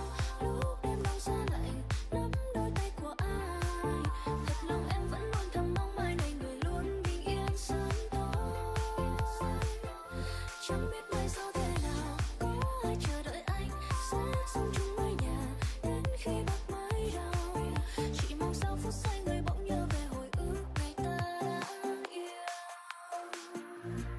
Làm sao lúc này khoảng trống trái tim héo mòn, cố đi tìm ai đó thay người ân cần, không để anh biết rằng bản thân em thật lẻ loi. Mà anh vẫn cứ lạnh lùng chẳng quan tâm gì, làm em tổn thương lệ rơi lòng nhói đau. Tình yêu của anh giờ đâu mà sao mình em ngồi đây nhớ thương. Chẳng biết anh đang nơi nào, có ai kề cạnh không? Lúc đêm đông xa lạnh, nắm đôi tay của ai? Thật lòng em vẫn luôn thầm mong mai này người luôn bình yên sớm tối. Chẳng biết mai sau thế nào, có ai chờ đợi anh sẽ sống chung mái nhà đến khi bạc mái đầu. Chỉ mong sau phút giây người bỗng nhớ về hồi ức ngày ta đã yêu.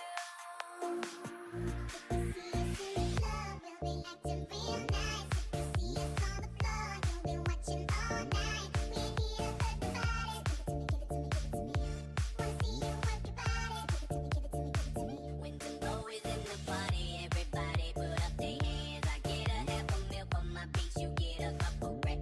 Never gon' see the day that I ain't got the upper hand. I'm respected from California, ain't way down to Japan. Chẳng biết anh đang nơi nào, có ai kề cạnh không? Lúc đêm đông xa lạnh, nắm đôi tay của ai? Thật lòng em vẫn luôn thầm mong mai này người luôn bình yên sớm tối. Chẳng biết mai sau thế nào, có ai chờ đợi anh sẽ sống chung mái nhà đến khi bạc mái đầu. Chỉ mong sau phút giây người bỗng nhớ về hồi ức ngày ta đã yêu. Chẳng biết anh đang nơi nào, có ai kề cạnh không? Lúc đêm đông xa lạnh, nắm đôi tay của ai? Thật lòng em vẫn luôn thầm mong mai này người luôn bình yên sớm tối. Chẳng biết mai sau thế nào, có ai chờ đợi anh sẽ sống chung mái nhà đến khi bạc mái đầu. Chỉ mong sau phút giây người bỗng nhớ về hồi ức ngày ta đã yêu. Chẳng biết anh đang nơi nào.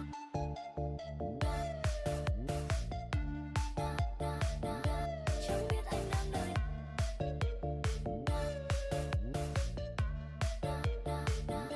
Chẳng biết anh đang nơi nào.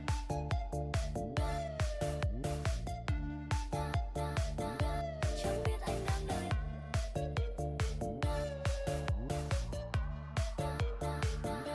Chẳng biết anh đang nơi nào. Cô gái này là của ai? Sao lại đứng bao vơ bên kia đường? Nhưng thôi đã thấy yêu em quá rồi. Nhưng cô gái này là của ai? Đâu phải có tôi đâu thôi mơ mộng.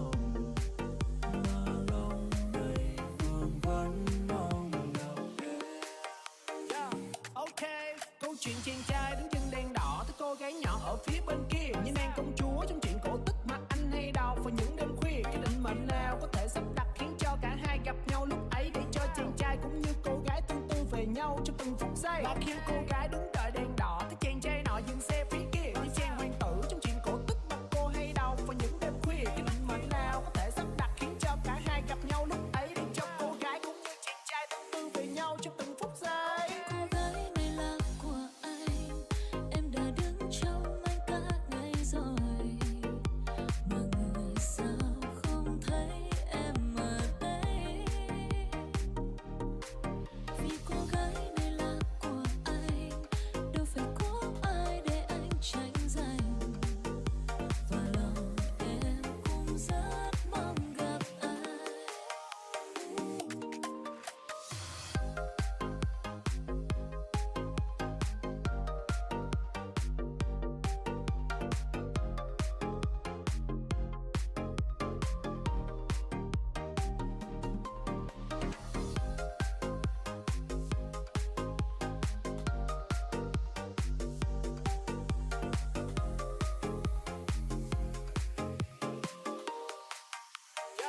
Ok, câu chuyện chàng trai đứng chân đèn đỏ tới cô gái nhỏ ở phía bên kia như nàng công chúa trong chuyện cổ tích mà anh hay đọc vào những đêm khuya. Cái định mệnh nào có thể sắp đặt khiến cho cả hai gặp nhau lúc ấy, để cho chàng trai cũng như cô gái tương tư về nhau trong từng phút giây. Và khi cô gái đứng đợi đèn đỏ thì chàng trai nọ dừng xe phía kia như chàng hoàng tử trong chuyện cổ tích mà cô hay đọc vào những đêm khuya. Cái định mệnh nào có thể sắp đặt khiến cho cả hai gặp nhau lúc ấy, để cho cô gái cũng như chàng trai tương tư về nhau trong từng phút giây. Cô gái này là của anh, em đã đứng trong anh cả ngày rồi, mà người sao không thấy em ở đây. Vì cô gái này là của anh, đâu phải có ai để anh tranh giành, và lòng em cũng rất mong gặp anh. Cô gái này là của ai? Cô gái này là của ai? Cô gái này là của ai?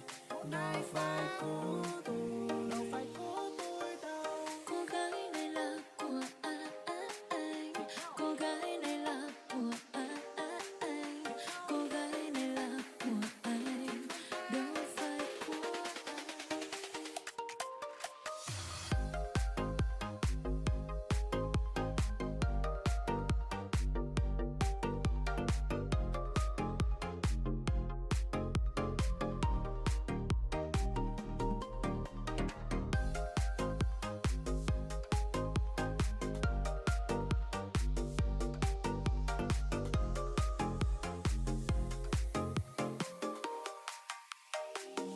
Anh phải làm gì để em đừng nghĩ em không quan trọng? Nuốt hết đắng cay vào trong lòng, cuộc đời anh như con sóng. Cha mẹ già vất vả để mũ trắng mòn, phần làm con anh đây chưa hiểu chưa tròn. Anh phải bù đắp cho em bao nhiêu để em chẳng còn thấy thiếu. Hãy có thể dừng lại cho nhau, liệu còn bên nhau lúc anh sống? Có phải ngay lúc đầu em đã chẳng tròn đến đâu? Anh vẫn muốn ngày thành công sẽ được che chở em, còn em đợi ngày đó để có thể yên tâm rời xa anh. Liệu có quá yên tâm?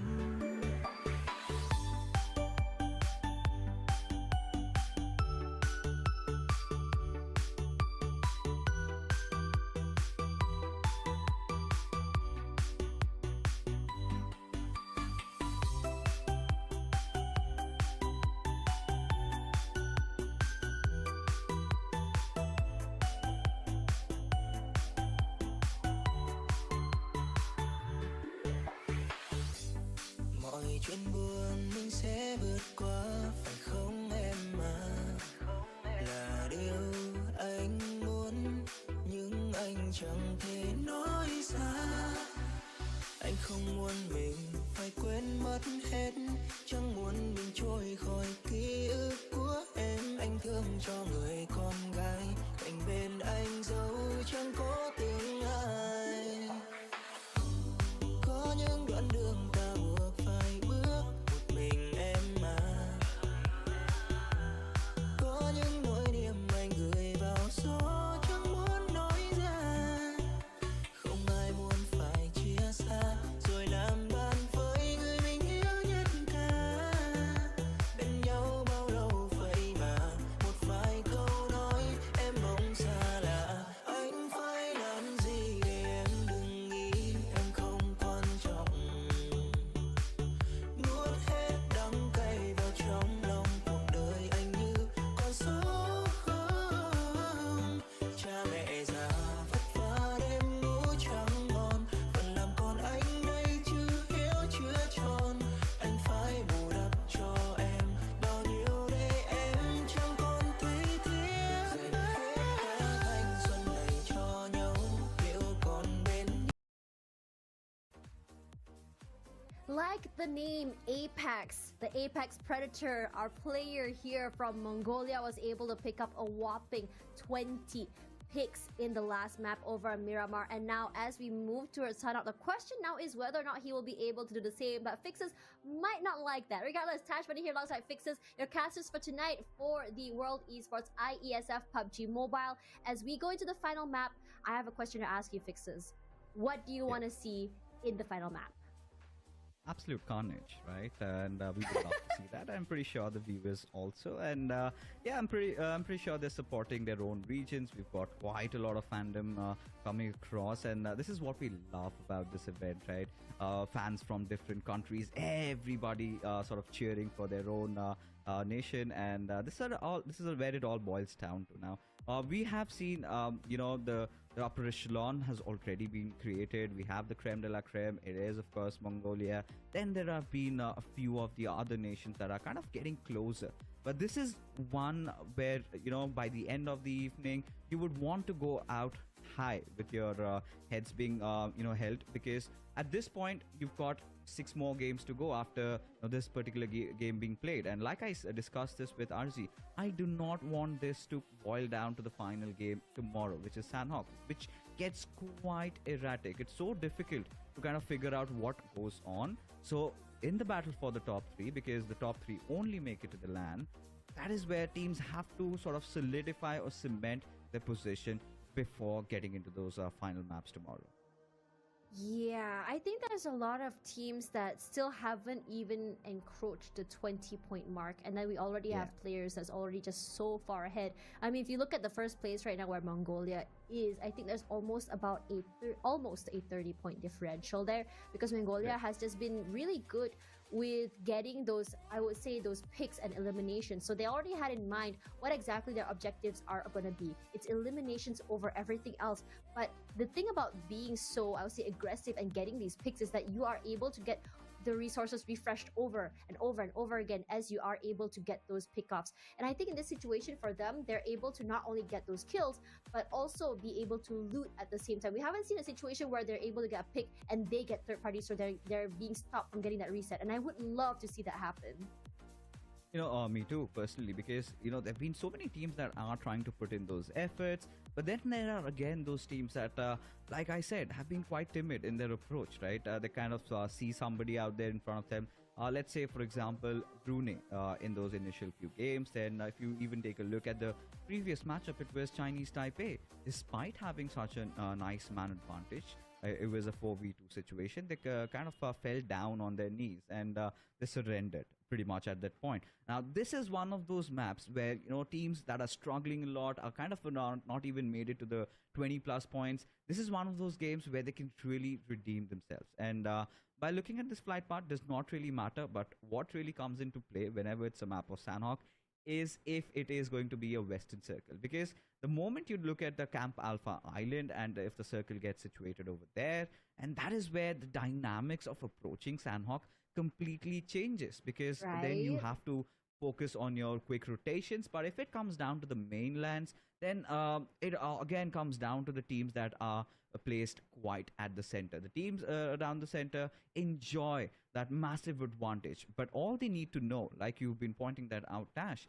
is how to make your trigger discipline possibly work. Because if you are kind of confused or suddenly just spot somebody and take a few shots, you are done, because somebody from a different distant angle might take those shots and take you down. Yeah, the trade potential has always been there, honestly, especially from teams like Mongolia. I think GE is one of those teams as well as Vietnam. Thailand, I used to be able to see that, but I haven't really been able to see that today. Regardless, it's already so very aggressive here from the Philippines. We saw a really good match for them earlier on Miramar, and I think it looks so good how they're able to survive not only with 3, but play as aggressively as they did. And I really want to see a return of that. But I'm not sure whether or not it was because they were able to hold on to that bridge and get a steamroll on a team and then move forward. But I would love to see that aggression and that confidence come back. And for the Philippines, I felt like sometimes I see them over on PMPL, over at PMSL, over at the seagames, where they have really good games where they look so unstoppable. And other times it feels like they just go out a little bit too soon. And I'm wondering what is hindering this consistency from them. Because I mean, yeah, in this one in particular, they are at least on the top 3, at least from last I saw. But I would love to see them able to be able to make it all the way up to maybe a top 3 or top 4 toward almost to the last circles, because I feel like they have a lot of potential for that. But this is not my favorite circle. Let me just put it that way. If it's the circle that has a body of water in between, you have to guess. Like, do I want to go to Camp Bravo Island or do I want to go to Camp Alpha Island? I'm just happy it's not between all 3. Yeah, this is where I think Philippines could really get this one home, because of where they're situated around Hatin.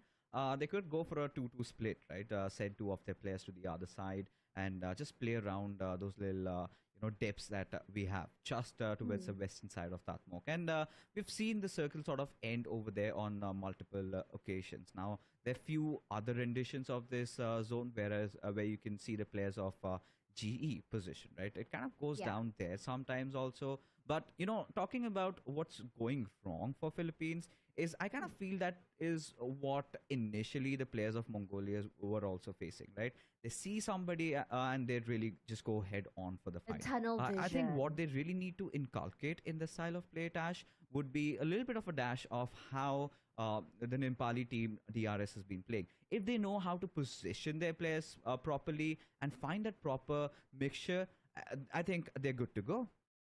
Yeah, that I don't know why I just keep saying this a lot in a lot of my casts, is that sweet spot between survivability and still getting those picks. Speaking of that, look at how aggressive Hong Kong China started off there.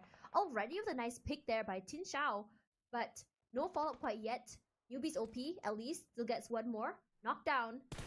Needling, Bobby, Chewy with Ting Shao. I think this is a great start for Ting Shao, honestly, because it's just so aggressive from their side. He has this nice little high ground area to work with, and it's a nice tall slope.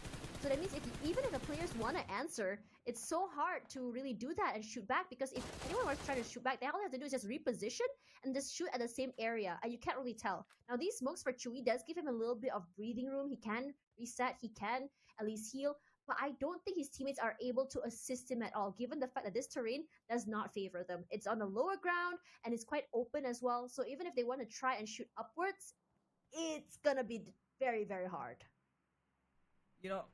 I kind of feel that they're getting cornered right now. Look at Hong Kong China kind of trying to engulf them, and especially the position that they're in, the fear has struck in their heads, right? And it kind of goes on to ask you that question, right? Was it just that one lucky game that they had, by virtue of which they got the chicken dinner? Because this grenade was absolutely mental, to be honest. I did not see that going through. I thought it wasn't going to hit him. Yeah. Yeah, and it did. That's a nasty trajectory. Yeah, indeed. And at this point, if you are Brunei, at this point, what avenues do you have? You cannot go anywhere. Either you decide to fight back, either you kind of be patient and hope that Hong Kong, China, they just overstep a little bit, and then you capitalize on that situation. Otherwise, you need to sit down on the spot that you're holding, because I do not see them making any way of escape. At least that's 1 point in the bag for Hong Kong, China. They want to be able to encroach that 20 points. This is going to be a game changer for them if they were able to get not only these picks from the Bruneian team, but also just to launch themselves forward in terms of momentum. But sometimes some players, they just need a little bit of confidence boost, be it just a pick or a rollover to another team. It does translate into your confidence, into your team morale, especially when you're not too high or you're not feeling too hot right now when it comes to the ladder.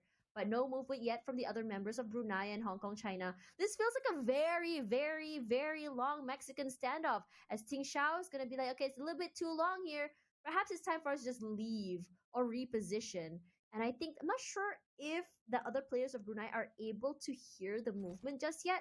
We did see Ting Xiao move, but I think they just sort of, they're deciding like, okay, I think it's best for us to kind of figure out different areas and avenues on where we can kind of go for picks here. Because if we spend too much time watching over these two players, we may miss out on rotating into the circles, number one, and number two, Absolutely. maybe some pickoffs that could happen as some players go for that rotations, and that will be a shame. I think for Hong Kong, China, considering the position that they're holding on to, I'd want them to stay there, but with a little bit more loot. Because look at their sustainability, right? They just have mere single med kits, not even, the first aids. The numbers are quite low.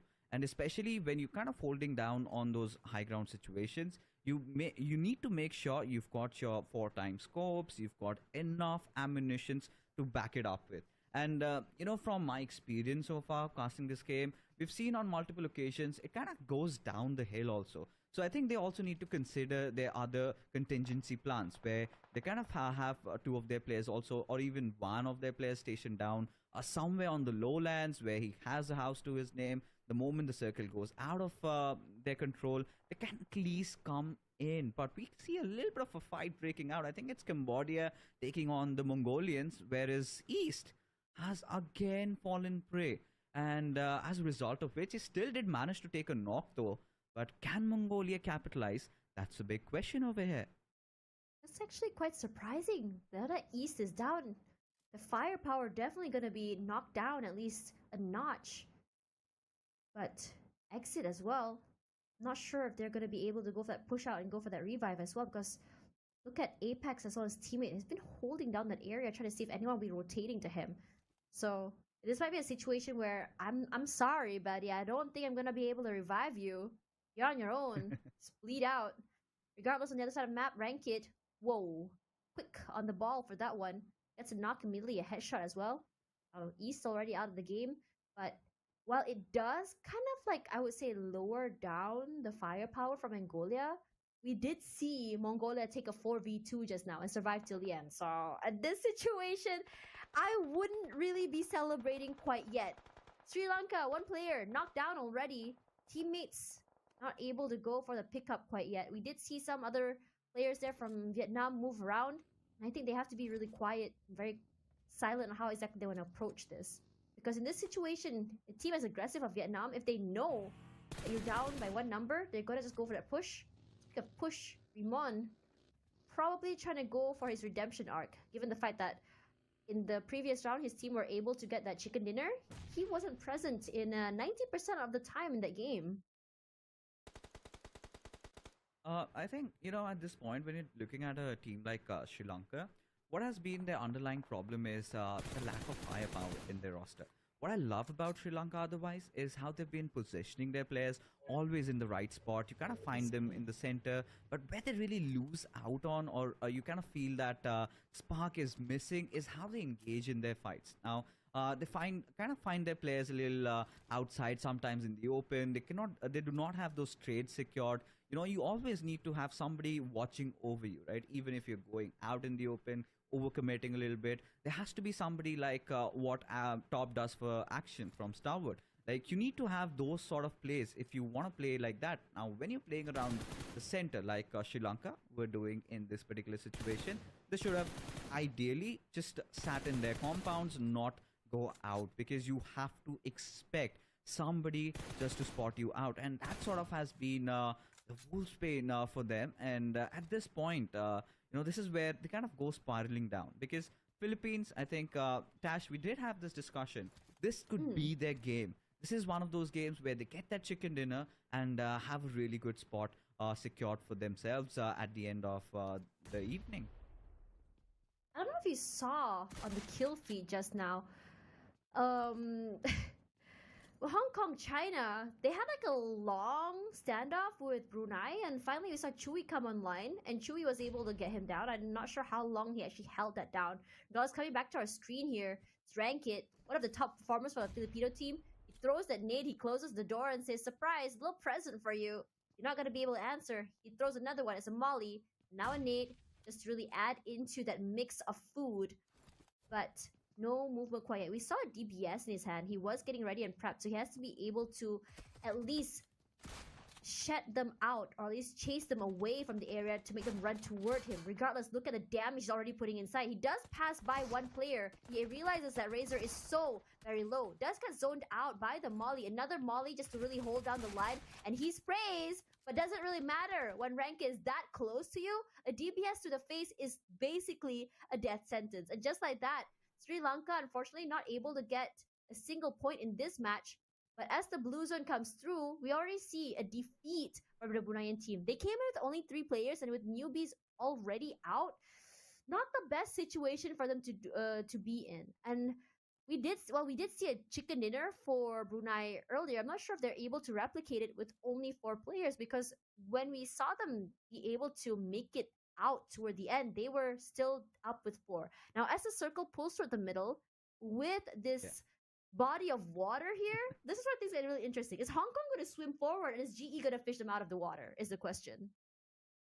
At this point, this is again, like I said, this is the second iteration of this particular zone, and that's exactly where it's kind of gone down to. And at this point, we also discussed over this, Tash, for Brunei, what they need, what the conditions were they were supposed to hold it down and let the players of Hong Kong, China just try to push in on them. And when they did that, I think Hong Kong, China did suffer a casualty, and they decided to just retreat from over here. Now, this is where things start going rough. Now, we also talked about the conditions where the circle kind of goes a little east, and they're going to have a lot of trouble finding a sweet spot inside the zone. Now, what do they do? What are the avenues? They either take the bridge or take the waters.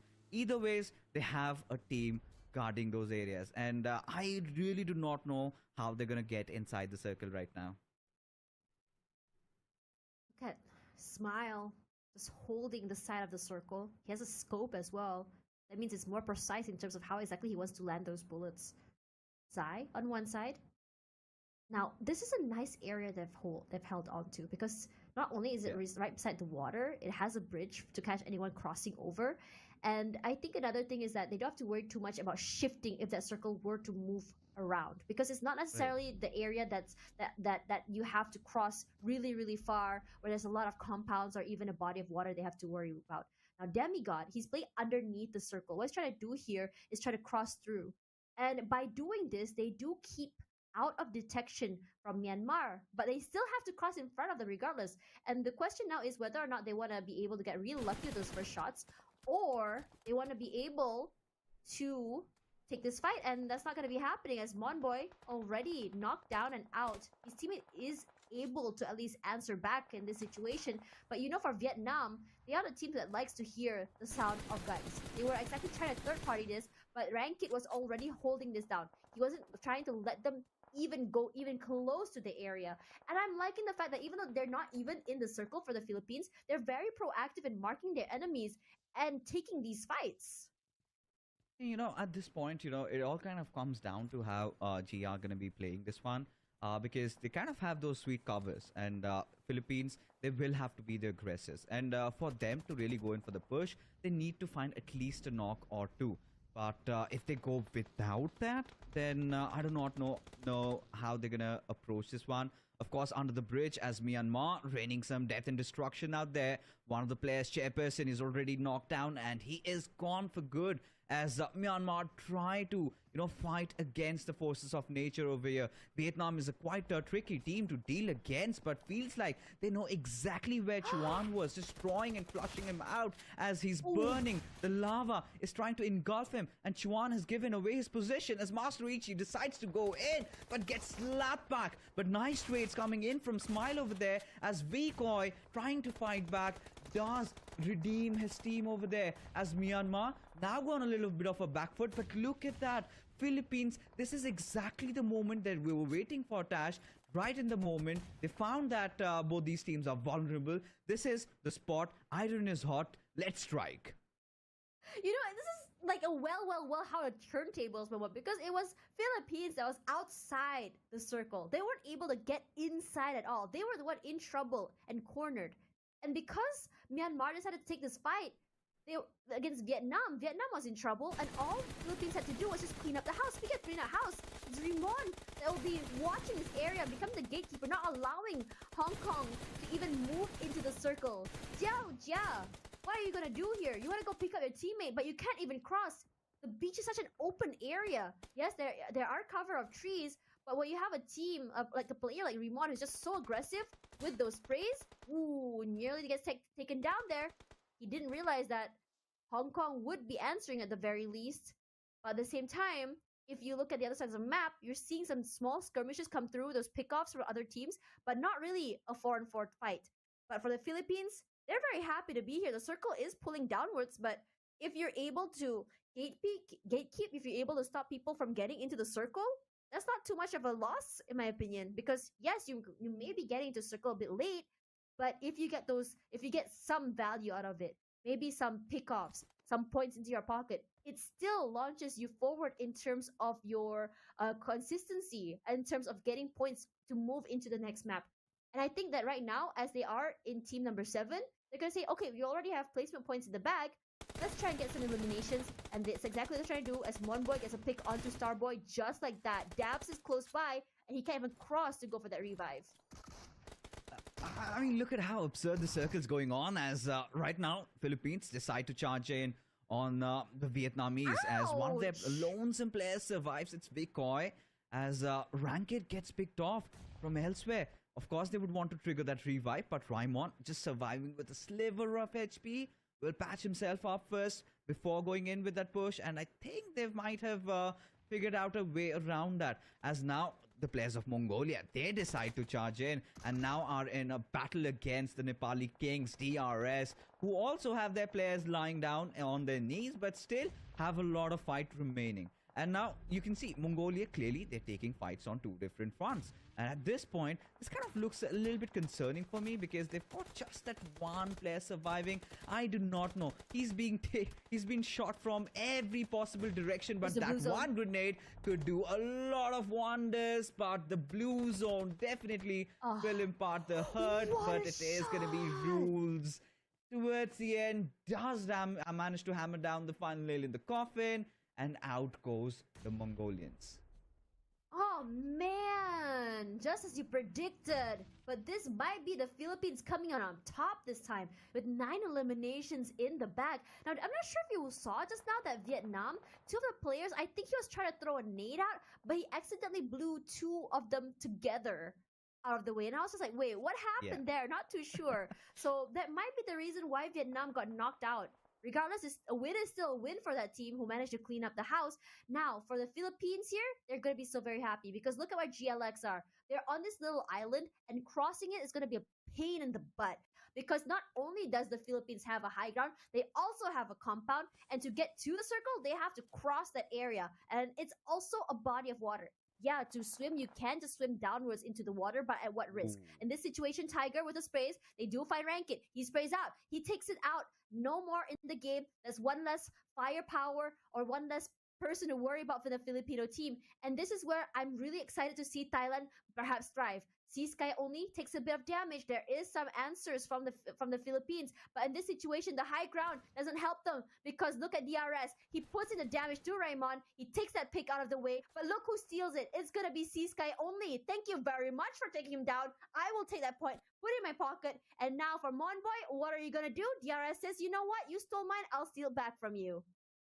Yeah, and they get the final kill over there, and with that, I think Filipino dream, at least in this game, goes down, biting the dust. But Thailand, they're pretty much in contention. But what I'm really surprised is look at the team on the fourth right now.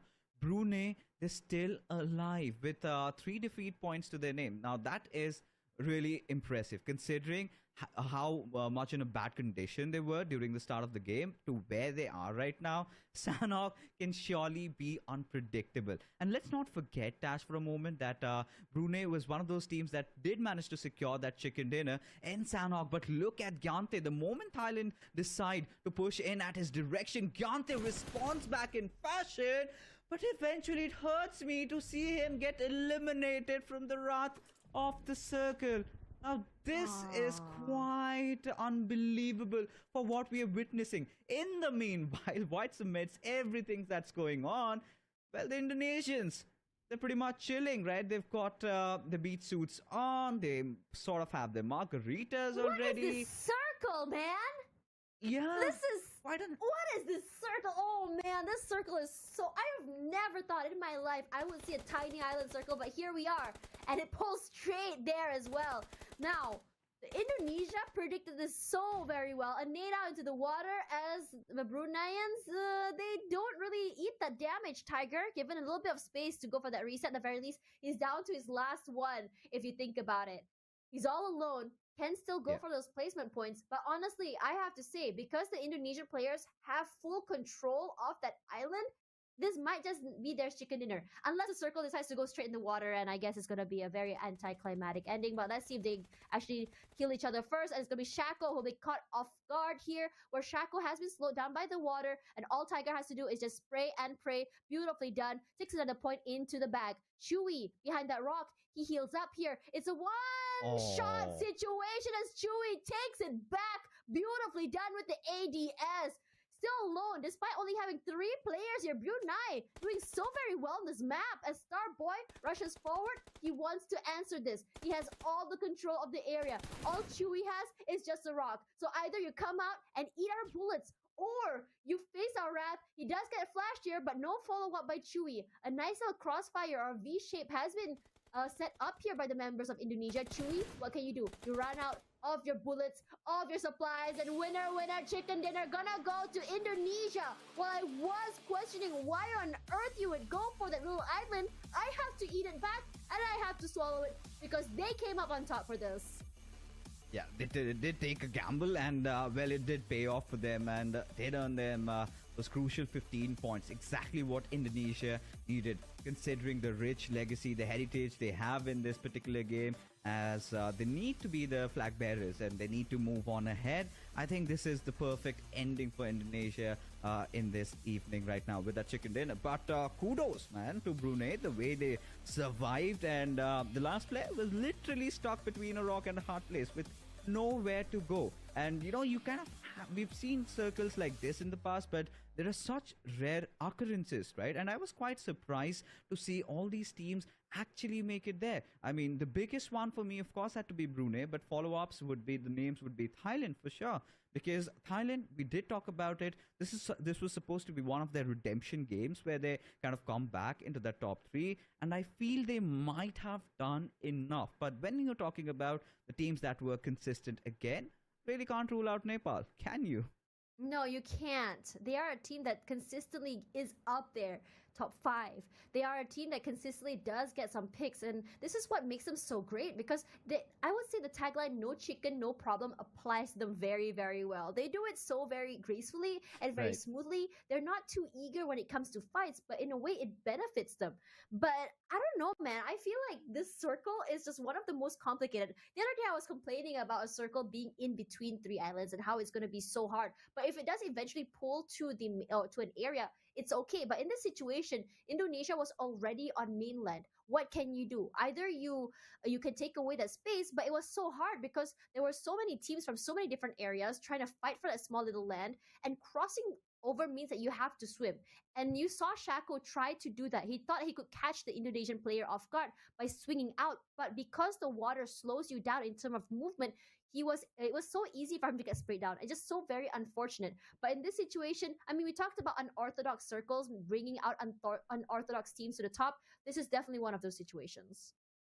Oh, it certainly was, undoubtedly. But, I kind of like the effort put in by a lot of the other teams, especially when it comes down to the Philippines, because, we were also talking about how are they going to get inside the circle, right? When it was being held on so very well by Myanmar. And there was a moment when kind of all hell broke loose over there. We had for medical, we had the Mongolians come in. We had so many of those teams go in there. And once the fight sort of erupted, they kind of went in for the follow through. And that is where I kind of say, right, you need to be very clinical, because if you do not end the fight fast and you're letting go of those shots, somebody is ought to capitalize. And prolonging those fights in those situations sort of enable the players of Philippines to come in through. But towards the end, I think DRS, we loved how they were kind of split up. And the moment the circle went towards that little island over there, I think what I loved from Indonesia is how they quickly made that rotation. They were kind of like, you know what, we're going to take this gamble and we're going to like our chances. The moment they did that, that really did pay off, because the other teams, they just could not get through. I mean, look at Hong Kong, China, who really got those opening first bloods into the game. And what happened? They could not even cross that island. They could not even get towards the center spot.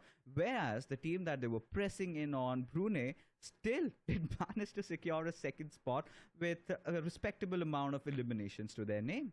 Yeah, I think I was about to say that prolonged fight between Hong Kong, China, as well as Brunei, not only did it take a long time, but I was surprised at the outcome, how Chewy was able to just rush forward and get those picks. Because if you remember, it was Brunei who was at a big disadvantage in terms of them being stuck at low ground, and Hong Kong, China had a nice angle to work with. But perhaps they were not only just holding on too long, perhaps they got distracted by another team. And we talk about this like windows of opportunity, and I feel like Brunei has been very proactive in taking those. Well, whether it be for getting a team getting distracted and them pushing forward. Anh có chỉ muốn ở bên em mà tối nay dù người ở đâu đây vẫn chờ ra những cơn gió bị quanh trôi đến đây dù là điều này giờ đây trong mơ ta sẽ chìm đắm trên nỗi nhớ này mùi giây rồi cùng nhìn ngắm ấy nhưng đâu ngờ I'm falling down you break my soul em đã dịu dàng để con hãy đã nụ cười đó là lần đầu mình đang say một người ánh mắt từ ngày bị gió sáng trên bầu trời em đã hoàn toàn là gục ngã cả sâu đời yeah, I'm better by myself em phải để anh chờ bao lâu anh không muốn ta phải xa nhau bởi vì ta đâu muốn anh một tim rồi bời lên xanh đi về trời đã tối rồi anh không muốn trải địa phận cô đơn anh chỉ muốn ta lại gần nhau hơn chúng ta đâu muốn lại chia xa cách lòng giống khi anh viết về em mây dòng trên con đường nhưng mà mình bên nhau đi với em bên tận đêm thâu.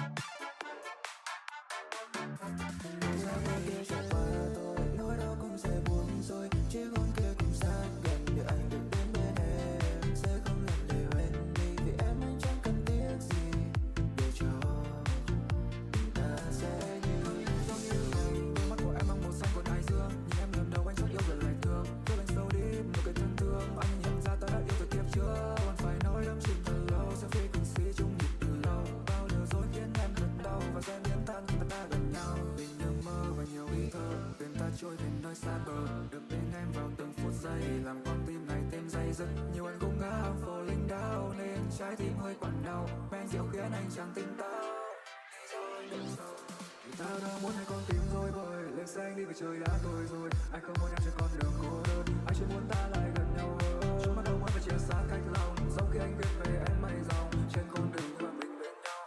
Đi với em đến gần đêm tối.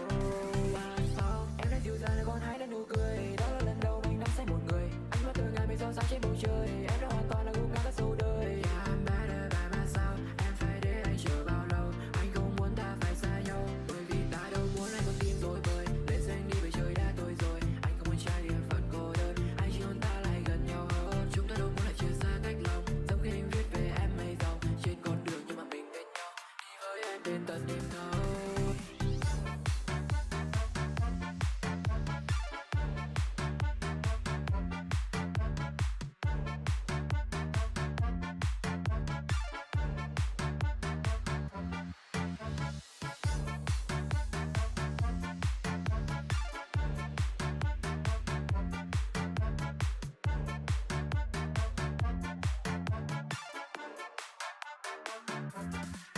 Everybody asking how we doing, say we good. Don't need no one to tell me how to live just like they would. It ain't their business, but they in it. I don't know why. Revolved around my life after I found another guy. People get so caught up thinking they know everything. A little do they know you wasn't just a summer fling. I really got them thinking this was all just fun and games. So caught up in the past, they acting like a bunch of lame. Ain't got nothing on me. These people do not faze me. Enjoying every moment. Ain't worried about who's in it. I'm growing every day. Everything's gonna be okay. As long as I got my shit together, they gon' see me doing better. Ain't got nothing on me, on me, on me. Ain't got nothing on me, on me, on me. Ain't got nothing on me, on me, on me. Nothing on me, baby.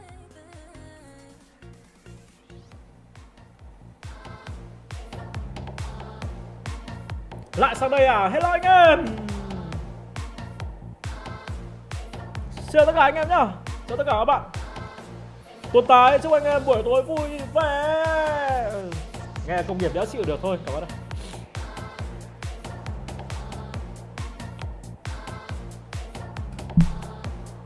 Tôi vừa ở bên top xong các bạn ơi. Everybody asking how we doing, say we good. Nghe nhạc một tí đi. Don't need no one to tell me how to live just like they would. It ain't their business, but they in it. I don't know why. Revolved around my life after I found another guy.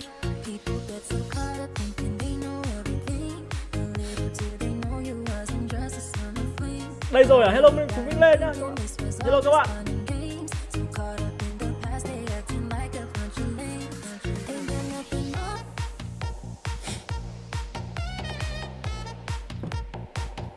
Mới nháy rồi à? Mới nháy gì? Liên tha liên thiên lại bảo mới nháy ảo rồi đấy.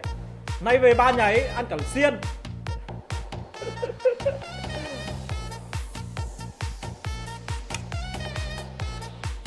Ai đây hủy follow đi anh em, bổ cay thế nhở? Hà nó lên chủ kênh từ bao giờ đấy?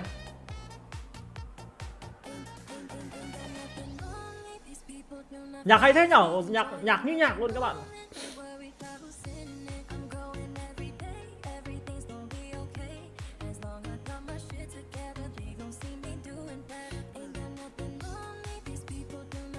Có ai đi pass rồi?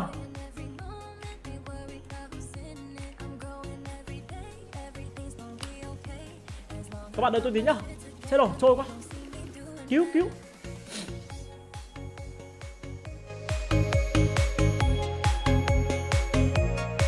Skin Việt Nam đâu à?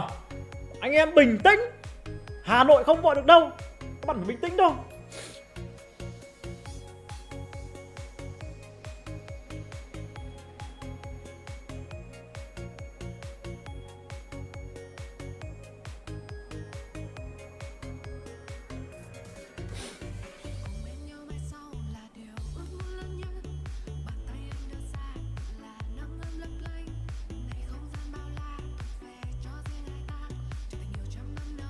Hải Phòng không lòng vòng mà ok anh em ơi.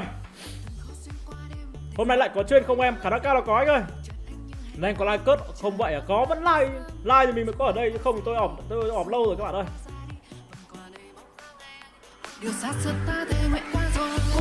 Cùng đi ngàn năm về sau mình vẫn có nhau.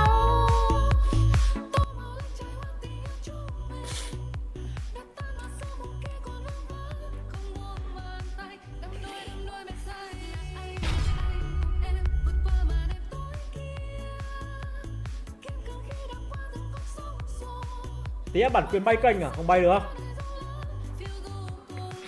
Bay làm sao được hả các bạn? Chúc cả nhà xem video vui vẻ nhá. Tôi làm MC2 được ấy nhở các ông nhở? Tí kêu ông man bắt đứa hút cần đi anh em. Cay đấy nhở? Mẹ tôi có hút đéo đâu, cay em bảo tôi hút.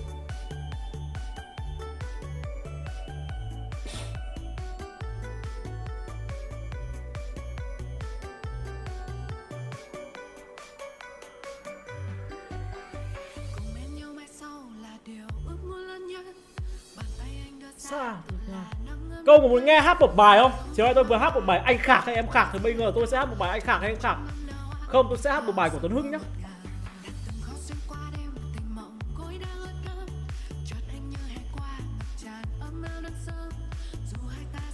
Hay đâu nhở, đây.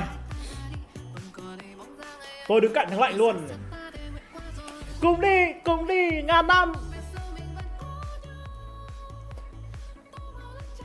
Chỉ tiếc Tuấn không được xem những pha côn của Super Team Việt Nam. Ta nói ôi rồi ôi luôn, cũng lại những ai đã chọn ông F1 về côn thì chị ok để tí nữa xem các bạn ơi. Hôm nay Tuấn đã có DX mà.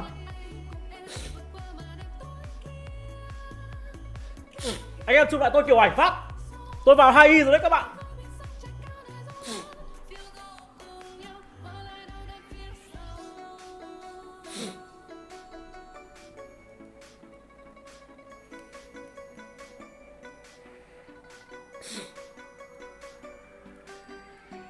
DX Levit, DX Franky. Thôi xin là xin gì các bạn, nhớ em không mà anh vẫn nhớ Vũ Thị Thanh Huyền nhá. Hello em. Ông hát hay đấy nhưng mà câm mồm thì hay hơn đâu. Cay thế nhở mẹ. Anh chụp cho bọn em dính mặt báo của anh ở kìa. Đấy anh chụp đấy. Các bạn chụp cho tôi phát đây, tôi để mặt tôi bên này này.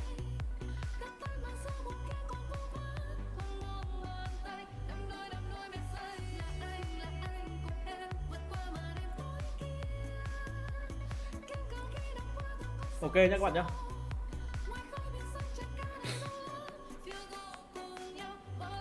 Hát thử gió vẫn hát đi Tuấn đó.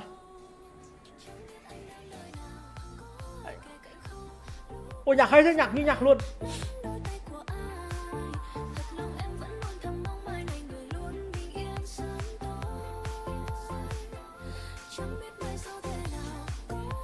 Gớm bẩn cả màn hình, cay thế nhở. Rabbit, Vân Tài, cái đầu lạnh, Bensu. Mẹ một team mà thực sự là có quá nhiều bất ngờ luôn các bạn. Thôi em xuống Smack đi. Ok anh Chin lại bảo em thế. Cay thế nhở. Anh Chin có vào bắn không? Anh Chin vào bắn không anh Chin? Em tạo anh Chin một cái clay luôn.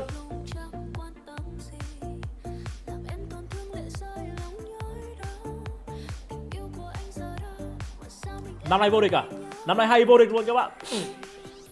Có biết anh đang nơi nào, có ai kể cạnh không? Tôi hát hay vãi lồn. Thề luôn. Quá hay.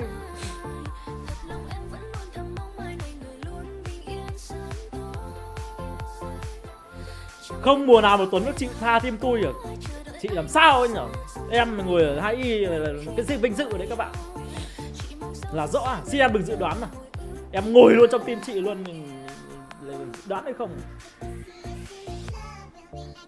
Ô nhạc như nhạc. Ô nhạc. Nhạc như nhạc luôn không ạ? Hay cần một con team tốt để TC. Tôi. À con này là đang xem của anh à? Em không nói nhá. Ok thế thì em sẽ không nói bậy anh em ơi. Công cờ lê. Quá xịn công cờ lê. Chào anh em. Chào 500 anh em Lạng Sơn Family.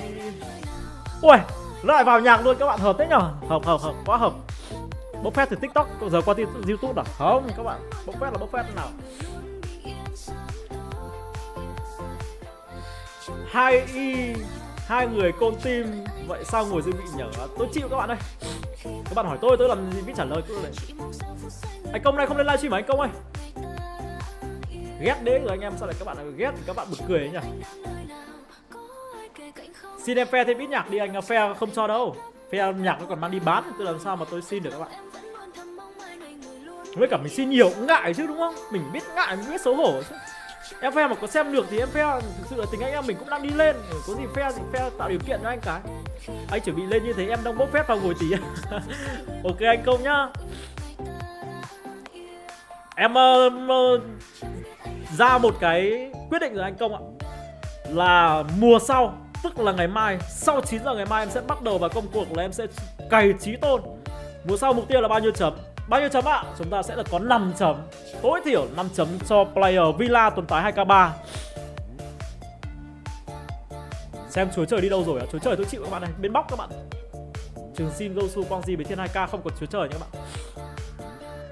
Hẳn 5 chấm mà, 5 chấm hay sao? Người ta đang bắn bay như thế nhỉ? 5 chấm. Tôi quay video chết cả mắt. Ngủ mà mơ à? Lên 10 chấm luôn anh á. 10 chấm thì cũng ok đấy. 12 chấm à? 12 thì số không đẹp. Thôi lên 5 chấm thôi. 5 chấm. 5 chấm KD của anh cách đây 2 năm. Tuấn Tài 20 chấm, lại bốc phét. Không các bạn. Các bạn không tin tôi đúng không? 5 kill một trận thì tôi làm được. Tôi bắn những trận đấu 12 kill một trận tôi vẫn làm được. Mà trận đấu đó là trận đấu đùa squad. Thế thì câu chuyện ở đây là mùa sau mà hơn mùa trước là câu chuyện quá bình thường với cá nhân tôi. Một người mà có sự cố gắng, có sự quyết tâm, khả năng bốc phét thì cũng là bằng 0 luôn các bạn. Uy tín bằng 10. Đi vay tiền thì chưa bao giờ người ta từ chối, thì tôi nghĩ rằng là với cá nhân tôi có thể lên được 10 chấm. 5 trận 1 kill à? 5 kill một trận. BMW vote là sao à? Tuấn còn 500 vote không? Mình còn anh em ơi. Là vote chứ sao? Thì bây giờ BMW vote là vote chứ còn tôi không biết trả lời nào cho hợp lý cả. Tuấn mõn. Mõn là những mõn như nào? Người ta đang nói thật, người ta đang nói một cách uy tín nhất. Lại bảo Tuấn mõn. Rabbit đâu? Rabbit đi à? Rabbit ra rồi à? Ở Rabbit đây à? Tôi tưởng Rabbit out thì tôi vào tôi bắn cho. Sao tôi ở 500 vote tôi không biết ông mà anh Taka đẹp dai, mỗi tội ế lại còn thêm cả tính bốc phét nữa thì em thề với anh là năm nay là anh khả năng cao là phải ế thêm 1 năm nữa anh nhá.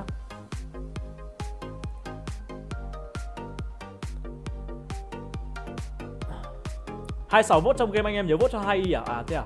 Tuấn đẹp trai thế cho xin 50 à? Đẹp trai thì mình nhận, như 50 mình đéo có đâu. À mình không có đâu, mình phết mồm. Mình không có đâu anh em nhá. Có team Villa không Tuấn nào? Đâu team Villa đâu nhỉ? Có team Villa nhưng hôm nay mình không bắn trong team Villa anh em ạ. Đây, team Villa đây, có Captain T, có Seven, có Duyên, Nguyễn 2K, có kia liền. Ngoài ra team này có thêm cả Villa Tuần Tái 2K3 nữa thì tôi vẫn chưa bắn nhá anh em nhé. Tôi vẫn đang làm nhiệm vụ của tôi ở đây nên tôi chưa bắn được. Vote trong game à? Các bạn vote trong game, các bạn vote cho cả Vgym nữa nhá. Vgym tôi là có anh Công Gamer, khả năng cao mà nếu như mà Vgym mà có đi được BMW thì anh Công tôi kiếm được tiền tỷ.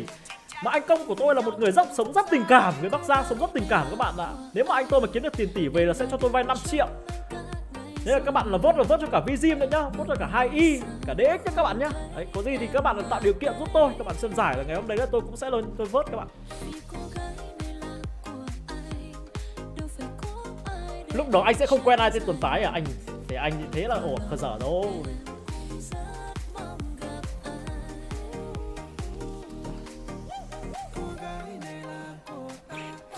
Ui 336 view. Hôm nay có lên được vượt hôm qua không nhỉ? Hôm qua lên được khoảng 500-600 view thì ngày hôm nay chúng ta lên 1000 view đi. Được, hôm nay chúng ta sẽ lên kèm 1000 view, tôi sẽ show hàng ở trên livestream anh em nhá.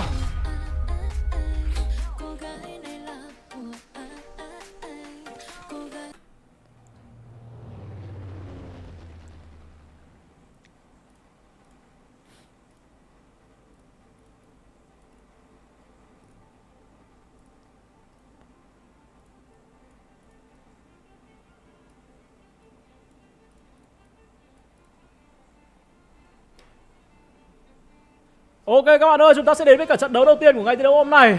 17 team cùng với cả 67 player. Trận đấu đầu tiên trong buổi Việt Nam Restream. May quá hôm nay tâm trạng tôi tốt, cũng không khó tính giống như kiểu chiều hôm nay. Chiều hôm nay thì đến tháng nên mong anh em thông cảm. Một đường bay bắt đầu từ đồi Starper và kết thúc ở đó là khu vực Quarry. Đầu đường bay chúng ta cũng nhìn thấy những đội tuyển như là các thành viên bên phía team Vagabond Pro rồi, cùng với cả lineup các thành viên bên phía team V Gaming. Cam ngược á? Xin lỗi. Tôi chuyển cam nhầm. Xin lỗi được chưa? Các bạn khó tính ấy nhở? Khó tính thực sự. Rồi ok, chúng ta quay trở lại với trận đấu của chúng ta đi. Đăng Khoa họ nhảy ở khu đầu đường bay rồi, trong khi đó là các thành viên bên phía team V Gaming thì nhảy ở Japan. Deck sẽ về với cả khu vực Deck có cả tên Deck Start mà. Deck Start là tên nào nhỉ? Deck Start là hơi bị mới này. Frankie Levitt với cả vị trí của F1 các bạn. Cam 2 Rabbit à? Tí nữa có combat tôi sẽ mở nhạc lên các bạn nhá. Ok, quay trở lại với trận đấu của chúng ta đi.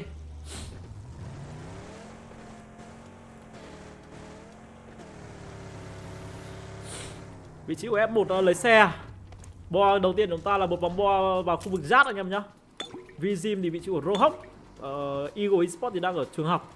Bảo Nam thì họ vô gia cư các bạn ơi. Còn Bóc. Ok, Bóc hôm nay không thấy vị trí của Tí Đức nhưng khả năng Bóc là khoảng bắn từ khoảng gian đầu trận nó rất là cao này.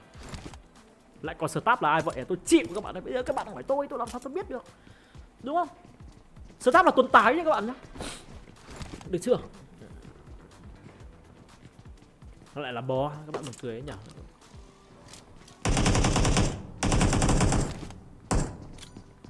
Bắn rồi. Gosu.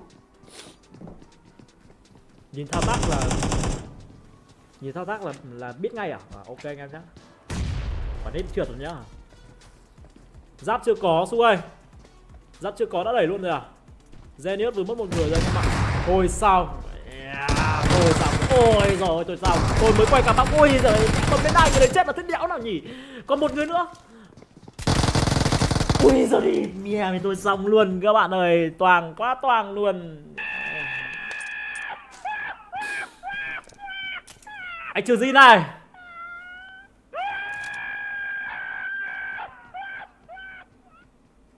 Bắn này thì tôi không biết nói gì hơn. Thôi không sao cả anh em ạ. Đết cam. Đen, tai nạn, đây chỉ là một tai nạn thôi. Đây chỉ là một tai nạn anh em ạ.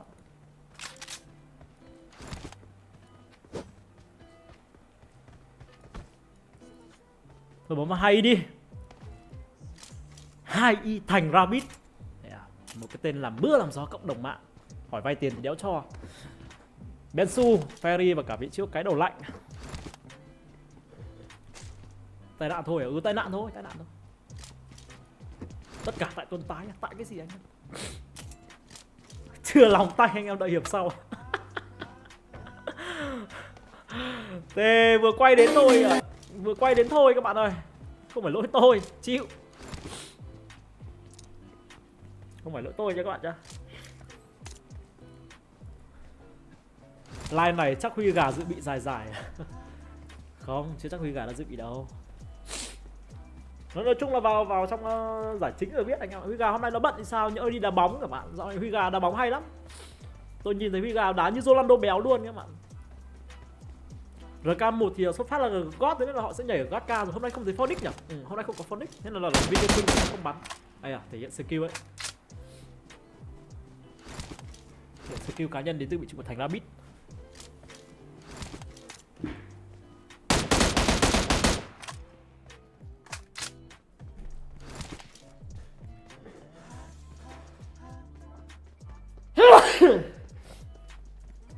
Lạnh quá.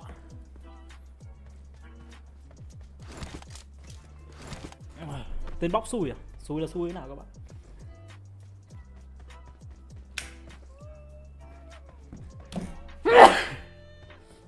Cái đéo gì nhở? Ông nào chửi mình nhở?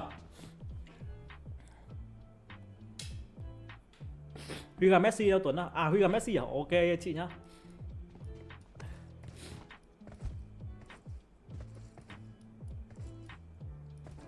Vì cái binh đi.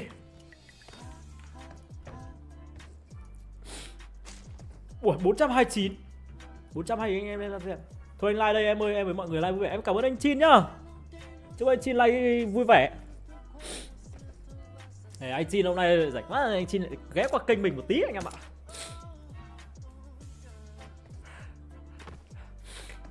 Đết cam à? Đết cam mấy ông bóc chửi chứ ai à?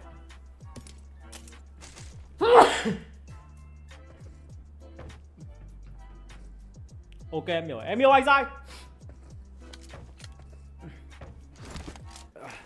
Anh Chin chả bao giờ được vào trên thế, các bạn nói thế đau lòng anh tôi.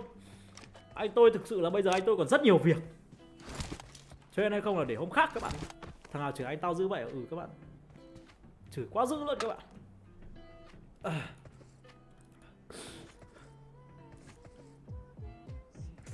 Đau mũi thế nhở? Bảo Nam mắc lỏ.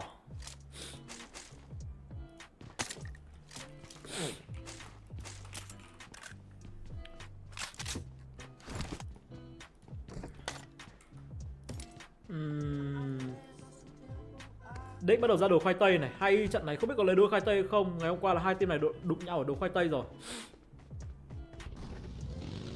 Bensu khả năng cao vẫn lên đồ khoai tây đấy các bạn ạ.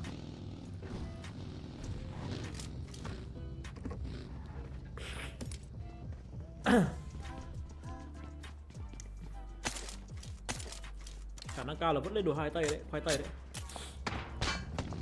đấy, Anh team streamer toàn thời gian kiếm bán vải. Nhà anh bắn đầy vải các bạn.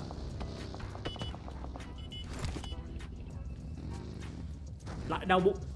Đau bụng nào? LD không bắn hả? LD trận đầu là đang tôi thấy bảo anh trừ Zina phơi quần áo hay sao ấy các bạn. Nhà còn 2 chậu quần áo chưa phơi, thế là anh trừ Zina phơi không kịp vào trận đầu nhé các bạn nhé. Vì cái mình mất Parazin thì cũng hơi mất các bạn này.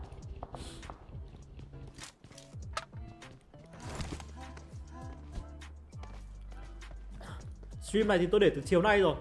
Nên ngày mai anh em xem lại thì từ từ đã để tôi đổi lại cái tên stream đấy các bạn nhé. Tôi sẽ đổi thành thôi để mẹ Restream đi.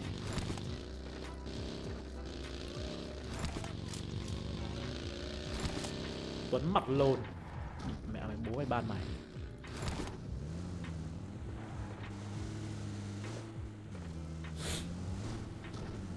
Cay vãi lồn, mình đang ngồi cắt giải ạ. Mình đang ngồi nói chuyện với tất cả mọi người. Chửi Tuấn mặt lồn.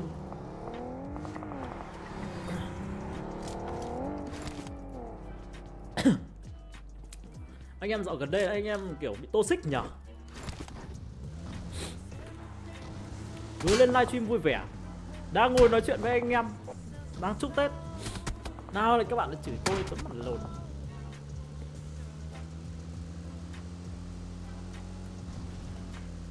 Cay đéo chịu được. Anti đấy à? Bực.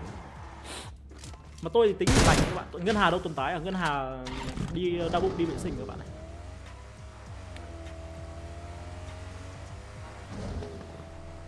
Cay đéo chịu. Để tôi rõ ràng là tôi rất thân thiện. Đi chửi Tuấn mặt lồn bao giờ. Thực ra cái đấy tôi cũng thích đấy, nhưng mà tôi không thích mặc kiểu đấy. Trong khi Tuấn giờ gần giống thôi mà đời thằng thằng kia gần giống thôi thì được. Nhưng mà đừng nói từ đấy ra. Từ đấy là nhạy cảm. Tí có tâm sự vùng kín TikTok không anh em ạ?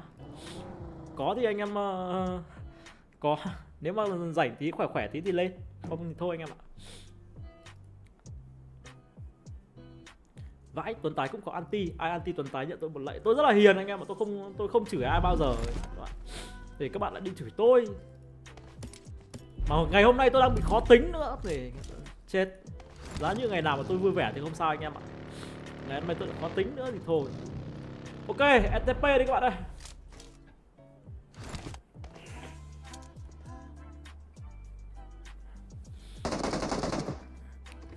Hết trên Việt Nam qua top làm vài trận danh à? Ok anh em nhé.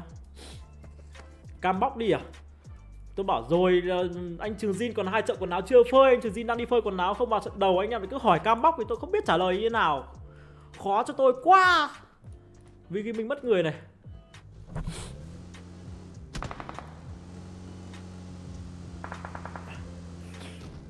Chắc chị Ngân Hà không phải nạn nhân của anh à? Ở đó mà không chửi ai bao giờ.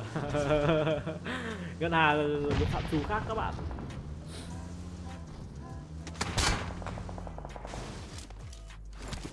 Ví dụ các bạn chửi khéo thì không sao, chửi trêu thì không sao, thì các bạn văng tục như thế của tôi là không thích. Kênh cũng có người thì đang ngồi xem với cả con. Thế nên là các bạn đừng chửi, tôi đã không chửi rồi các bạn đừng chửi tôi. Mà tôi cũng có chửi ai bao giờ đâu. Thực sự luôn. Vì cái mình icon thì Tuấn Z côn các bạn nhé. Anh đẹp dai lắm. Caster hay, côn giỏi. Anh Tuấn Z. Thôi chết Nam xin rồi. Ui trời ơi. Người con thạch thất. Người con thạch thất nằm rồi anh em ạ. Rabbit tanker cho 2 à? Rabbit thì ngày xưa trước khi làm con team thì cũng là tầm một tanker mà anh em. Chí đi đâu rồi á? Chí tôi không biết anh em ơi. Vì mình bắn thế này bị hôm qua các bạn đừng nhầm nhá, thằng Porsche hôm qua là có một trận đấu 10 kill này, tôi tự tin pha này nó lên nó đổi luôn mạng của ông Rambo này. Là Porsche hay là Rambo này các bạn này, nhìn đây này. Đây, rất chuyên nghiệp. Trong tay có 4 quả nết, ném hết nết rồi lên nó vẫn là hợp lý. Porsche! Hay, không chết. Porsche hôm qua một trận 10 kill. Porsche hôm qua một trận 10 kill, tôi nhắc lại một trận 10 kill. Tổng trận đấy là Viking 18 kill, top 1. Hôm qua hôm kia tôi không nhớ nữa. Hay. Ném quả nết trượt rồi. Đợi, tôi vẫn khen thằng Porsche rất là nhiều các bạn. Đây nha, Tuấn Z để tự tin vào cho các bạn nhìn thấy cái khả năng của Viking nó là như thế nào các bạn. Nhìn Porsche này, Porsche, tôi đéo được rồi.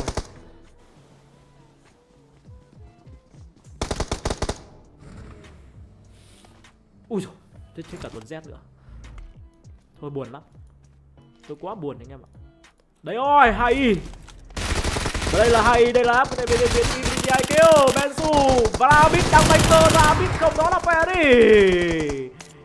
Quá hay, chờ vị trí của Ferry và điểm kill đầu tiên nó đã đến với lại một cái thành bên phía team hay. Phát hiện được thêm cả vị trí 2 mất nữa. Bensu sẽ cứu lại vị trí Fer. Thôi xong rồi, Lạnh ơi, Lạnh cứu Lạnh ơi. Hay, và đó là cái đầu lạnh nhưng Rabbit lại nằm. Bây giờ cái đầu lạnh sẽ xử lý một test 4 ở trong tiếng này. 30 viên đạn cho vị trí của cái đầu lạnh với lại một cái bên phía Genius. Hay vị trí của cái đầu lạnh. Một pha cân 3 có thể là cân 4 đến từ cái đầu lạnh. Viên đạn thứ 11 đến từ cái đầu lạnh trong tay. Khẩu Bison với cả ống ngắm X4, một vest 1 đến từ cái đầu lạnh ở trong tiếng này. Hay không thể vượt qua được. Một cái top 15 cho cái này bên phía team hay. Quá buồn. Chúng ta thua trên thế thắng. Chúng ta chuyển bàn thắng thành cơ hội. Tôi quá buồn. Ở nhạc đám mà tôi thực sự là tôi dành 1 phút cho lá của cái này bên phía team 2i. Tôi không thể nói được một lời nào ngoài một lời mà tôi kỳ vọng rất nhiều. Nhưng mà hay lại thua ở trong tiếng vừa rồi các bạn ạ. Không còn gì để nói luôn. Bảo đết cao lại tự ái không phải đâu các bạn ạ. Đấy là một điều buồn các bạn. Hay thua. Tốt lại là hay thua các bạn nhé.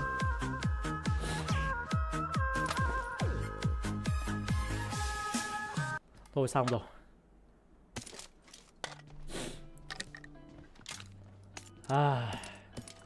Một trận đấu nặng nề. Tất cả tại Tuấn Tái, tại cái gì tôi này các bạn. Sao lại tại tôi? Không thế nào thì...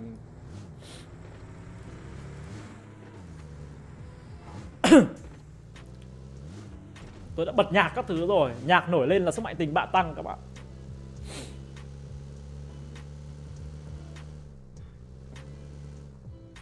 Staff là ai à? Tôi chịu. Làm sao tôi biết được. Pha đó quay GE là được rồi à? Tôi muốn quay GE lắm không?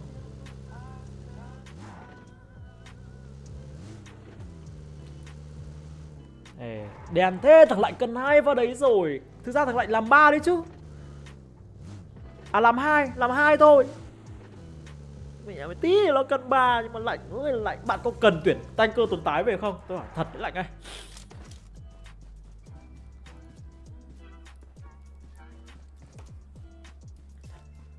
Nhà tài đang có đám cưới.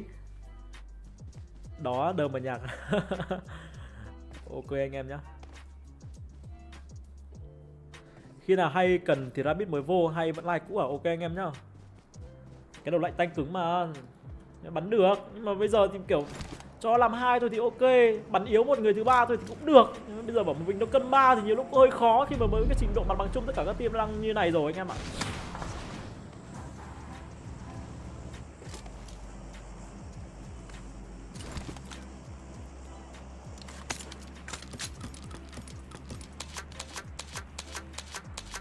Em phe quả đầu lại chết nên hơi đen các bạn ạ.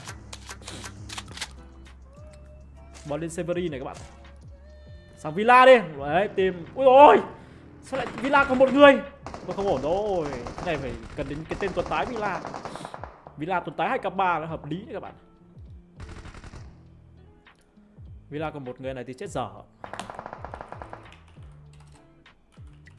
Tôi thực sự là tôi cũng rất hâm mộ anh Đạt Villa, nhưng mà tôi nghĩ là thời điểm hiện tại là thời điểm mà anh Đạt Villa rất cần tôi.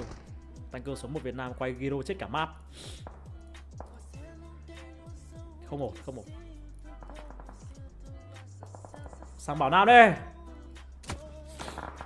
Đang mắc lò đây. Ui rồi ôi, mắc lò oằn quá các bạn. Trông nó khù khoằm thế nhở. Thuận ơi là Thuận. Đùa là team Villa thật với team Villa thật các bạn. Hay, mắc lò quả nết quá hay luôn. Thêm quả nết nữa này, quả nết thật đẹp này. Chết cả team luôn này.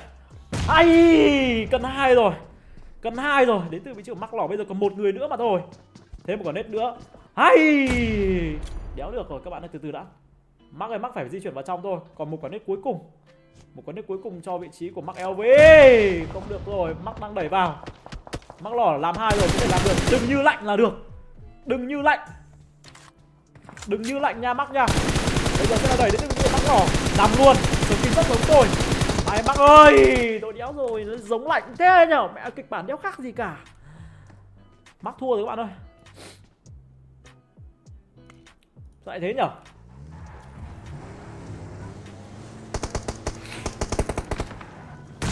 BT này. BT Jimin vừa nằm rồi này. 5k3. Ông này xem nào. Một máu đến từ xưa 18 10.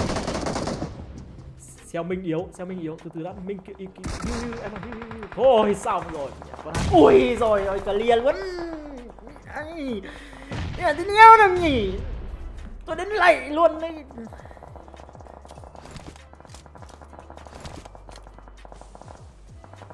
Chịu chết.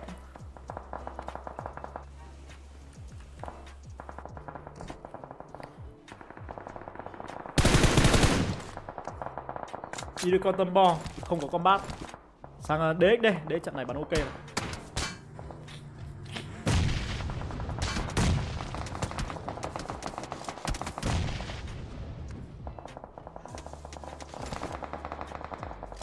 Flanking.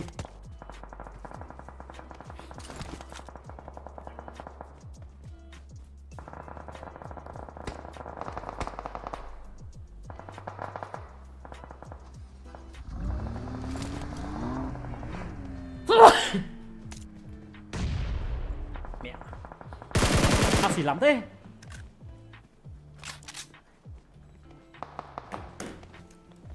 Ông đéo nó chỉ mình ấy nhở.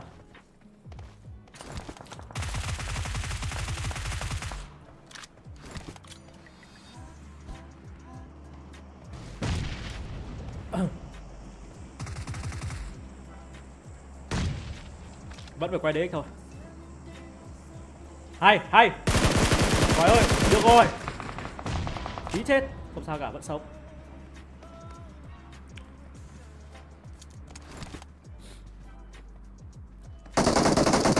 Hay này, Kỳ hay này. Hay Kỳ ơi. Điểm knock out đầu tiên, công rồi. Bên đến quyết định công ở trong tiếng này. Vẫn là Frankie thấy tốt cây rồi.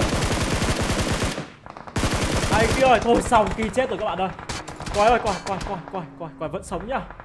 Vẫn ổn. Thế sao cứ nốc được một sao lại chết nhỉ? Thế nó khó quá. Hay Kỳ ơi, Kỳ confirm được Boity. Xe person đang cứu vị trí của Kỳ. Villa dùng tiền mua bò à? Villa chưa ở trong bo anh em ơi. Lag thế à?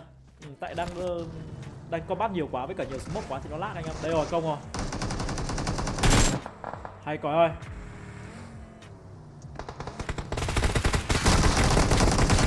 Bảy kill cho cái thành viên bên phía Tudigo xa bây giờ. Ông nào vào dead cam nữa đi. Tôi xem nào. Zodichi. Vẫn còn sống nha, vẫn đi bo được nha. Team Plus vừa rồi thì họ đã nằm rồi.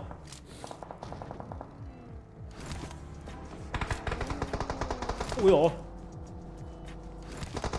dồi. DX đâm vào đây.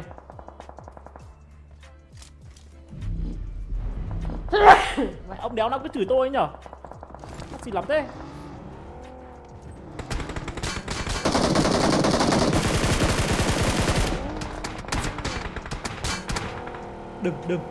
Đừng. Ôi đừng. Ôi.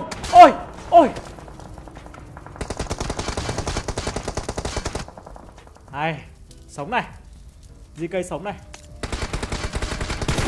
Ui ôi, hay này. Hay GK. Hay. Ui rồi ôi, vẫn chết các bạn nào. Đoạt mệnh. Thầy bảo chết là phải chết. Không sống được.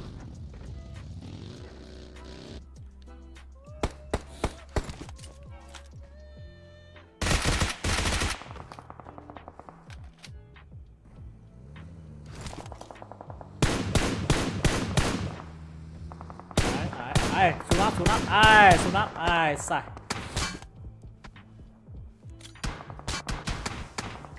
Ai ui, đau. Sẽ red dot luôn đến từ vị trí của Sunat.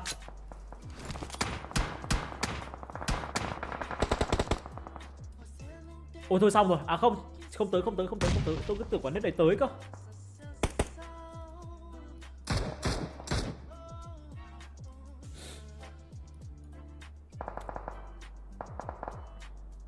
Bên phải có team nào đây? 2E à? Luka, Nguyên 2K, Luka, Asa, Ngọc Anh. Ui rồi, quả nét của Nguyên 2K nó là điểm 10 luôn các bạn ơi, một nét chết 2. Thêm quả nét nữa là confirm luôn này. Ok ha, bình tĩnh thôi. Nguyên 2K bắn rất là hay nhá, thực sự luôn. Thôi xong rồi đấy.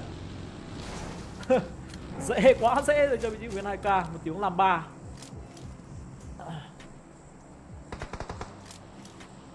Họ hút nét à? Ok anh ạ. Like là ai vậy á? Like là ai vậy? Tôi không biết trả lời thế nào luôn các bạn.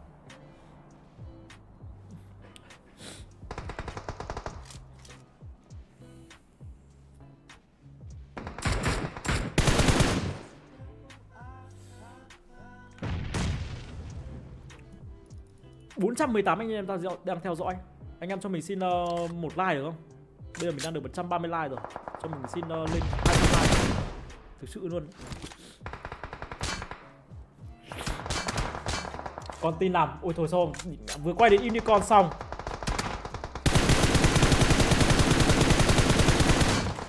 Mất tiếng rồi Tuấn à? Tiếng đâu? Unicorn. Thôi. Này stream vui hay PMPL á? Stream để các team luyện tập anh em ạ. Ui rồi ôi đấy, may nhá, may tôi vừa ra khỏi cam của ông Asakuti nhá, không câu lại bảo tôi. Tôi không biết nói gì luôn các bạn. Lên vít nằm rồi. Bên này thằng kia với cả Chamberson trông có vẻ ok này. Góc này là bắn được này. Cam tổng đi à? Ừ đấy, may quá.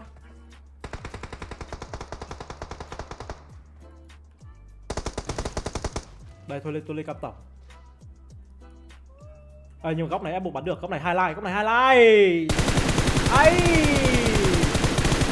Đó là F1 trong live của cái bên phía Dingo Xavier. Tiếp tục F1 này. Hay, Nguyên 2K nằm rồi. Đấy trận này chắc chắn top 1 tôi sẽ cắt cho đấy trận quả này các bạn.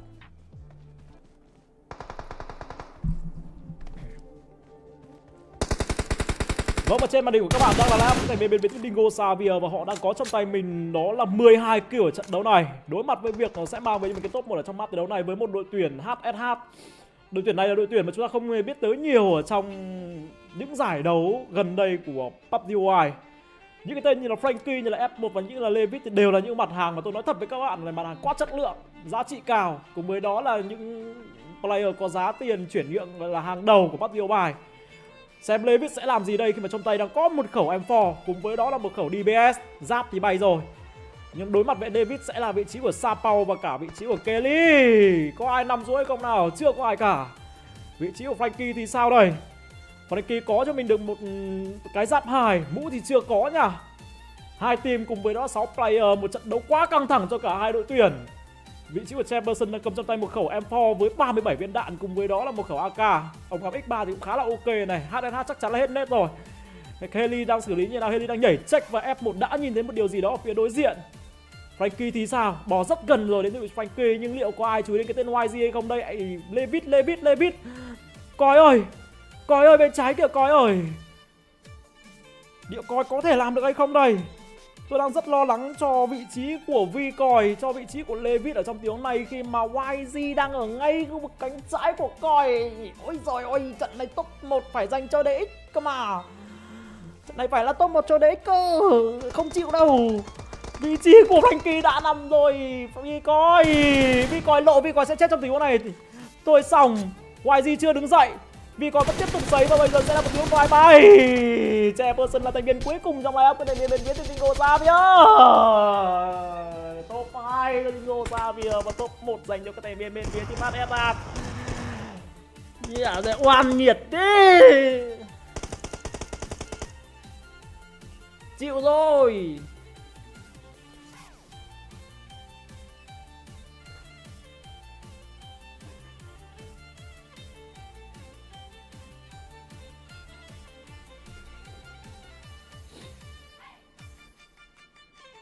Chịu.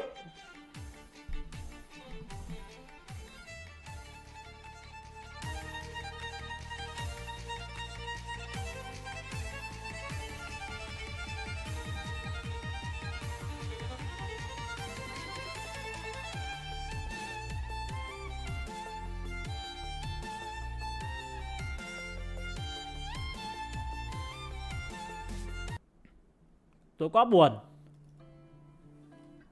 Cả một trận đấu trầm cảm. HDH top 1 9 kill anh em ạ.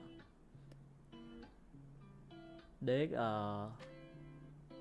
top 10 top 2. Top 2 12 kill. Hay top 3. Unicorn top 4 và có bông top 5. Đình Khoa top 6, top 7 của Villa anh em ạ.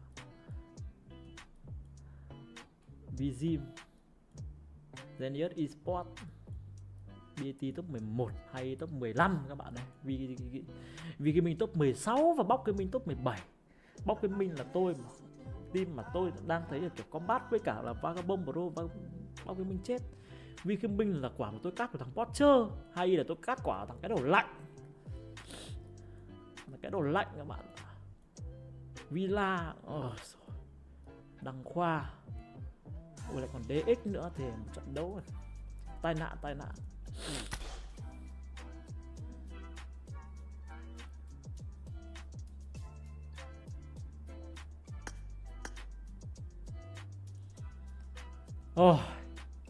Ngồi chờ 2 trận nữa vậy. Xem tên start gì à? Xem nhá.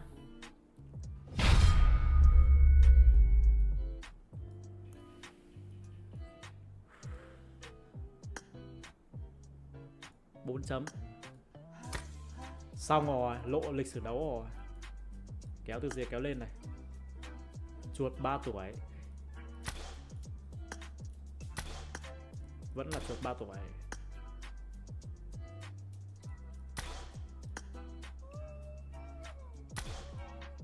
Chơi với dâu và bé bối.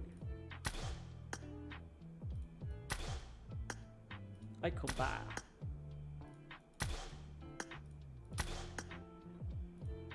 Chịu. Ruby.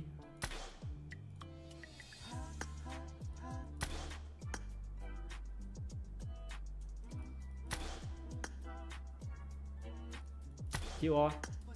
Tôi bó tay. Nhưng mà ác này bắn bình thường. Bạn này bắn bình thường thôi.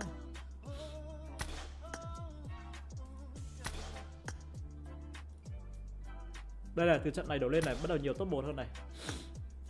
Chịu không?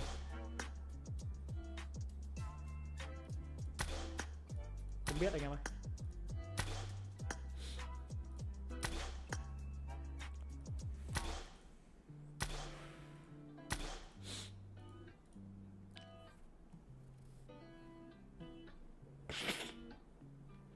Anh xem ác mình đổi tên thành gì á? Tôi biết làm sao được.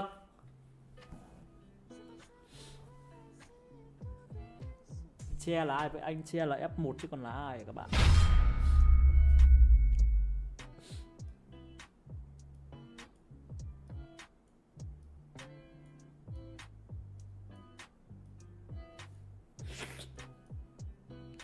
Milan Gen giờ đâu nhỉ? Tôi chịu anh em ơi.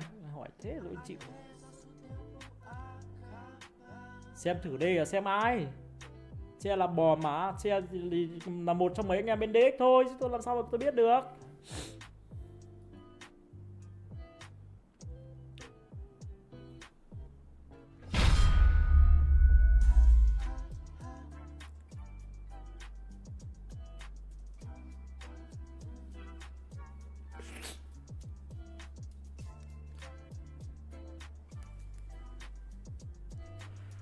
Ba kill DX, 1 kill Unicorn, 1 kill Bảo Nam, 4 kill 2i, 2 kill với cái mình sương nhiêu đó của anh rồi à? Cộng xem nào. 4 này, 5 này, 5 với 4 là 9 này, 11 kill à? Tôi chịu. Ngân Hà đâu tồn tại à? Ngân Hà đây. Khi nào anh với chị còi công khai à? Bao giờ Huyền cho công khai thì anh công khai nhá.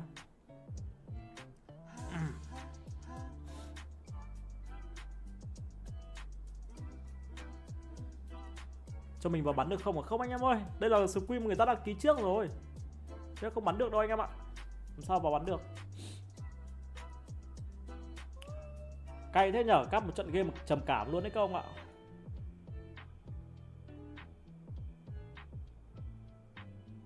Các trận game tôi thấy trầm cảm.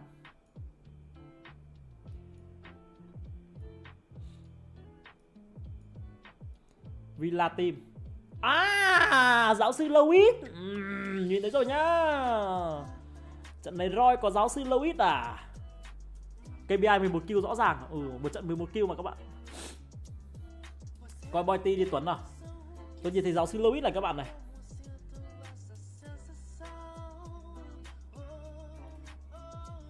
Boy T đâu?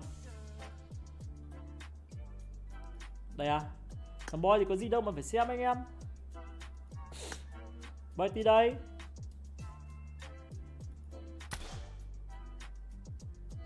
Bốn chấm. Xe toàn vàng với cả đen. Nhà thì giàu. Tuần tới không về đế cả. Tôi về Villa. Chắc ông nào đau bụng lên Louis mới vào. Đấy các bạn, tôi thấy Louis vào đây này. Tôi phát hiện ra Louis. Đấy, xài.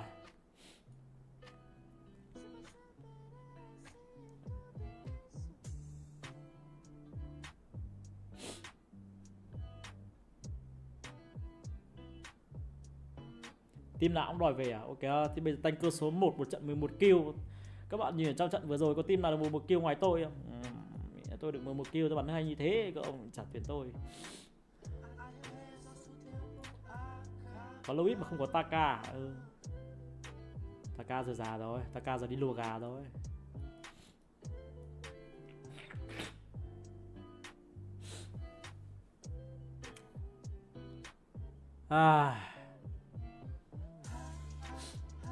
Xem chị Huyền đi anh Tuấn vào. Chị Huyền có ở đây đâu mà chị Huyền giờ ngủ rồi. Huyền đến giờ ngủ rồi các bạn ơi. Chứ bây giờ bảo tôi xem Huyền, tôi làm sao tôi xem được Huyền. Các bạn nhìn thấy mặt tôi là các bạn biết rồi. Cắt xong một trận là tôi thấy chán lắm rồi.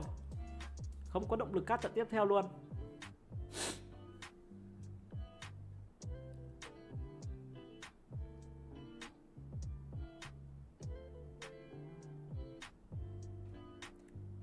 Cho tao cái clap. Tao không thể thua Taka. Cái nào. Clap của anh 50, chuyển khoản đi.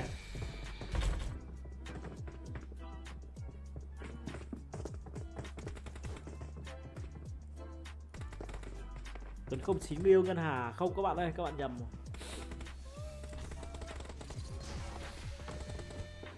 Nay có bóc không anh à? À bóc trận đầu thì không có, nhưng mà trận này thì có anh em nhá. Trên rồi còn vô đá lai nữa. Người già người ta hay bẩn tính mà các bạn. Louis bẩn lắm. Louis đã trên rồi lại còn vô đá lai.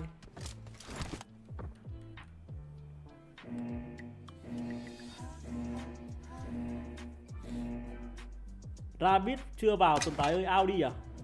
Để xem bên kia thế nào đâu. Ao cũng không ban tổ chức có người lo mà. Sao hay thiếu một thế? Đợi tôi tí nhá.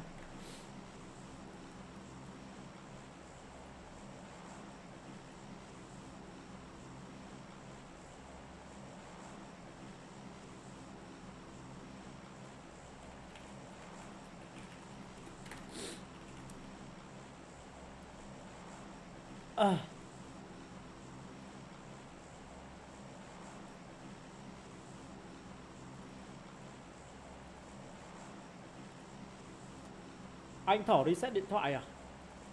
Kênh này bỏ cờ lê hay gì mà nhiều thế? Xỉ cờ lê gì mà nhiều thế?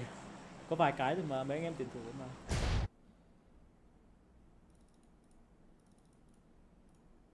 Ok, theo như quyết định của ban tổ chức.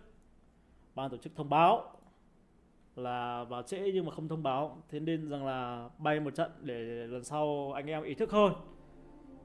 Không, anh được remake à anh à? Mình có thể remake được nhưng mà thực sự là để cho kiểu stream chất lượng nhất đi thì phải cho tất cả anh em vào đúng giờ, đủ team, đủ 4 người. Như thế là hợp lý.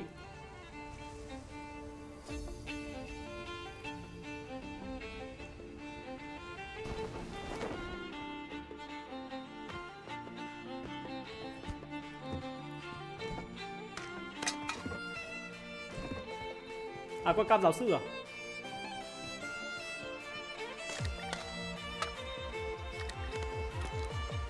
Hay, điểm kill dành cho Villa rồi. Thêm cả vị trí của Duy Nguyễn 2K. Villa đang đối đầu với đó là vị trí của Tuskay. Trong khi đó Tuskay là cầm trong tay mình một khẩu AK. Trong tình huống này tôi tin Villa hơn này. Nhưng mà Phoenix này đứng nhầm chỗ hay sao ấy nhở?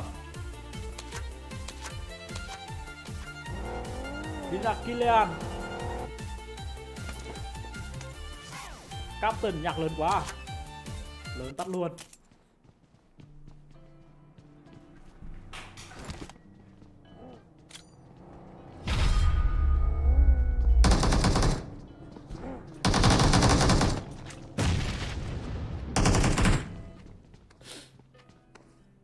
Hai kill cho Villa nha các bạn nhé.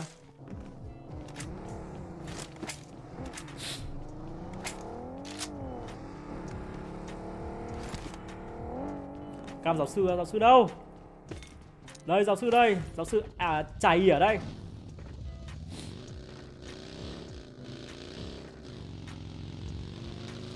Già còn dơ.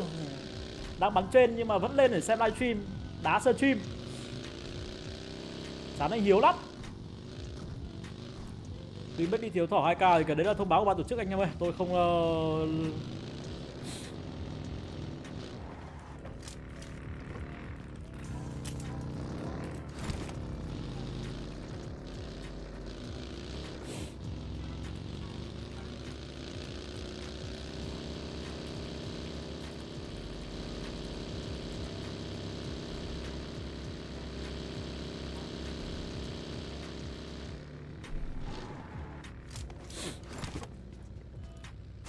giáo sư bắn 2 ngón á. Trông thì trong bộ quần áo trông cháy à, thực sự các bạn.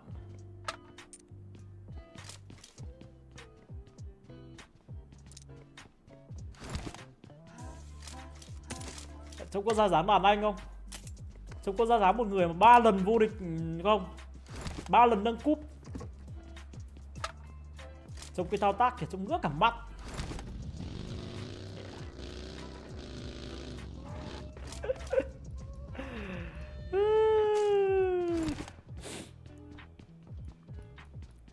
Giáo sư bắn 2 ngón nó trỏ à? Ok anh em nhá. Sang cái Villa đi.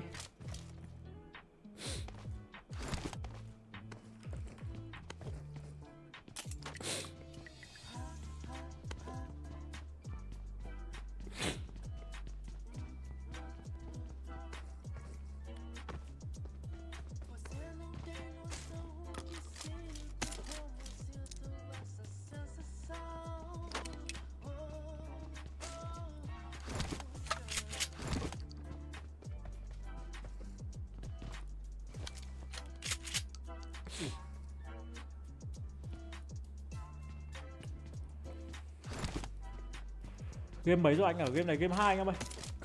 Em cho anh lần đầu xem anh và em cảm giác anh cắt rất ổn à. Anh cảm ơn Strayer nhá, cảm ơn em. Lần đầu xem anh và thấy anh cắt rất ổn, tức là em là người không xem giải đấu đúng không? Em có phải là người mà không xem giải của PUBG Mobile đúng không? Anh phê bình ở Strayer một tí nhá. Thế là sau những giải của PUBG Mobile là em cũng đừng hời hợt với cả xã hội. Em hãy quan tâm đến giải của PUBG Mobile một tí. Tôi 5 ngón 5 năm rồi, 5 ngón 5 năm thì có cái gì mà anh dai cứ khoe. Theo trình tự phát triển của một con người ấy, thì sau 1 năm này là sẽ phải hơn 1 năm trước đúng không anh dai?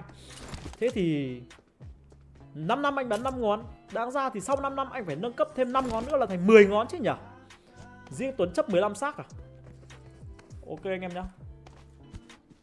Chấp 15 xác. Nhưng quay trở lại câu chuyện là V-Sim của anh là cút rồi. Anh nói gì cũng thành sai. Anh ra nhá. Kamtaka đi á. Ataka trận này chảy ở lên chơi. Kamtaka không vào bắn anh em ạ. Riêng Tuấn chấp 15 xác. Tự tin nhỉ. Em chơi FIFA mới qua chơi pu lên bắt đầu xem thôi ạ. Nhưng có cảm tình với anh làm đó, có cảm tình với anh là chết rồi. Em là con trai đúng không? Con trai thì em không nên có cảm tình với anh. Em phải có cảm tình với các bạn nữ. Ví dụ như là Ngân Hà. Hay có cảm tình với những bạn mà quẹo phải xi nhan trái như là bạn Taka ở trên kênh chat. Đấy, chơi BD hả em đấy, anh Taka đấy các bạn. Đúng bạn Taka rồi. Thì nên em sẽ chọn đối tượng như thế để có cảm tình. Đấy. Nếu như mà em bảo là em có cảm mến với anh Tuấn Tái, anh rất hoan hô, em tuyệt vời. Nhưng không cảm tình thì anh nghĩ rằng là anh sẽ suy nghĩ lại. Em là gái sinh năm 2K1 ạ? Không phải là à? Ừ nhờ. Thế lần sau Strayer để cái avatar nét một tí nhá. Anh cảm ơn Strayer. Em phải để avatar nét một tí, không anh là không biết là ai là trai hay là gái. Có cảm tình với anh thì được nhá, Strayer nhá. Anh quê quá, anh xin lỗi Strayer.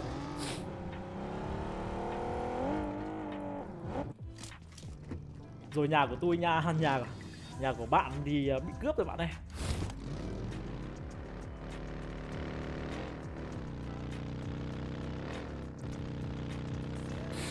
Anh cảm ơn Strayer nhá.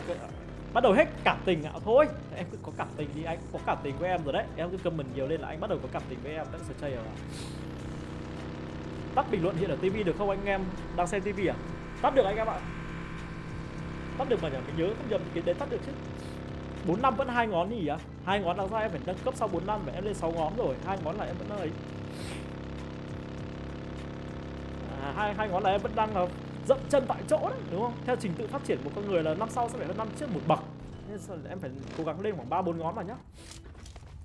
Đến một người bắn những trận đấu khoảng 11-12 kill như anh, những trận đấu mà anh quay gyro chết cả map ấy, thì anh còn bắn 3 ngón. Tại sao em lại có thể giống giáo sư Louis được bắn đúng 2 ngón trỏ nhỉ?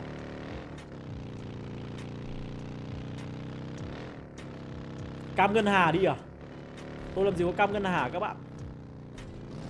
Cam Ngân Hà tôi chịu. 12 kill bot hả anh? Không. Các bạn nhầm. Các bạn không xem được những trận đấu đỉnh cao như thế. Để hôm nào tôi livestream, tôi bắn và các bạn sẽ là những người may mắn nhất nhìn thấy những trận đấu hiếm hoi của tôi đạt 12 kill. Cam bóc đi anh à? Đây. Thế các ông cứ đòi bóc thì có bóc luôn cho các bạn này. Bóc với bóc với Roy này. Giáo sư Louis mất nửa máu rồi. Giáo sư Louis hôm nay đến tháng hay sao máu cứ tụt như rươi như các bạn. Quá đáng sợ. Cầm 5 cute à? 5 cute chết lâu rồi các bạn. Em tàn hình không ai thấy em mà anh thấy anh mắc rồi nhá. Em phải có cảm tình với anh vì anh thấy anh với smep dài dài. Anh thấy smep dài dài à? Cay thế nhỉ? Xem cam Rabbit thì à? Rabbit hôm nay trận này không bắn anh em ạ. Rabbit trận này có khi là đang sinh ngồi kênh chat, nhưng mà anh Thành lại không dám comment bởi vì quê quá.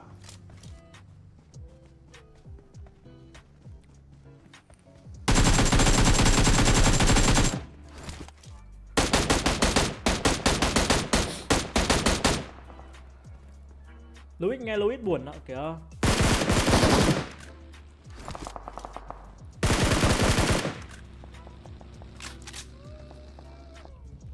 Sang cam đang khoa nhé các bạn nhé. Jorichi. Không, cam này không đâu. Cam này bảo nam mà tôi quay bảo nam. Hay, sai lượt hay này. Ôi, chết nhạ, sai lượt chết cả tôi. Sao mắc em ơi. Hay. Đây là cũng ổn rồi đấy, hòm rồi đấy. Ôi rồi ôi. Ui. Thôi. Anh em tính kill cho tôi phát 3 kill bảo nam các bạn ơi.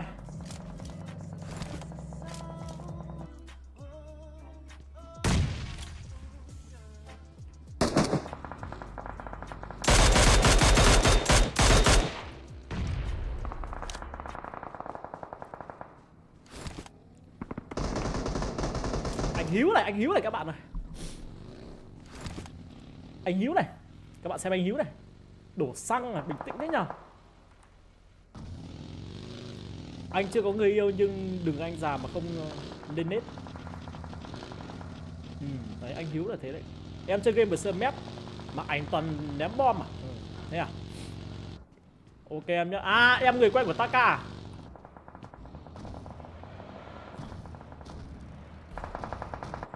Ông nào phải xin ca bóc đây? Ông nào phải xin ca bóc? Ôi phe, ôi phe. Ôi phe. Ôi phe. Ôi phe ơi. Ôi lạnh ơi. Thôi xong rồi. Lạnh ơi Phèo ơi. Anh Tiến ơi. Không ổn rồi. Anh Tiến là khả năng cao là lấy được 1-2 điểm kill trong tình huống này rồi các bạn ơi. Còn anh Tiến chứ các bạn ơi. Anh Tiến chưa lộ các bạn. No hit có kill. No hit có kill ở trong tiếng vừa rồi. Quay lại bóc đi xem nào.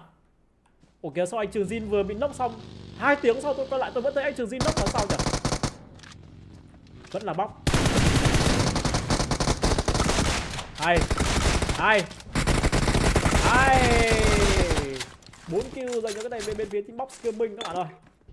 Trường Jin ai cứu Trường Jin phát cứu cái. Rồi vẫn cứu được vị trí của Trường Jin.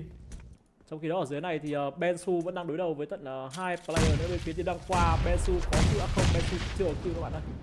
Bensu vẫn đang ở trong khu nhà này, lag thế nhờ.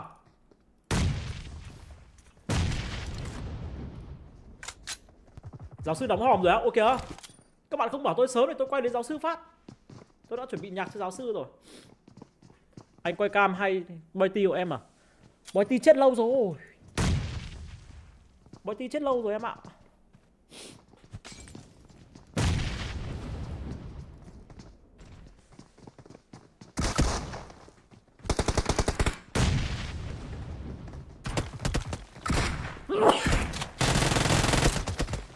Thôi ai còn biết lên tầng là chết. M4 rút M4 ha. Ôi dồi anh ơi. Ui dồi ôi. Anh Bensu các bạn ơi. Anh Tiến. Giáo sư đâu ta? Thử để tôi ra tìm giáo sư phát. Roy Lois. Giáo sư chết lâu. Quá buồn. Đã tên Hiếu rồi còn đoản mệnh. Quá buồn với anh Hiếu.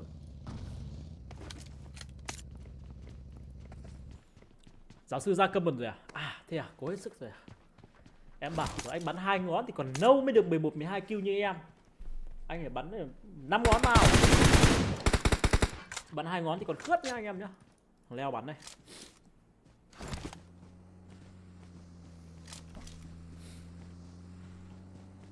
Thực sự luôn.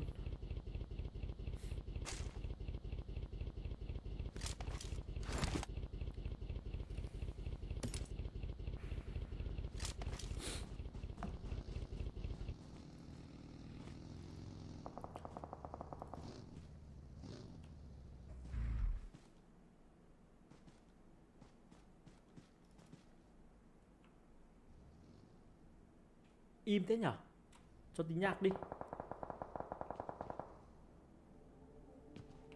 Tôi chỉnh lại cái nhạc này bé đi nhá.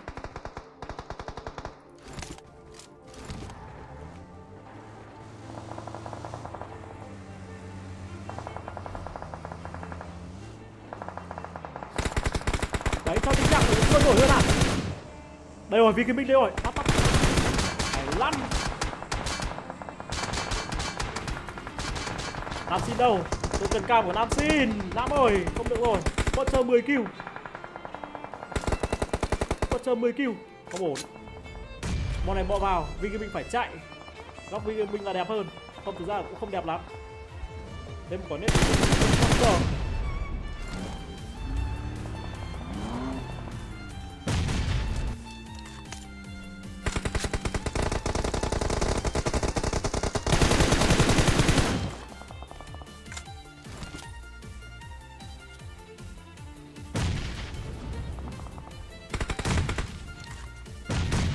Ok, thằng Potter chết rồi. Chết đã cứu Potter. Thắng 19. Mai chỉ anh phải set up tí nữa thì...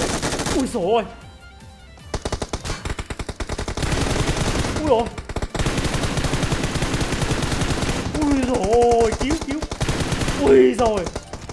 Cứu. Ui.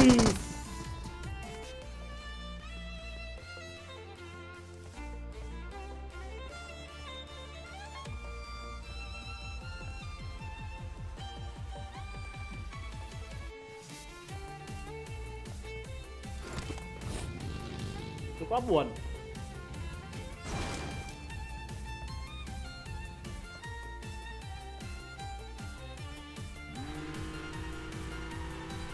Anh chào Trịnh Nhung nhé, hello em.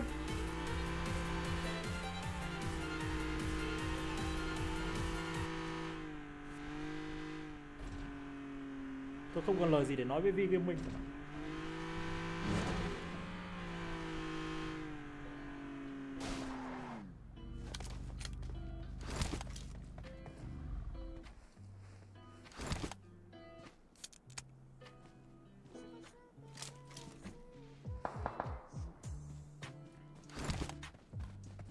Cam đế cả.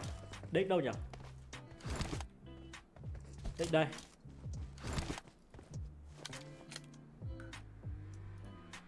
Tuấn sinh năm bao nhiêu vậy à? Mình 2000 anh em ơi. À mình 2k3. Nhầm. Mình 2k3 nhé anh em nhé.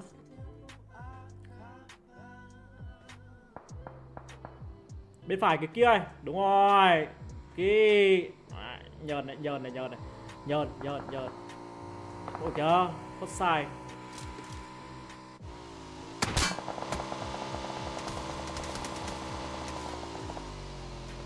Gồng cơ đít để lái được con xe này. Hay Kỳ. Kỳ có kill rồi các bạn ơi. Rồi ngay sau đấy chết. Xạ thủ số 1 của DX. Mặt già như cái trái cam rồi, 2k3 ở kìa. 2k được chưa? Anh em khó tính thế. Ôi rồi, ui rồi. Nữa đi. Trái con người. Ca và đếch trong bo đấy không đi đâu các bạn ơi. Tôi sẽ tìm khác đi. Tìm Zedius đi. Zedius với lại bắn trái này. Zedius còn đủ 4. Thế nữa combat clear pi cái mình. Chứng tỏ rằng bên Zedius còn đang bắn rất choánh luôn. Không chết được các bạn ơi. Bi vẫn đảo xe nhá.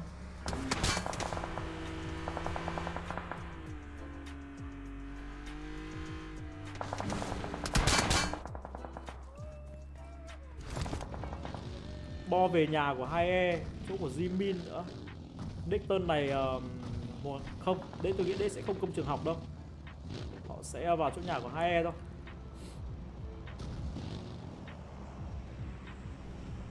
Có lươn đâu vậy à? Chịu. Lươn nào đấy? Em đang nói lươn nào đấy? Không biết lươn nào luôn. Xem nào. Bóc vẫn còn, Dex vẫn còn, 2E còn.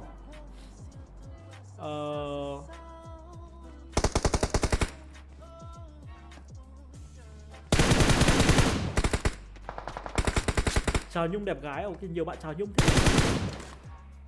Mà mấy ông chào hơi phép nhá. Nhung có để avatar đâu lại còn chào Nhung các bạn. Các ông chỉ có phép thôi. Jimin Hạ cũng được vị Lambo này. Rambo thì đúng hơn các bạn ơi. Đây rồi. Pha combat này là pha combat mà chúng ta cần phải theo dõi. Đây sẽ công vào lá một cái tay bên phía thì box game mình. Yếu Levit không được rồi. Levit phải nằm. Chúng ta đang thấy vị trí của Start. Start đang đối mặt với đó là box game mình với cả Dingo Xavier. Jefferson thì sao? Jefferson đã có một góc quá xa và bây giờ Start tiếp tục đẩy đó là tặng dành cho vị trí của Start hạ của vị trí của Jin. Các bạn nhìn thấy hình ảnh này thì các bạn sẽ nhớ đến player nào? Một điểm kill dành cho cái tay bên Dingo Xavier, có một khẩu shotgun kèm với cả một khẩu M4.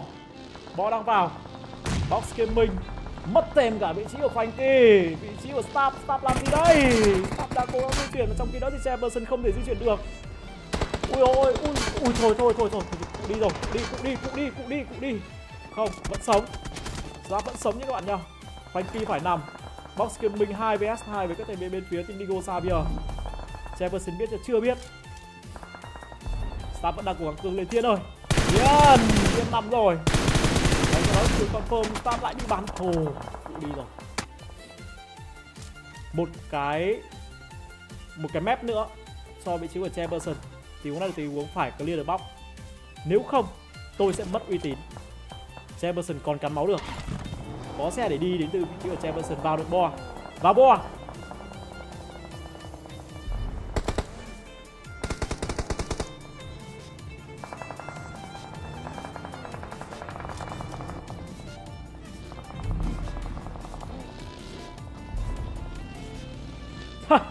Anh Quang cẩn thận đấy nhở, rất lịch sự.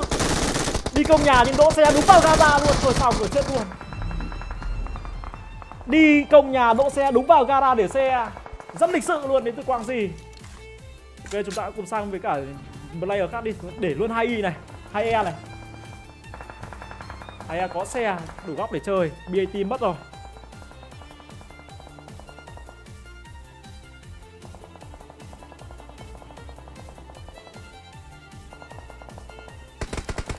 Đi được, bò này đi được.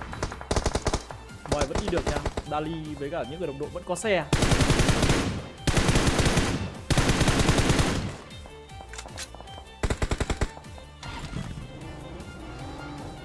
Em1 E2 là ai vậy? Em không biết anh ơi.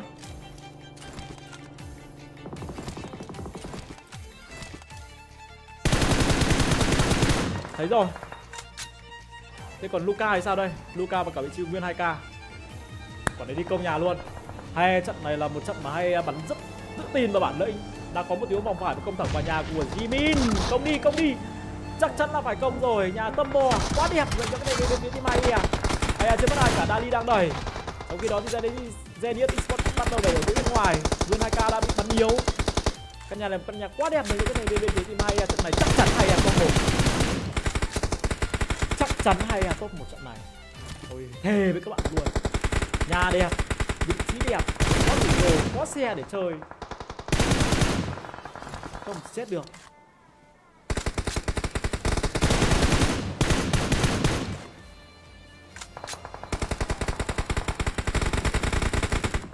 Ui giời, làm lắm sờ bốc thế.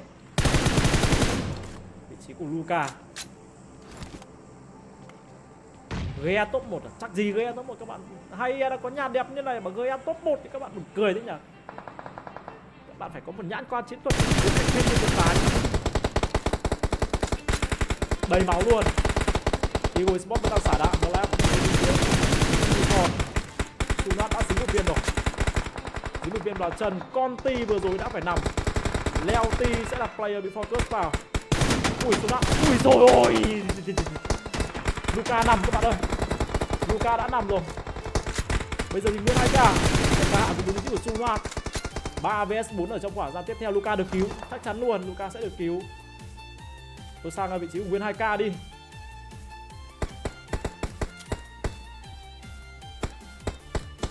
Chỗ này leo dốc được à? Leo được hay không phải từ từ đâu biết. Ai, quả nết của vị trí Asakuti. Asakuti cái này bên phía team GE. Thêm một quả nết nữa đến từ vị trí của nguyên 2k này confirm luôn. Không nhờn. Trận này không biết đùa là gì cả. Trận này chưa bao giờ biết đùa các bạn ơi. Nguyên 2k yêu. Dali mở cánh. Dali mở cánh. Đây là tiếng 2 vs 4. Hai thùng mắc. Cái gờ này là gờ quá đẹp rồi. Đến 3 quả nết thì leo chắc thực đi. Leo đang di chuyển sang hướng qua bên trái. Thêm một quả nết nữa đi. Có quá nhiều quả nết rồi. Bây giờ leo thì chạy đi đâu đây? Thôi xong. Leo đoạn mệnh luôn top 1 cho cái này bên phía TV của Esports các bạn ơi. Chúc mừng leo cái này bên phía TV Esports top 1 trong trận đấu thứ 2 ngày hôm nay.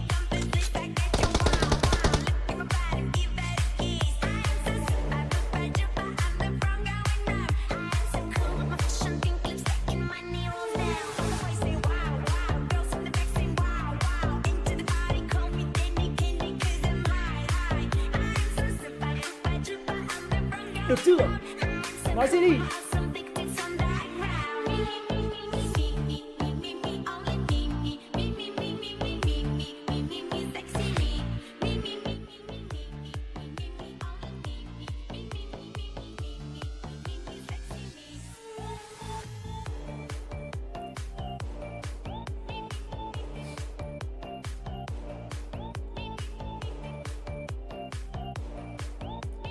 Top 1 cho 2 các bạn ơi.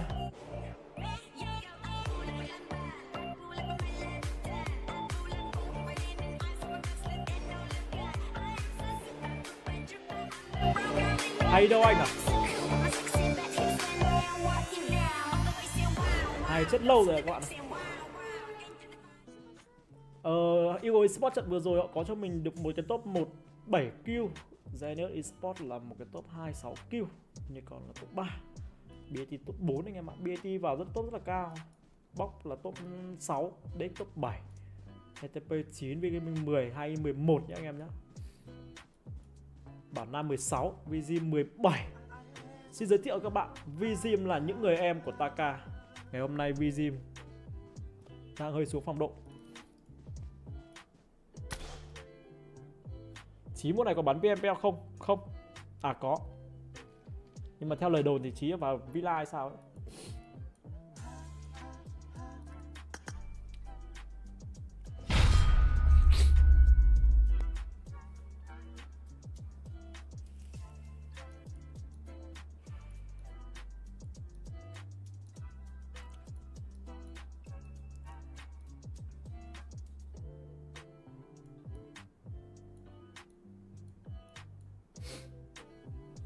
Cố chấp vừa thôi à?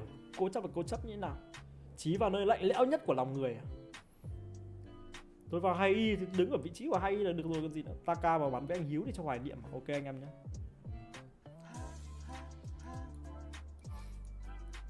Nếu như các bạn không cho tôi đứng ở 2Y, tôi sẽ đứng ở Roy, đứng cạnh giáo sư Louis, đứng cùng với anh Hiếu.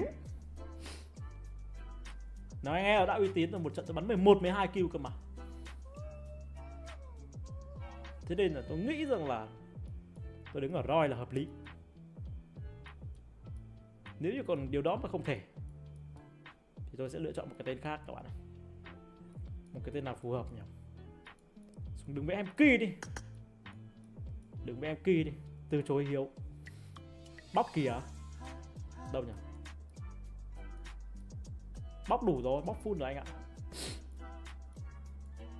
Xuống đứng ở DX. Đứng VGM của Taka. VGM đâu? Đây tôi sẽ thay cái đầu lạnh tôi làm đội trưởng của 2Y. Các bạn nhé. Hợp lý. Nhưng thôi, để lại slot cho lạnh đứng. Tôi đang tìm cái tên Villa. Đó chính là team này. Tôi sẽ đứng làm ở Villa các bạn.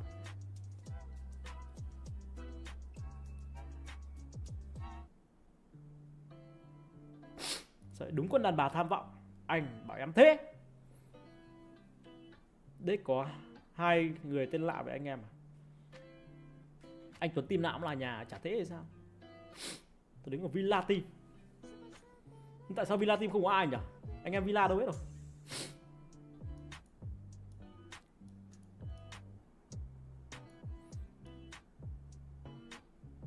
Đây.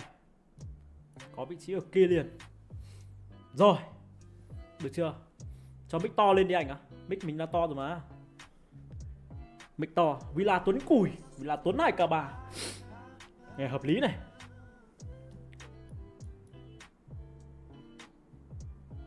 Xuống DX đi. Còn DX cho hợp lý. Đừng cách em còi. Em còi đâu? Chưa thấy em còi đâu cả.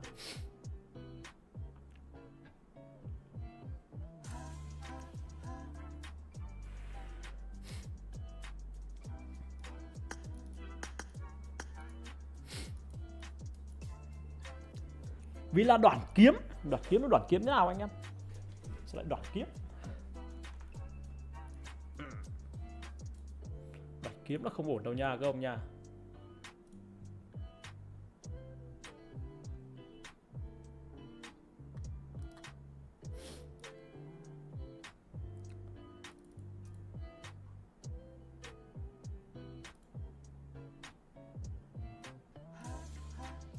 Xin like về sub đi kìa anh ở tranh thủ. À anh em cho tôi xin một lượt like cùng với một lượt subscribe anh em ạ. Nhiều lúc thì tôi xuống nhà bà nội tôi hỏi là thế bao giờ mới được 3.000 subscribe đấy cháu. Thực sự với vai trò là một người cháu như tôi không biết trả lời như thế nào cả, ngoài việc là chỉ mong muốn xin các bạn là tôi được 3.000 subscribe thôi.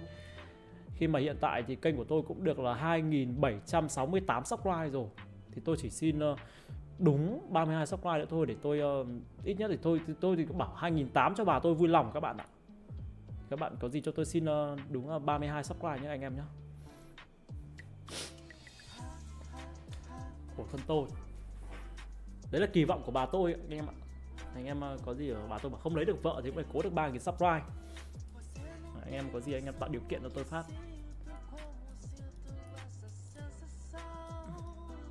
Bảo Nam với 2E thiếu 1.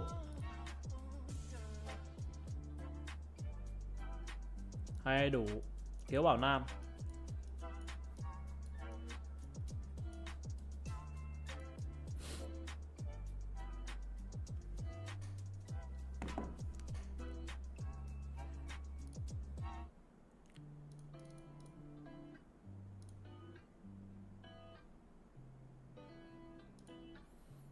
Để sắp rồi ăn sắp à? Ôi kìa, đừng ăn sắp các bạn.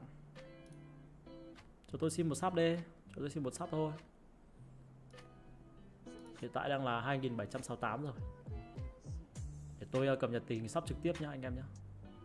Anh em nào mà tí mà đông một tí, khoảng hơn 400 người thì các bạn bảo giúp tôi với cả các bạn đang xem một cái chat là anh em cho Tuấn xin một sub nhá anh em nhé. Thương tôi.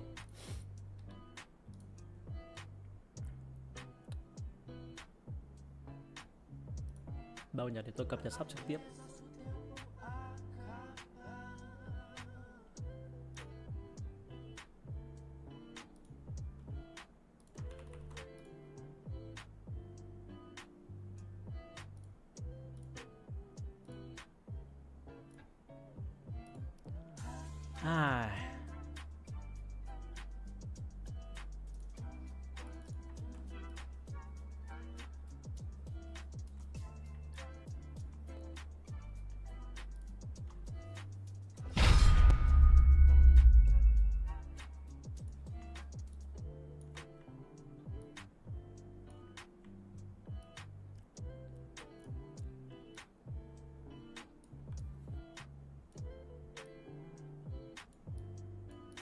Anh em cho tôi xin một sub nhé. Thương tôi anh em ơi.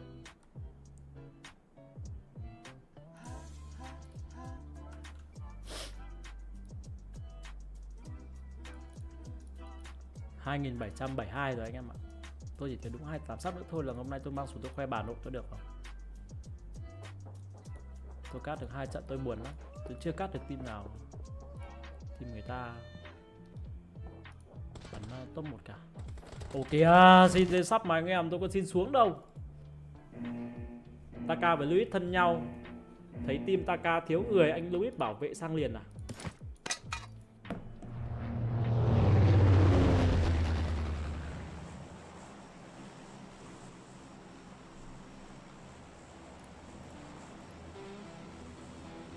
Anh lại xuyên đêm đi, em đang ngủ net xem anh à? Thôi Hiếu ơi, anh lại em, anh cũng mong muốn là được đi ngủ giống như một con người.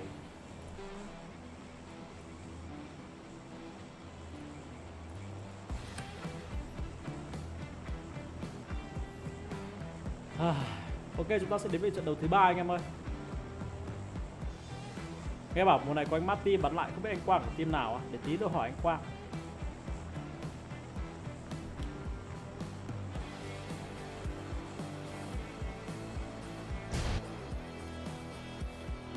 Trận đấu cuối cùng ngày thi đấu hôm nay, chả biết trời sắp mưa hay sao, tôi thấy lạnh thế nhở.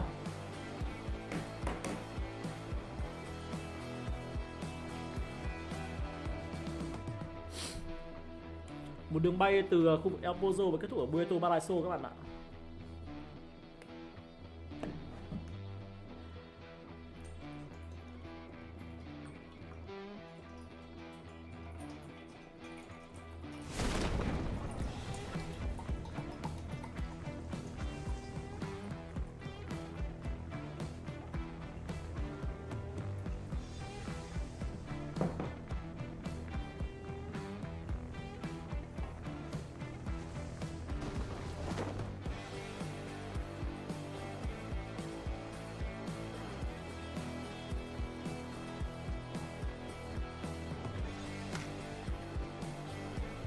Buồn ngủ vậy à? Cát 2 trận tiêu cả hai thì các bạn.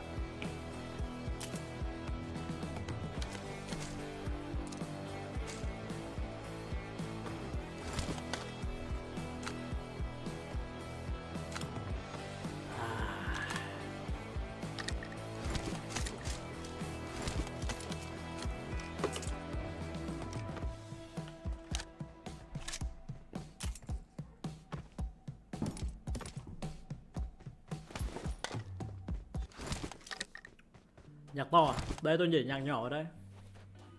Nhạc đầu trận thôi. Ok, trận cuối. Mong rằng trận cuối nó không phải là một trận đấu trầm cảm. Bóng nhảy ở San Martin này. Bảo Nam nhảy Pecado này.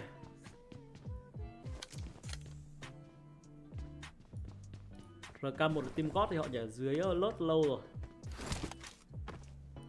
Năm nay team Roy không nhảy ở... Roy đâu?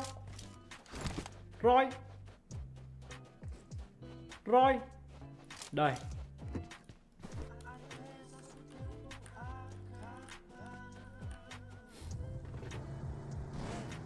Trận đấu cảm lạnh, cảm thực sự ấy các bạn.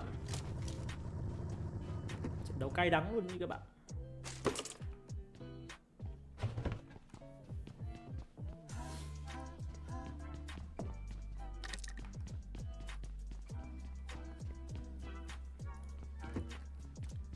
Anh em nào đang theo dõi livestream mà cho mình xin một subscribe nhá. Anh em mà chưa bấm cho mình xin một subscribe nhá anh em nhá. Ôi tinh thần trận cuối rồi. Anh em thương tôi cho tôi lên được đủ 3.000 sub được không anh em? Để mà bất lực luôn. Bất lực chứ, giống trận chiều nay ấy chứ. Vừa vui được một tí đầu livestream thì bây giờ lại bất lực. Trông mấy cái ông mặc kiểu áo xanh lá cây thì tôi cũng bắt đầu ngứa mắt rồi. No it. Đây theo dõi 3 nền tảng, em có anh Thiện nhá. Cảm ơn anh Giai. 3 nền tảng thì anh đi đâu anh cũng gặp em luôn. Anh không tìm được em bên Facebook, anh sẽ tìm được em ở YouTube. Anh không tìm được em YouTube, anh sẽ tìm được em ở TikTok. Để check video TikTok phát anh em. Xem là hôm nay đăng 2 cái video. Một cái video là tôi về 2i, một cái video là tôi xuất hiện ở trong live up của Villa Team, Villa Gaming. Tái Villa, anh Tuấn Villa. Thì anh em nào mà có lướt qua TikTok của tôi cho tôi xin một team nhé. Cảm ơn anh em.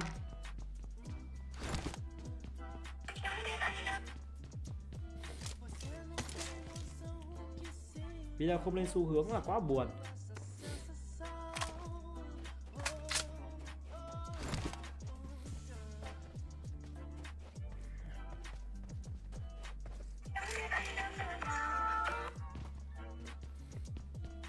Buồn quá.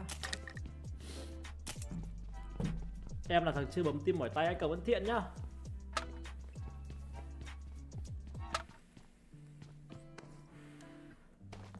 Thiên thần hộ mệnh của hai là tao rồi. 2 trận vừa rồi cứ 2 trận vừa vào được 1 phút là hay nghèo. À thế à?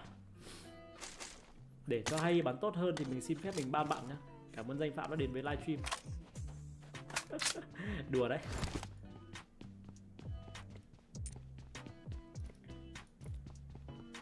Team DB giống công ty trách nhiệm hữu hạn toàn giám đốc. Ok, quay hay đi em theo nguyện vọng của anh đấy nhá, chứ không phải là do em đấy nhá. Quay hay luôn.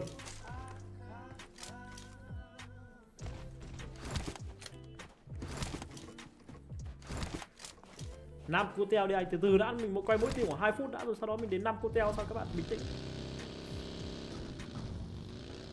Cái đó ở phe gì thôi. À không, vẫn đi được.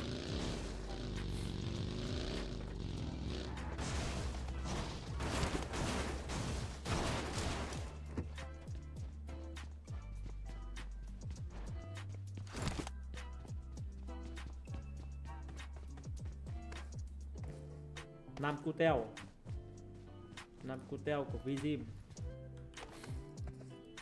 Sao lại có ông Bin này ở đây nhỉ? Bin kia là Bin nào đấy? Giờ Magic tải 8 rồi đúng không? Anh giải tán lâu rồi anh Lai ạ.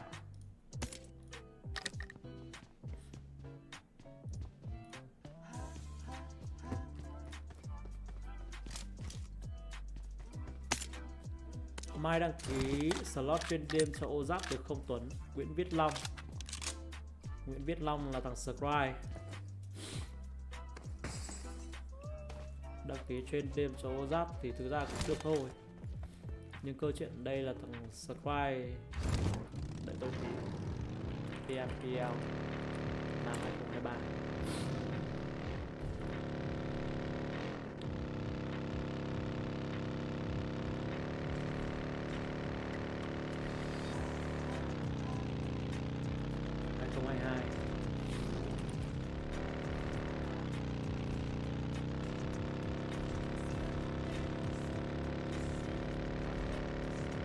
Chuyện ở đây là Squire sinh năm đéo có sinh năm luôn.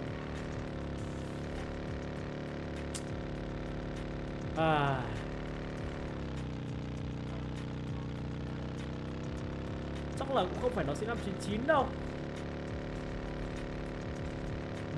Quả văn rất giống một Thuận ngày hôm qua.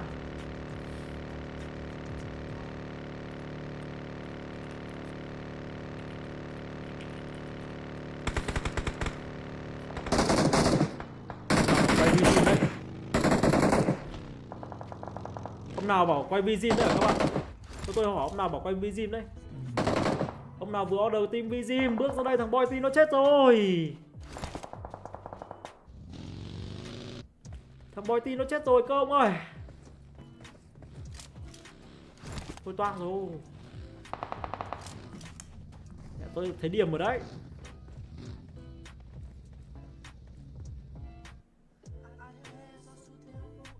Nhào ta.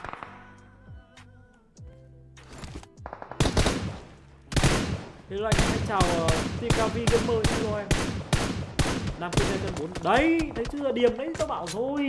Thì cay thế nhở.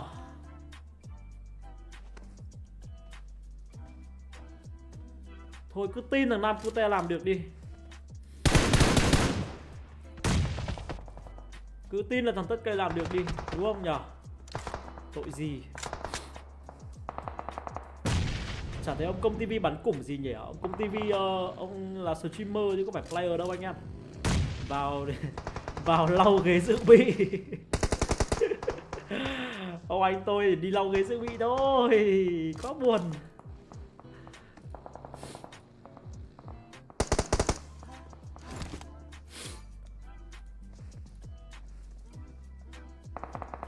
Rồi đang khó tính.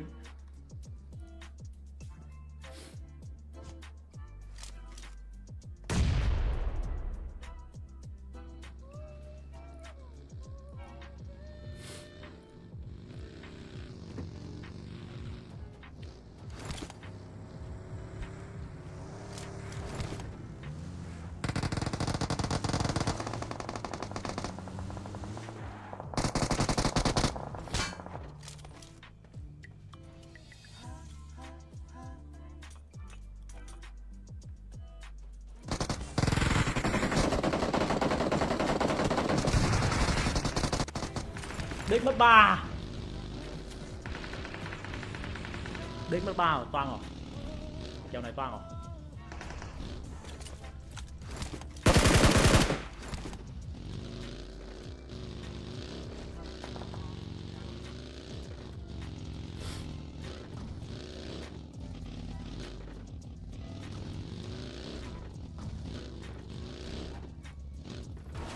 Liên ca bóc đi alo à? Ok, từ đã anh em ơi. Hay lắm làm ơi. Làm đỉnh cao thực sự. 3 kill dành cho các thầy bên như các bạn nha. Bóc phải từ từ chứ bóc đã bắn đâu. Đây này, bóc phải đích này. Làm cái nhạc đi nhở, cho là căng thẳng đấy nhở. Bóc với cả đánh nô xa biết.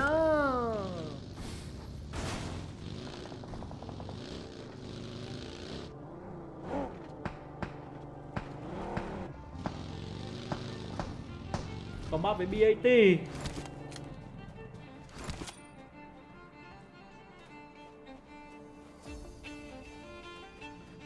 Nãy bảo Nam gãy quá, ok anh em nhé.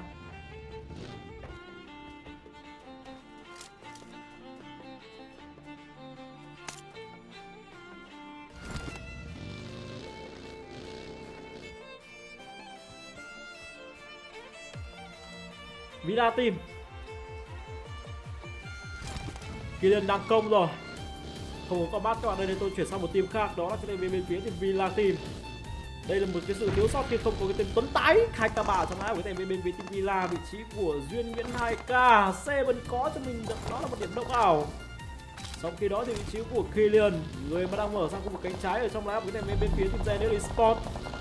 Vị trí của Kylian bắt đầu đẩy lên rồi. Villa đang có map, Villa có khả năng mang về cho mình được 4 kill ở trong map thi đấu này. Vị trí của Kylian vẫn là spam đạn. Kylian sau xe em ơi. 1 kill dành cho Seven có thể sẽ là thêm 1 điểm kill nữa dành cho lineup của TB bên phía TV Villa Gaming. 4 kill dành cho Villa Gaming, một pha combat mãn đồi nhạn. Xứng đáng có được tuần tái. Tôi buồn quá cơ ông ạ. Cát không trôi. 2 chia 1 đánh 22. Bắt đầu là thấy giống nữa đây này. Bắt đầu thấy giống nữa này. 2 đang chia 1 đánh 22. 2 player có mặt ở Pekado. 2 player có mặt ở đó là chân đồi Pekado.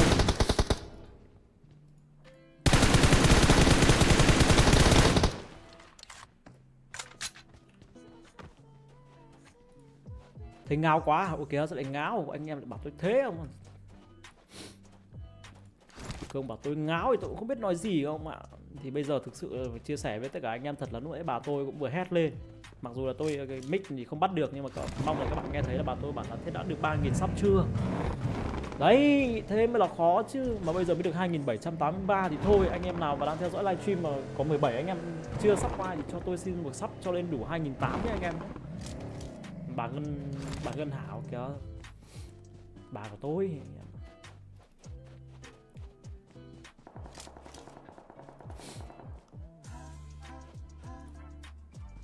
Ô,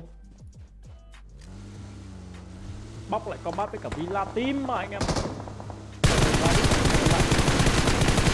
Ôi lâu ít. À lâu ít mà quả đấy mình nốc của tôi thì thực sự là chửi lâu ít luôn.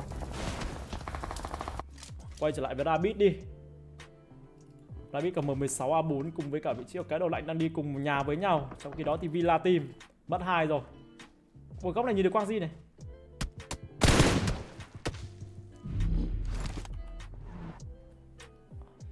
Huyền lấy chồng rồi còn tái ơi. Ôi trời ơi. Sao Huyền lại lấy chồng nhỉ? Đâu để tôi xem Huyền. Bỏ cái deep play capture đi.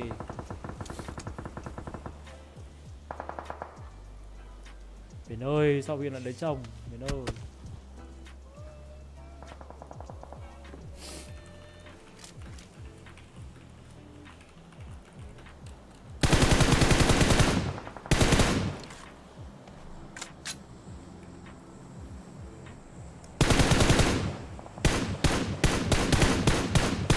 Ok ha.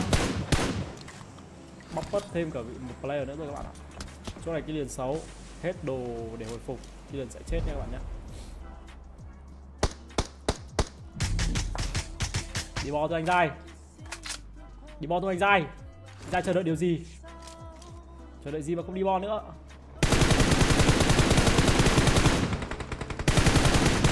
Em phê à? Em phê à?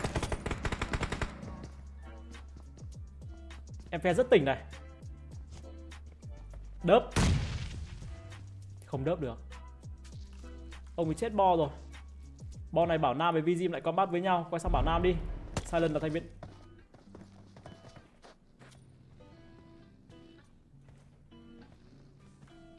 Silent chết rồi các bạn nhé. Không có gì để nói. Cái đầu lạnh bị nốc. Hầu ngoài bo lộc quá lâu khi mà cả hai player này đều phải nằm xuống. Không đủ đồ hồi phục. Có quang di đẳng 2 round. Bóc cái Minh đang tổ quay các thành viên bên phía team Infinity IQ.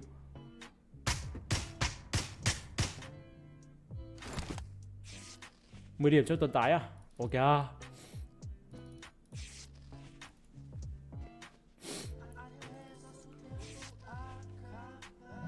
Tôi đi thôi.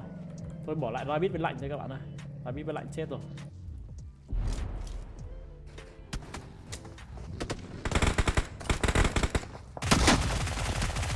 Nó phải như thế chứ. Ôi à, hóa ra team này là team Roy ạ các bạn ạ. Cái người vừa nằm xuống vào ai? Lâu ít à? Biết ngay mà. Tôi biết ngay mà lâu ít chết mà các bạn. Thì đã già rồi chả làm mấy cái trò trống gì cả. Phế thực sự đây. Lâu ít vừa chết. Tôi biết sao. Là lâu ít nha các bạn nhá. Tôi quá buồn vì lâu ít rồi.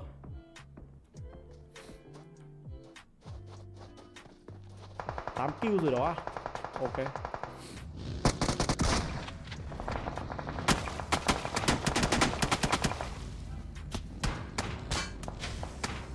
3 kill nữa đúng không? 3 kill nữa tôi làm được.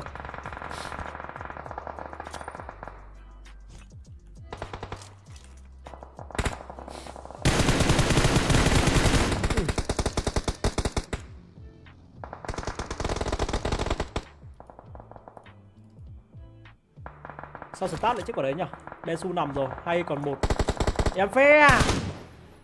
Em phe gì? Em phe à? Ôi trời, bình tĩnh em phe ơi. Em phe vẫn làm được em phe. Đút đồ thôi phe ơi. Đút thêm ít máu thôi. Ui rồi, kill dành cho Levitt thì phải. Không, là kill dành cho Luca anh em ạ. Đấy trận này trông có vẻ là hơi khó này. Em coi.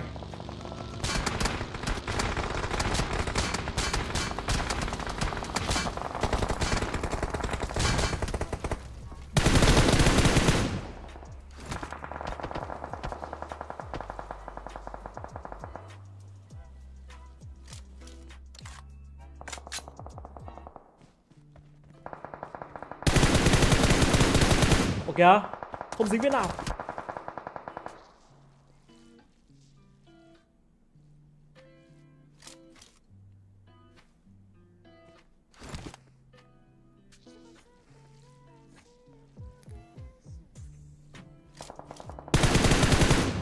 Hay này. Kia có một điểm kill rồi các bạn này.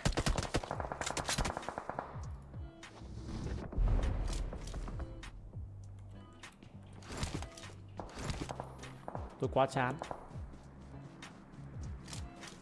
Matty ở team này à? Matty là ai? Matty là Vũ Huỳnh Đăng Quang. Có phải cái tên này không? DQA. Điệu đây có phải Matty?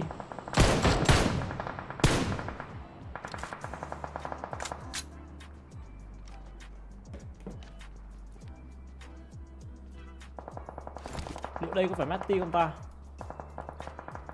Tôi nghi lắm các bạn ạ.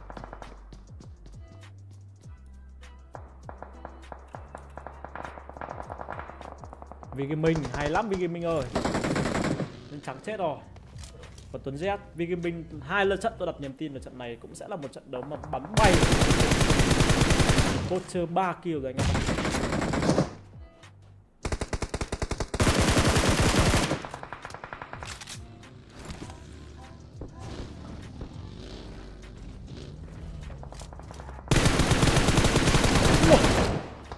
Nó bắn kinh đấy nhở.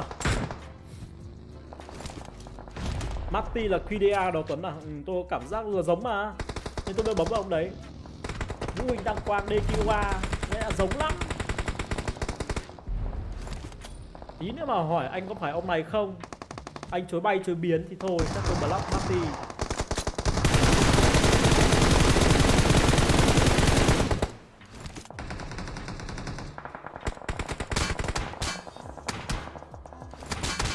Ui.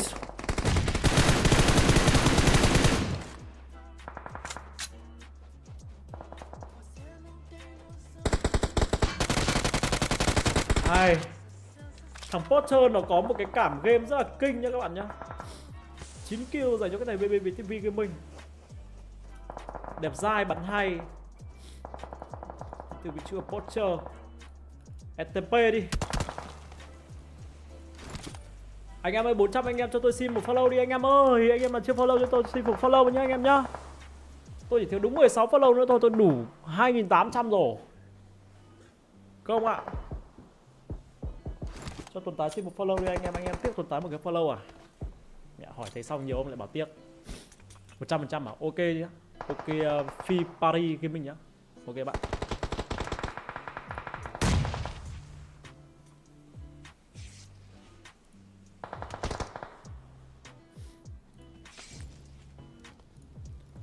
Không follow buy ở kìa, cay thế nhỉ. Bo cho Unicorn. Ông nào vừa bảo trận này top 1 cho BAT nhỉ? BAT họ bắn rất là khéo. Tức là một line mà đang không có PC, 4 người cùng côn với nhau nhưng là rất là ổn. Kiểu chia người được bắn được, đi bo được ấy. Dã man, trận trước ở trong top 4, trận đầu ở trong top 2, ở trong top 3. Trận này thì lại ở trong top 5. BT bắn khá khéo. Vì cái mình lại công này.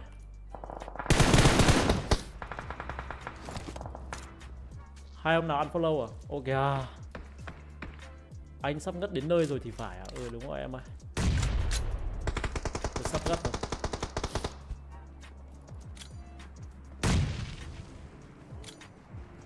Ui dồi em còn nết.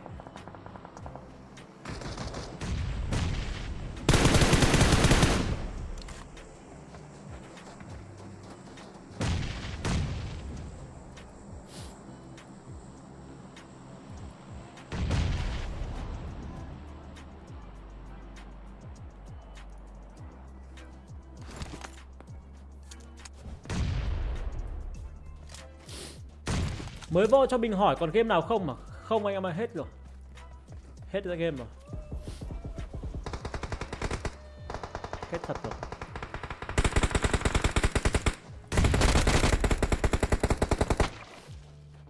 Anh em vào muộn là hết thì anh em xem lại thôi. Ôi. Sáng nào.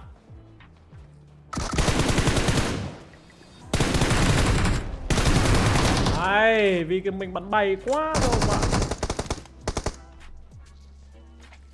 Anh Tuấn làm tí đồ cho sảng khoái đi, nhìn mặt anh như cứt ngâm mà.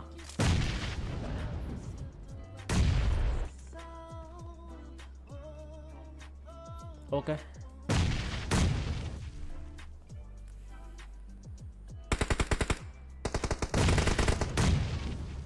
Sảng khoái rồi đấy.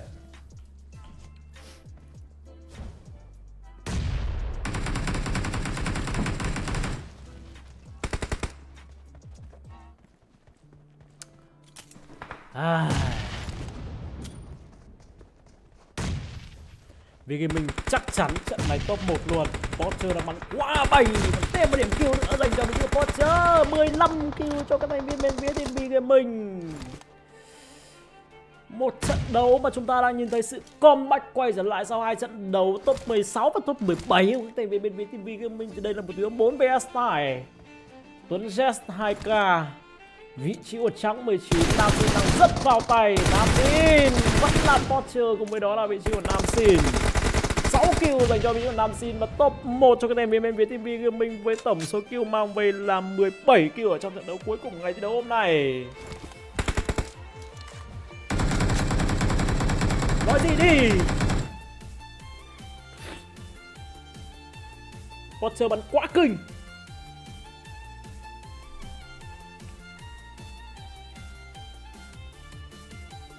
Xứng đáng có 10 người yêu đến từ vị trí của Porsche. Nói gì đi các bạn? Bạn hãy nói gì đi?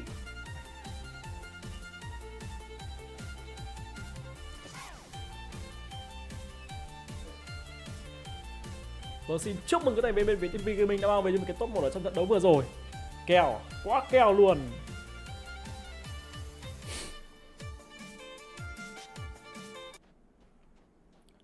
Quá kèo cho các thành viên bên phía team B Gaming.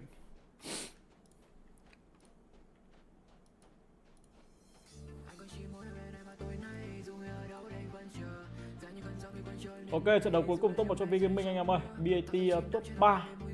Team BAT đi ball khá hay này. Eagle Sport top 6, DX top 8, HI top 10, Bóc 12, Villa 15, Bảo 5 16, game 17 anh em ạ.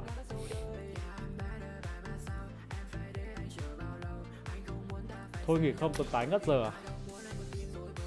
Sang TikTok không? Sang TikTok cái cho khỏe.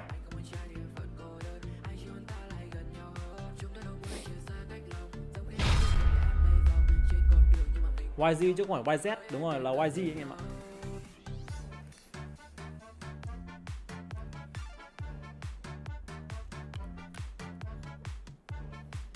Là YZ anh em ạ. Thôi hôm nay không lên được. Không lên được 2.800 follow.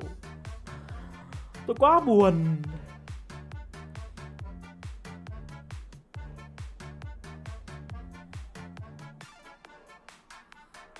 Này không lên được 2.800 follow anh em.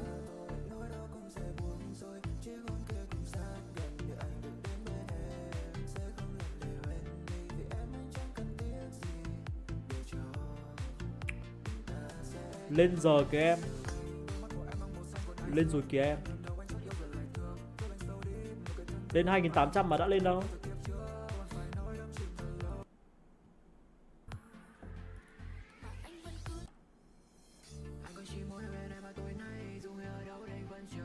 Hai nghìn 780 82 anh em ạ.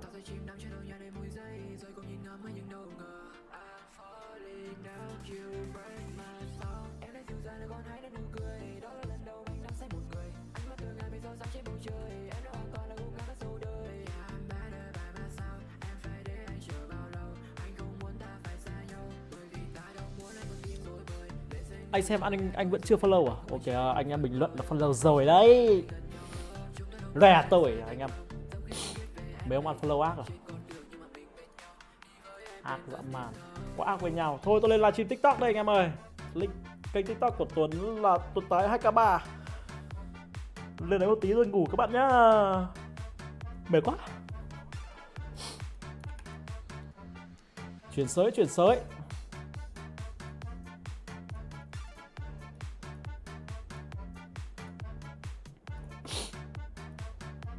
sới anh em ơi. Chúc tất cả các bạn cuối tuần vui vẻ, chúc tất cả các bạn có giấc ngủ ngon và hẹn gặp lại các bạn vào ngày mai. Bye bye mọi người. Bye bye.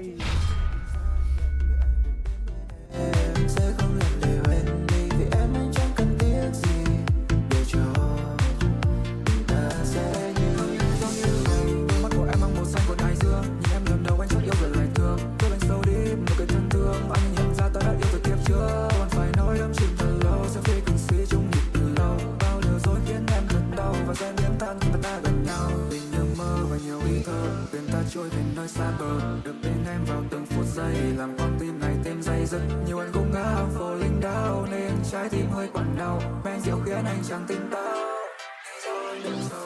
Vì ta đã muốn hai con tim rồi bời lên xanh đi vì trời đã tối rồi. Anh không muốn em trên con đường cô đơn. Anh chỉ muốn ta lại gần nhau hơn. Chúng ta đâu muốn phải chia xa cách lòng. Giống khi anh viết về em mây dòng trên con đường mà mình bên nhau. Với em mình cần đêm tối. Em đã dịu dàng là con hái đã nụ cười. Đó là lần đầu anh đắm say một người. Anh mất từ ngày mới sao sáng trên bầu trời. Em đã hoàn toàn là gục ngã cả sâu đời. Yeah, I'm better by myself. Em phải để anh chờ bao lâu. Anh không muốn ta phải xa nhau. Bởi vì ta đâu muốn anh con tim rồi bời. Lên xanh đi bởi trời đã tối rồi. Anh không muốn trái tim vẫn cô đơn. Anh chỉ muốn ta lại gần nhau hơn. Chúng ta đâu muốn lại chia xa cách lòng. Giống khi anh viết về em mây dòng trên con đường nhưng mà mình bên nhau. Đi với em đến tận đêm thâu.